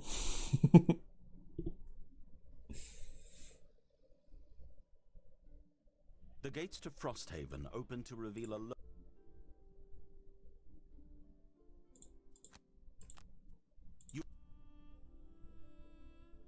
Gain any 2 herbs. That's just what that does. Oh, that's not that good. All right, I need to trade.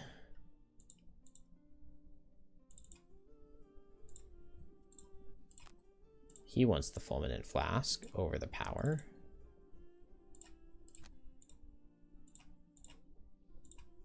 And Snowflake wants the power over the fulminant.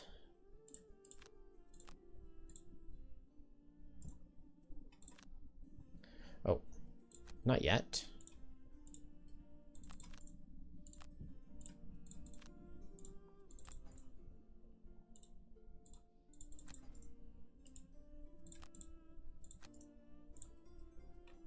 Wow, 9 metal to get the Temple of the Great Oak. I've finally used down all that hide that I was stockpiling.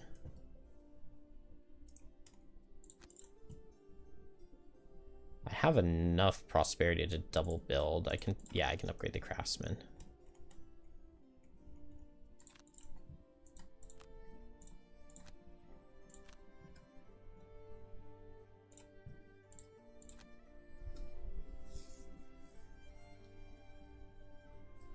Probably do it with inspiration. Here, a few hundred paces off the side of the main trail, is a communal oasis.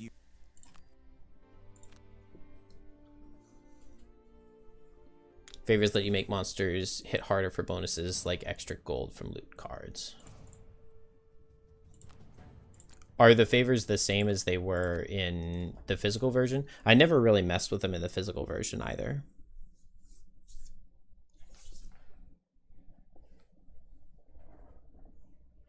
I think one of them was like, when you go into a level, you can use a different level up card. I may or may not have stolen coins from the well. I didn't say anything. I got cursed for it, okay?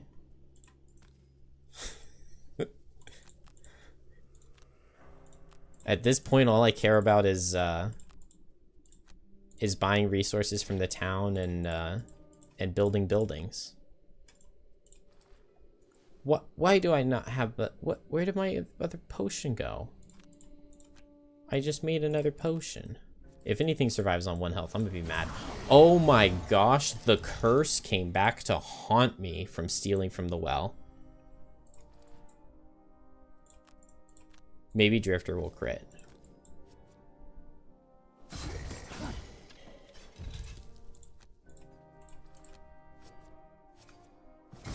Drifter. Oh my gosh. And it survives on 1.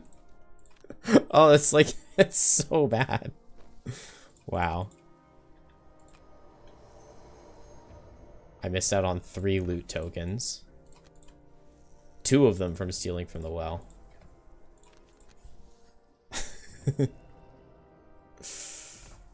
I got the translocation rod though. That'll sell. And now it removes the random item from the pool, which is good.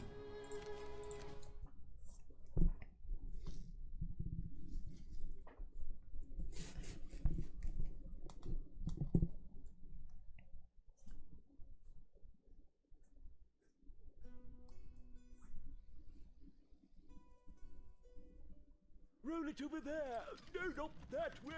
Over there, towards the inn. A stuffy-looking man directs some porters to bring with very little. Interesting. Okay.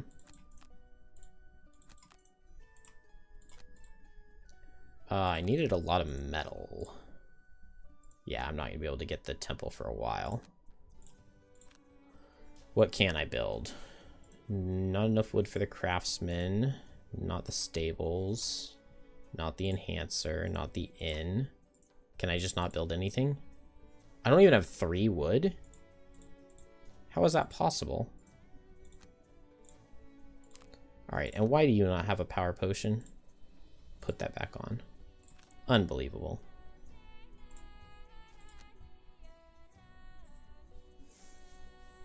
I have to get up to Prosperity 8. Suspended under the snowy canopy. So I am going to the Algox offensive, ideally killing 5 enemies, picking up all of their loot tokens. Drifter gets an extra loot token from his perk, going back to town, buying resources. In order to unlock the end game stuff behind the puzzle book, you need a bunch of the buildings at max level. You need the enhancer, the craftsman, the library. You need all of those buildings at the highest possible level, and you need Prosperity 8. So the speedrun gets me like just about into Prosperity 7 routing wise, and then everything else just has to come from just a little bit of farming at the end.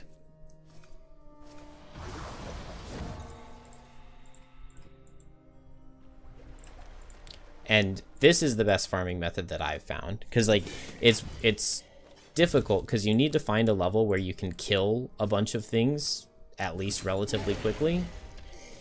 Man, another thing survived. Oh, I didn't use the power potion.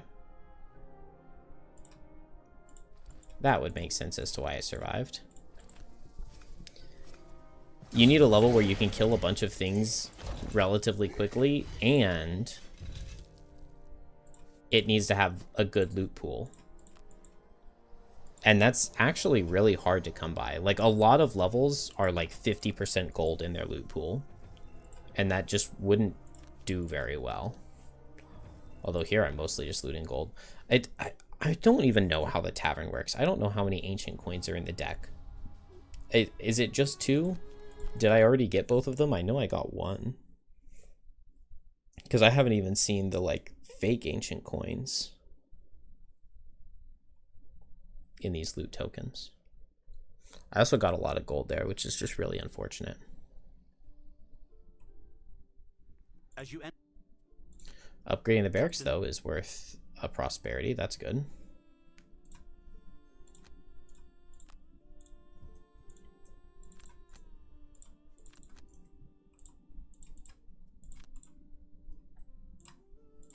I'm out of gold.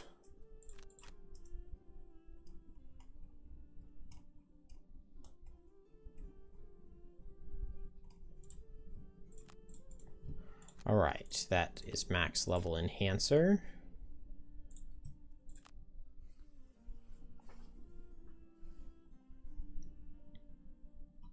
The treacherous road ahead of you is blocked by a tattered...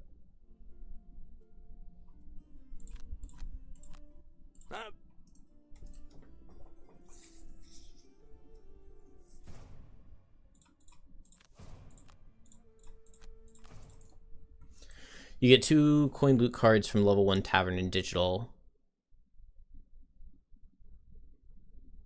Yeah, it would be kind of nice to see the coin UI. So, is it the same as the physical version where whenever you loot one of the coin things, it just has a random chance of you getting the actual coin? Or is it like always the 5th time you get it, you get the one you need?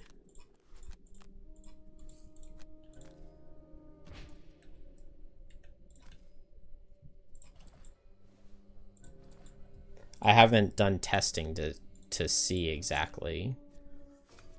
But like in one of my practice run-throughs that got up to this point, I hadn't gotten any of the coins yet. It's been reduced to at most 6 loots per coin card. Okay. Okay, so it is still random, but worst case would be 12. And then you get... So you get 2 coins from the loot. You get 1 So are we able to upgrade the barracks again in the next patch? And that gives one as well? And then you get one from the abandoned hideout? I didn't use the pet. Dang it. Yeah, 6 each isn't too bad.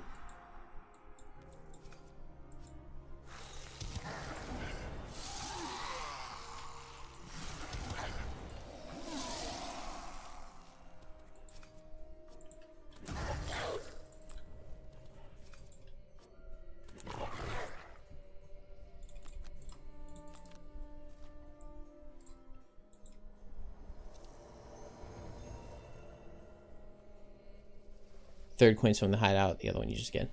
Good night, Ken. Okay. And do you know what the puzzle book requirement for the pet page is? Because that has me nervous, the puzzle book requirement for the pet page.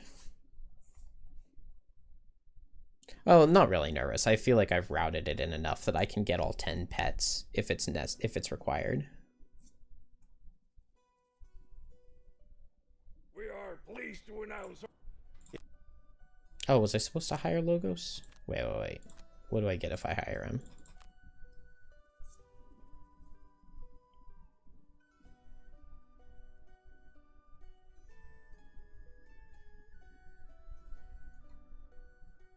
Okay, so there just aren't any more tavern levels. You just build the tavern once, it puts both the thing. Okay, 5 wood. That's totally worth. Totally worth it to hire the robot. Alright, I need to make a dummy character. Actually, I can sell the translocation rod.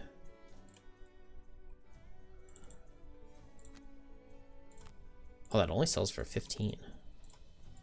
Seems like it's a better item than that.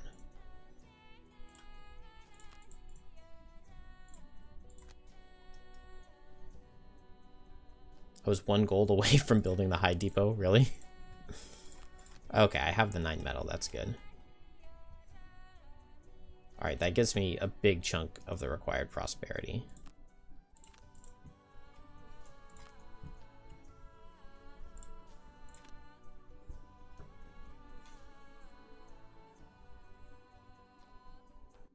By the side of the road, you find a carriage parked, its owner wiping sweat from his brow. Yeah, in the physical version, I mean, it's a puzzle where you're supposed to stack the cards on top of each other, and they cover bits and pieces of the cards to reveal numbers. So like realistically, with just like 5 or 6 or 7 pets, you could like guess and check. But like if you wanted to technically like know the answer, you had to have like all 10. All 10 of the pets that aren't the robotics or the Brummix. All 10 of the regular ones.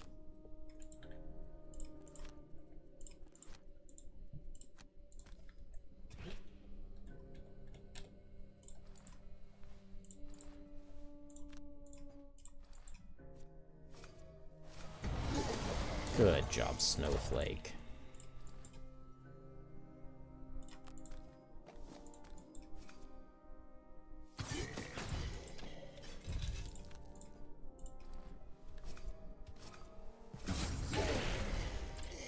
Ever since I stopped stealing from the well,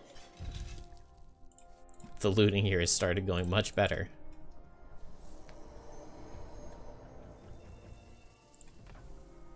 Stop giving me herbs. Oh, 1 lumber. It's better than nothing. I shouldn't complain. Other than it's 3 in the morning and I'm waking up at 7 to go play tennis with my wife. We used to play back in high school. And we were like kind of decent back in high school. But we haven't played tennis for like 10 years. And we started back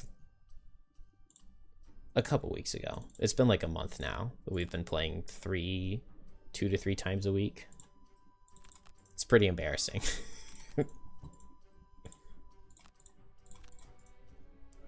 Alright, 6 more prosperity. That's not bad. Enhancer is fully there. Craftsman needs a lot of levels. But Craftsman is cheap. And I can get the High Depot. That's worth 2.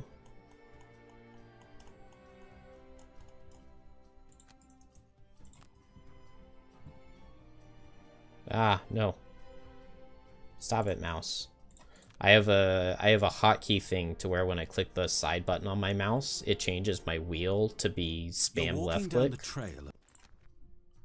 So that when I need to like give gold to somebody, I hit the side button on my mouse and I can just go up and down with the mouse wheel to click really quickly. But I accidentally hit it there and I couldn't scroll on the scenario list. Yeah, just don't sleep at all. That would do it. And then the I have a 2 and a 7-year-old, and I'm sure they would understand if I wanted to take a nap at 10 in the morning. They would be all for that. Stupid guards going fast. Although I feel like this is the first time I've seen their 15.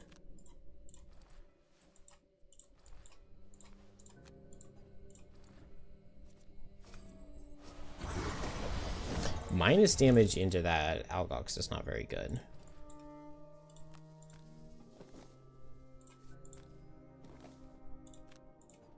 Come on, Drifter. You just need a plus. Oh, we couldn't get there.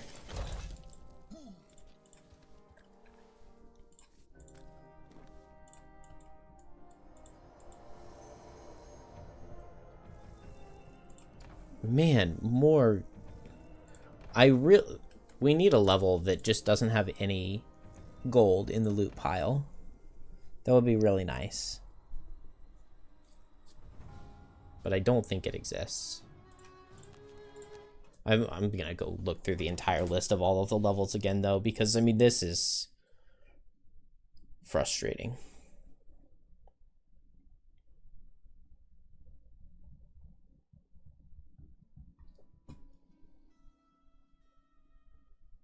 The smell of smoke washes over the town. Alright, don't break my barracks or my logging camp. Oh, it's only 2 attacks? Why am I always afraid of this one? And it gave me wood.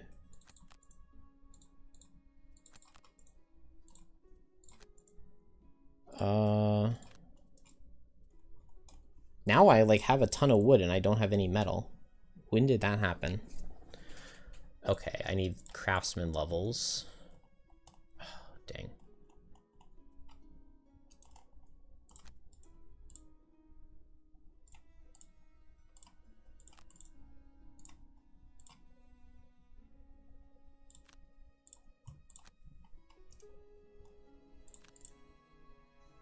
And then what else do I need?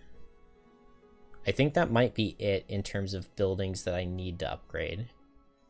I don't think you need to upgrade the town hall. You might. You might need the town hall at max level. I am not certain. A streak of blazing light. 4 metal, yes.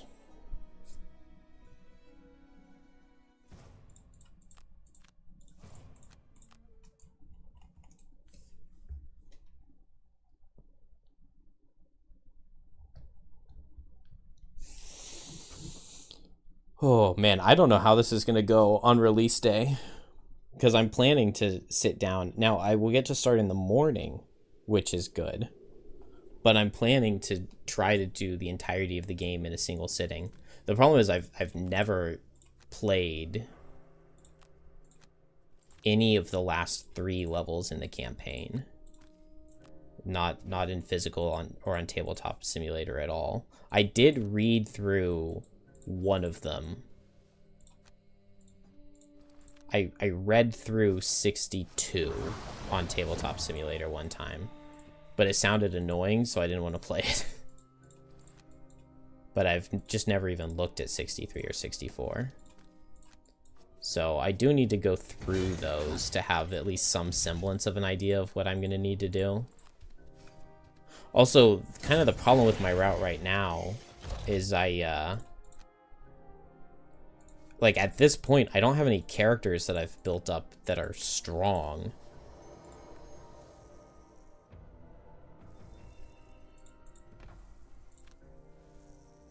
I just have access to potions. Which makes it feel like my characters are strong.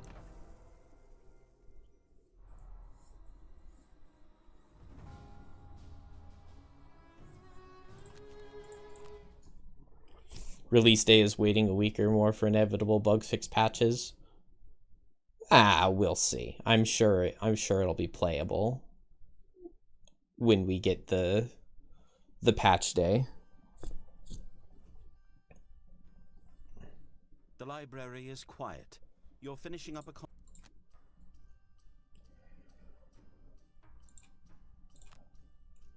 I don't have any money. Oh, I had some stuff on shackles.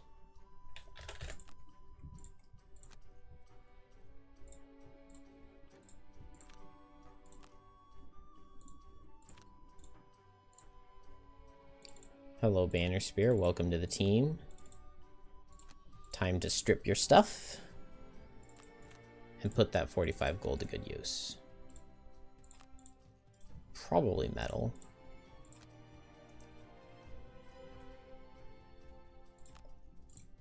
Let's see, I need 3 more buildings. Town hall is cheap.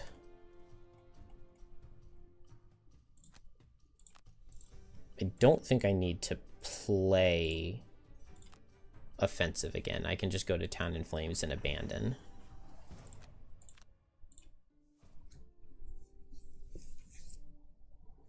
An incoming merchant ship tipped the town fishermen off to a dense school of large That's fish, funny. about an hour's row.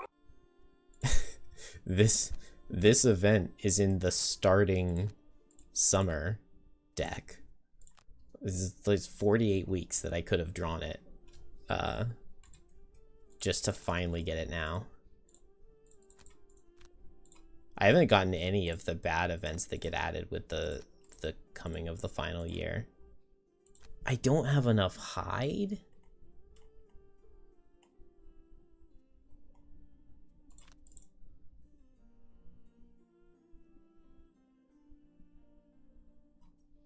Does Craftsman go to... I think the Craftsman goes up to 8.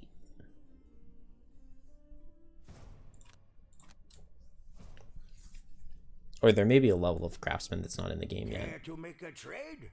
A man with skin rough as leather.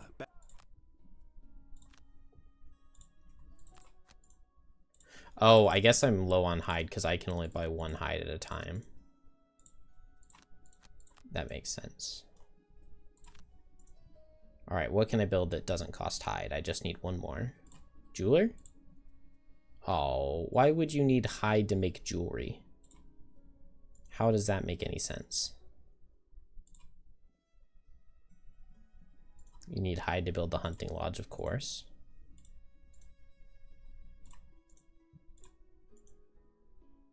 Oh, only 2 hide for the mining camp.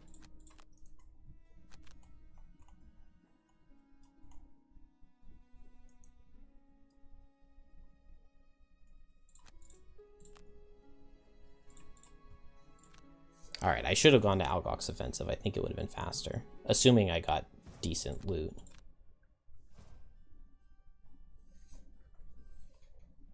Pinter Droman, Quattril inventor, patiently oils the neckline. New town guard modifier.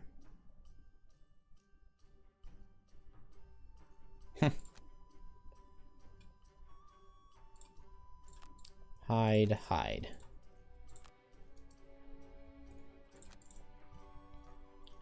Okay.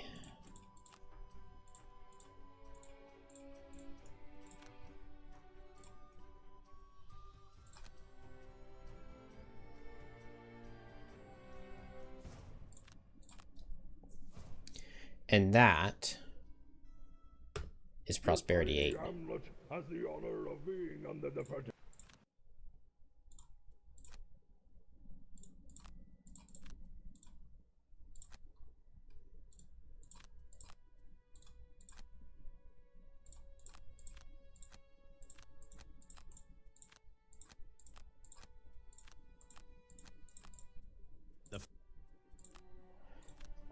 Alright, goodbye to all these characters. There shouldn't be any reason that I need to preserve the herbs from these guys, although I'm very low on... I'm actually very low on a lot of herbs. So we'll steal them just to be safe. And then I should switch this to stuff I'm lower on.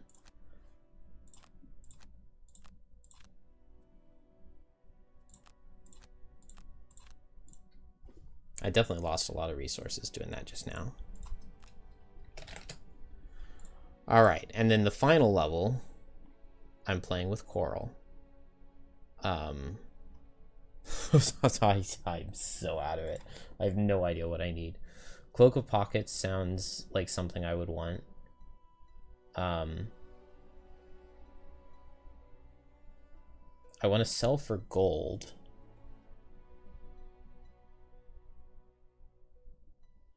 $20 gold seems like enough, and then 50. Did I not get the... Oh, I didn't level up the shop enough to get the... Oh, there are 2 good items that you can get. The horned helm and then the rod where you can consume an element to be basically a minor power potion. And I didn't get either of those. I can't put on boots.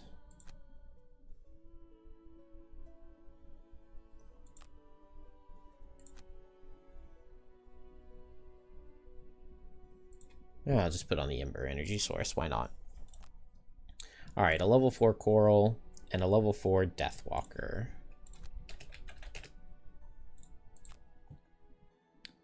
And then this one is easier. Cloak of Pockets.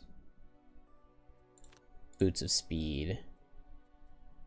Let's just get gold. Because I don't think I need anything in particular.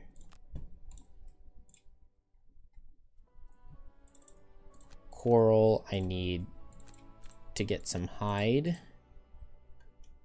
And then I want the rough boots. And then...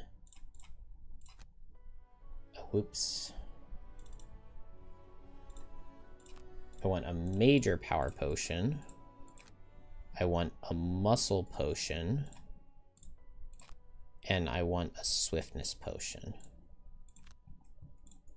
And then Deathwalker, I want fulminant and power. And that's fine. I can have one less. Can I get a frenzy? No, I can't get a frenzy. What do I have available? Stamina and poison. Surely I have something good. Nah, well, there's no axe nut, which is like the offensive herb. It's probably fine with one less power potion. I'm not going to worry about it.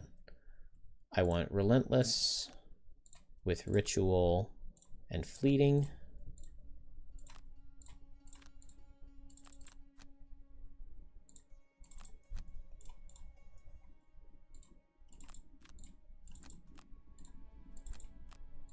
And then I'm mostly just adding +2s.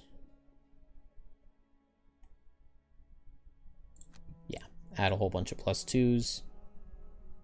I was testing blood in the water for the loss, and I think I'm gonna ignore it because it was messing me up.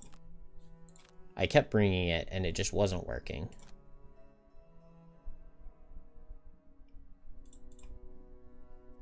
Okay, yeah, no Ember Energy Source, definitely the Swiftness Potion.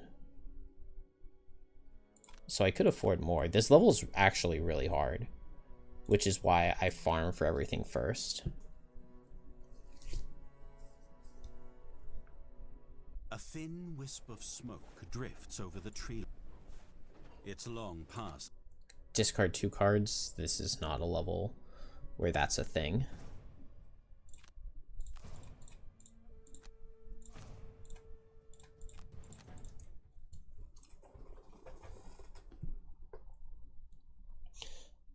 This level is actually very tough.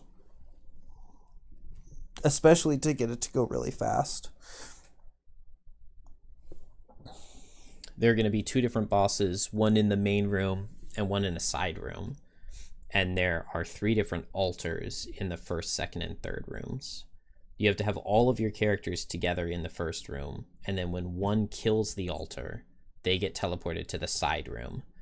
The character in the side room has to deal 1/3 of the health of the boss in the side room. And then when they do, they'll teleport back to the characters in the main area, wherever they are. Then you need everybody in the second room, and you repeat the process where you can then destroy the altar in the second room. Whoever destroys it goes to the side area. But I can't afford to start this level with discarded cards. So we're just gonna have to reload it to get rid of that road event.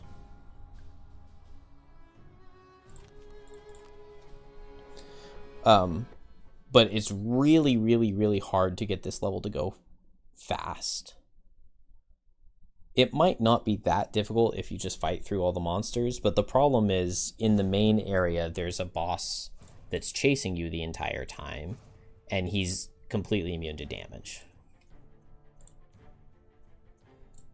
So that does not make it easy.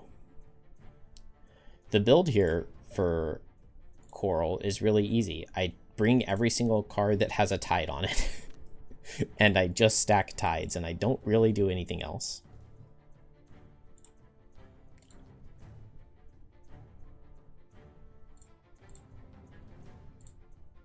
Meanwhile, Deathwalker is just going to make shadows and hit the boss with them.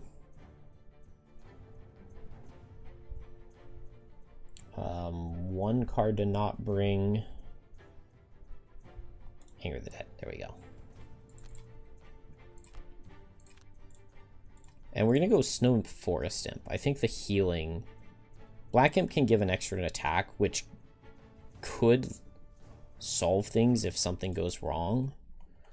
But I feel like I want the healing, because that also can solve things if things go wrong. Because Coral can take just a ton of damage from the boss if I get unlucky. Because normally Coral is a very tanky character, but I didn't buy any armor or defenses at all. So Coral is actually very squishy while he's setting up. In most of my testing, it didn't matter. But there were a couple times where I had to like lose a card to damage, and it just made things feel really awkward.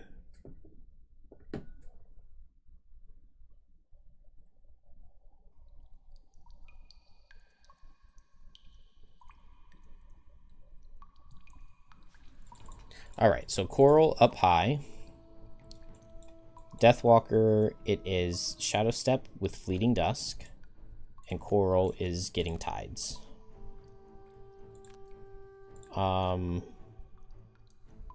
This guy's not attacking, so... Or he's not moving, so I'll let him go first. Then Deathwalker moves here. Makes a shadow. I got boss in the starting room, does nothing, which is really good. Oh, I was wanting to minor power potion this one. Right? Or was I wanting muscle potion? It's okay. I'll power potion this, I think. Oh. Oh, critting that guy is really nice. I was supposed to use my fulminant flask on him.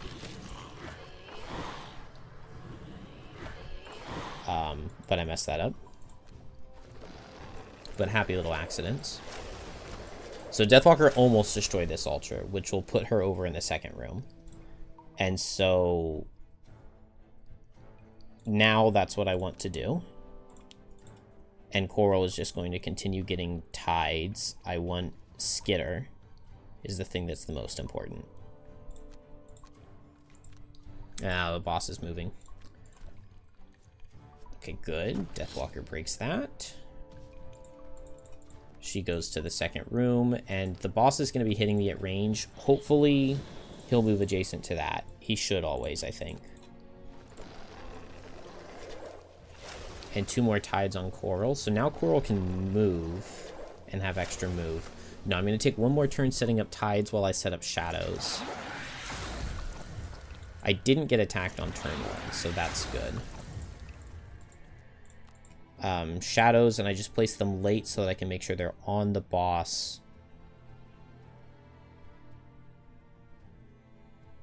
And then I can Wave of Anguish said boss. And let's get Smashing Torrent. Am I doing 3 tides or 2? Let's do 3 tides. Let's try that. Although that might be wrong. It might be 2 is better.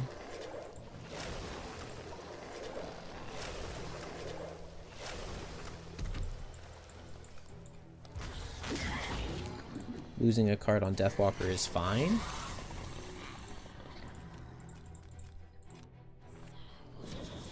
Oh, I should have... Well, maybe healing didn't matter. Okay, and now I want to move with Coral and do so quickly. And I want to set a tide.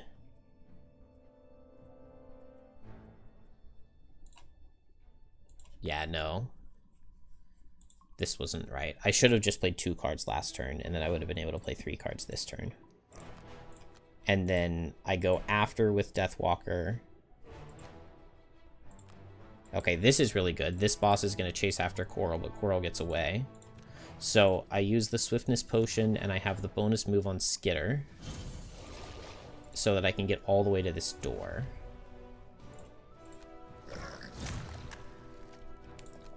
And then I activate a tide, setting light.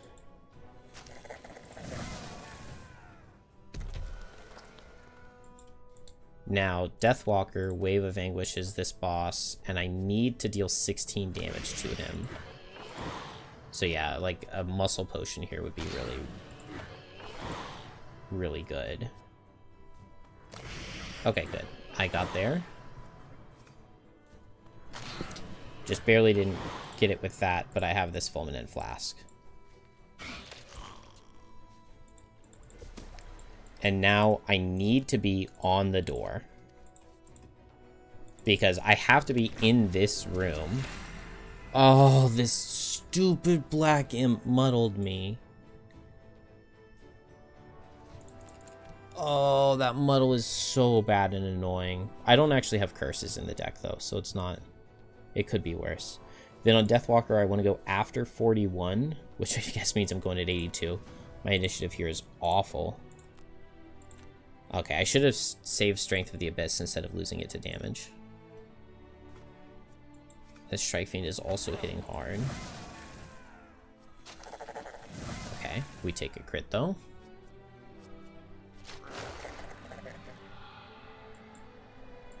Okay, and so now I can move next to this altar. I will go ahead and take the Smashing Torrent damage. And I will Power Potion and Muscle Potion and use the boots for bonus movement. And Cresting Force this with attack 10. And that kills. And now I get the Soft Flesh heal. And now I can use the Snow Imp. I don't need to move Coral, but I need to move Deathwalker, because I need Deathwalker to be in this room. And now I can Shuck with Coral.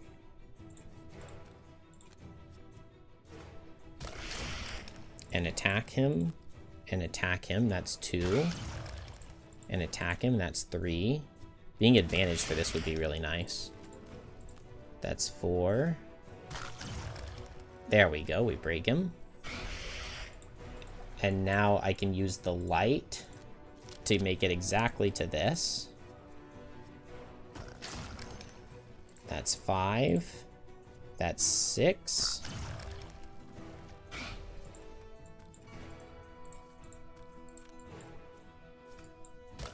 And Coral just gets to keep hitting the boss. Oh my gosh, Shut goes on for so long. There we go. And we get the soft flesh heal. And then now I need to make sure I discard tides such that I don't exhaust.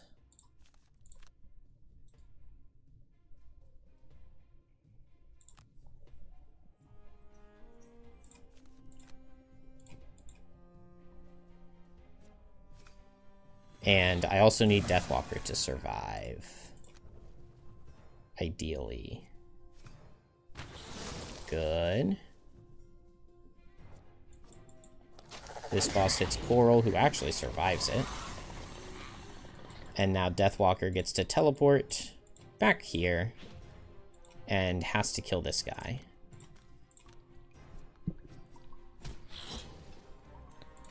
Deathwalker, I believe in you. Alright, and then Coral now has a ton of cards to deal 11 damage. I'm actually really nervous for Deathwalker here. She's not... Oh, she is faster. Okay.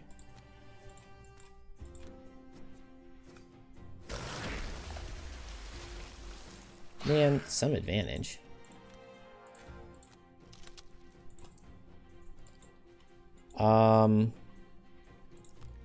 If I attack with this and it crits, no, it never kills. Okay, so then I'm going to attack him for 3.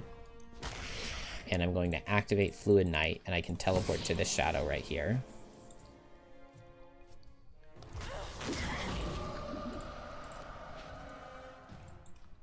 Is that Black Imp going to reach me? I don't think so. It's so close to me losing. This level's too stupidly hard. Alright, I have 1 card in hand. I get to attack the boss for 5, so -1 will kill.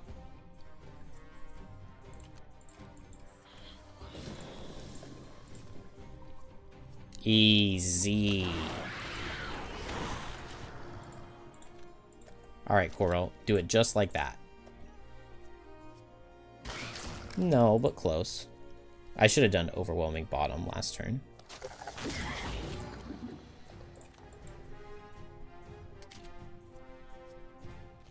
Deathwalker can die, that is just fine.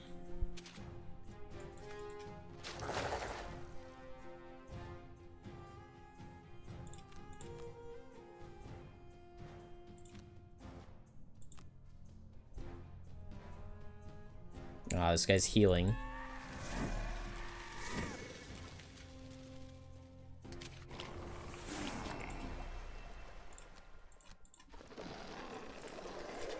Alright, I did a tide. Show me those +2 if you did a tide.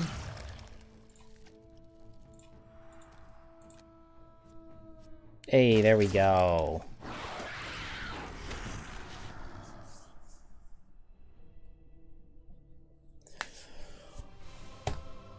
Alright, and that is all of the levels available in the game.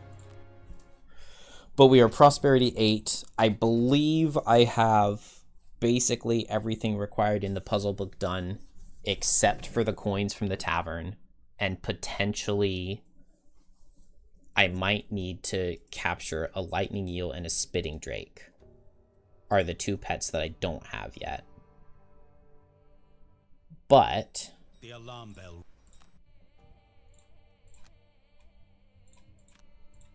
This ruined my momentum. I was going to show the scenarios.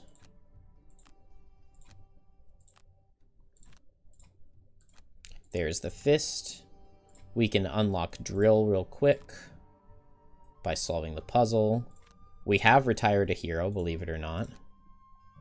And we've done the poetry and the Ember energy source and the alchemy chart and the Outbox friends. And then the next puzzle isn't in there.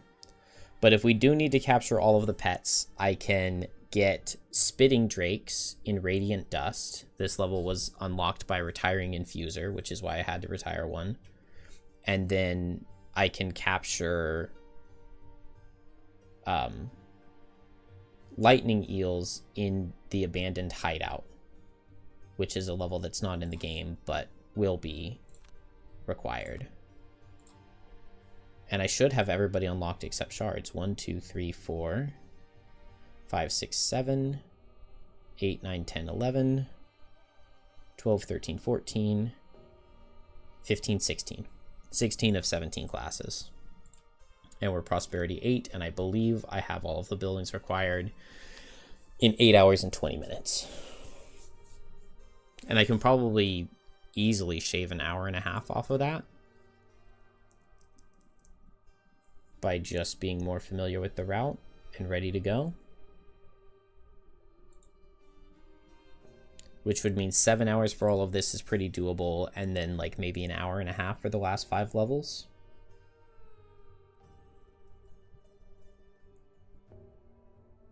I don't know. It's fun though. I enjoy this game. Believe it or not.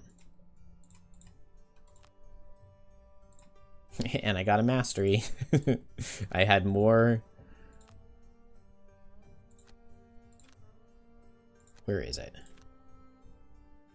I had more tides than cards in my discard at the start of my rest. That's like the easiest mastery in the entirety of the game, I swear. Alright. Save splits. Yes, save as a personal best.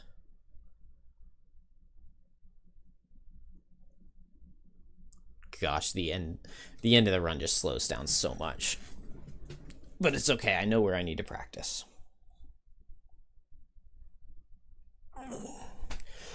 Alright. Good night, everybody.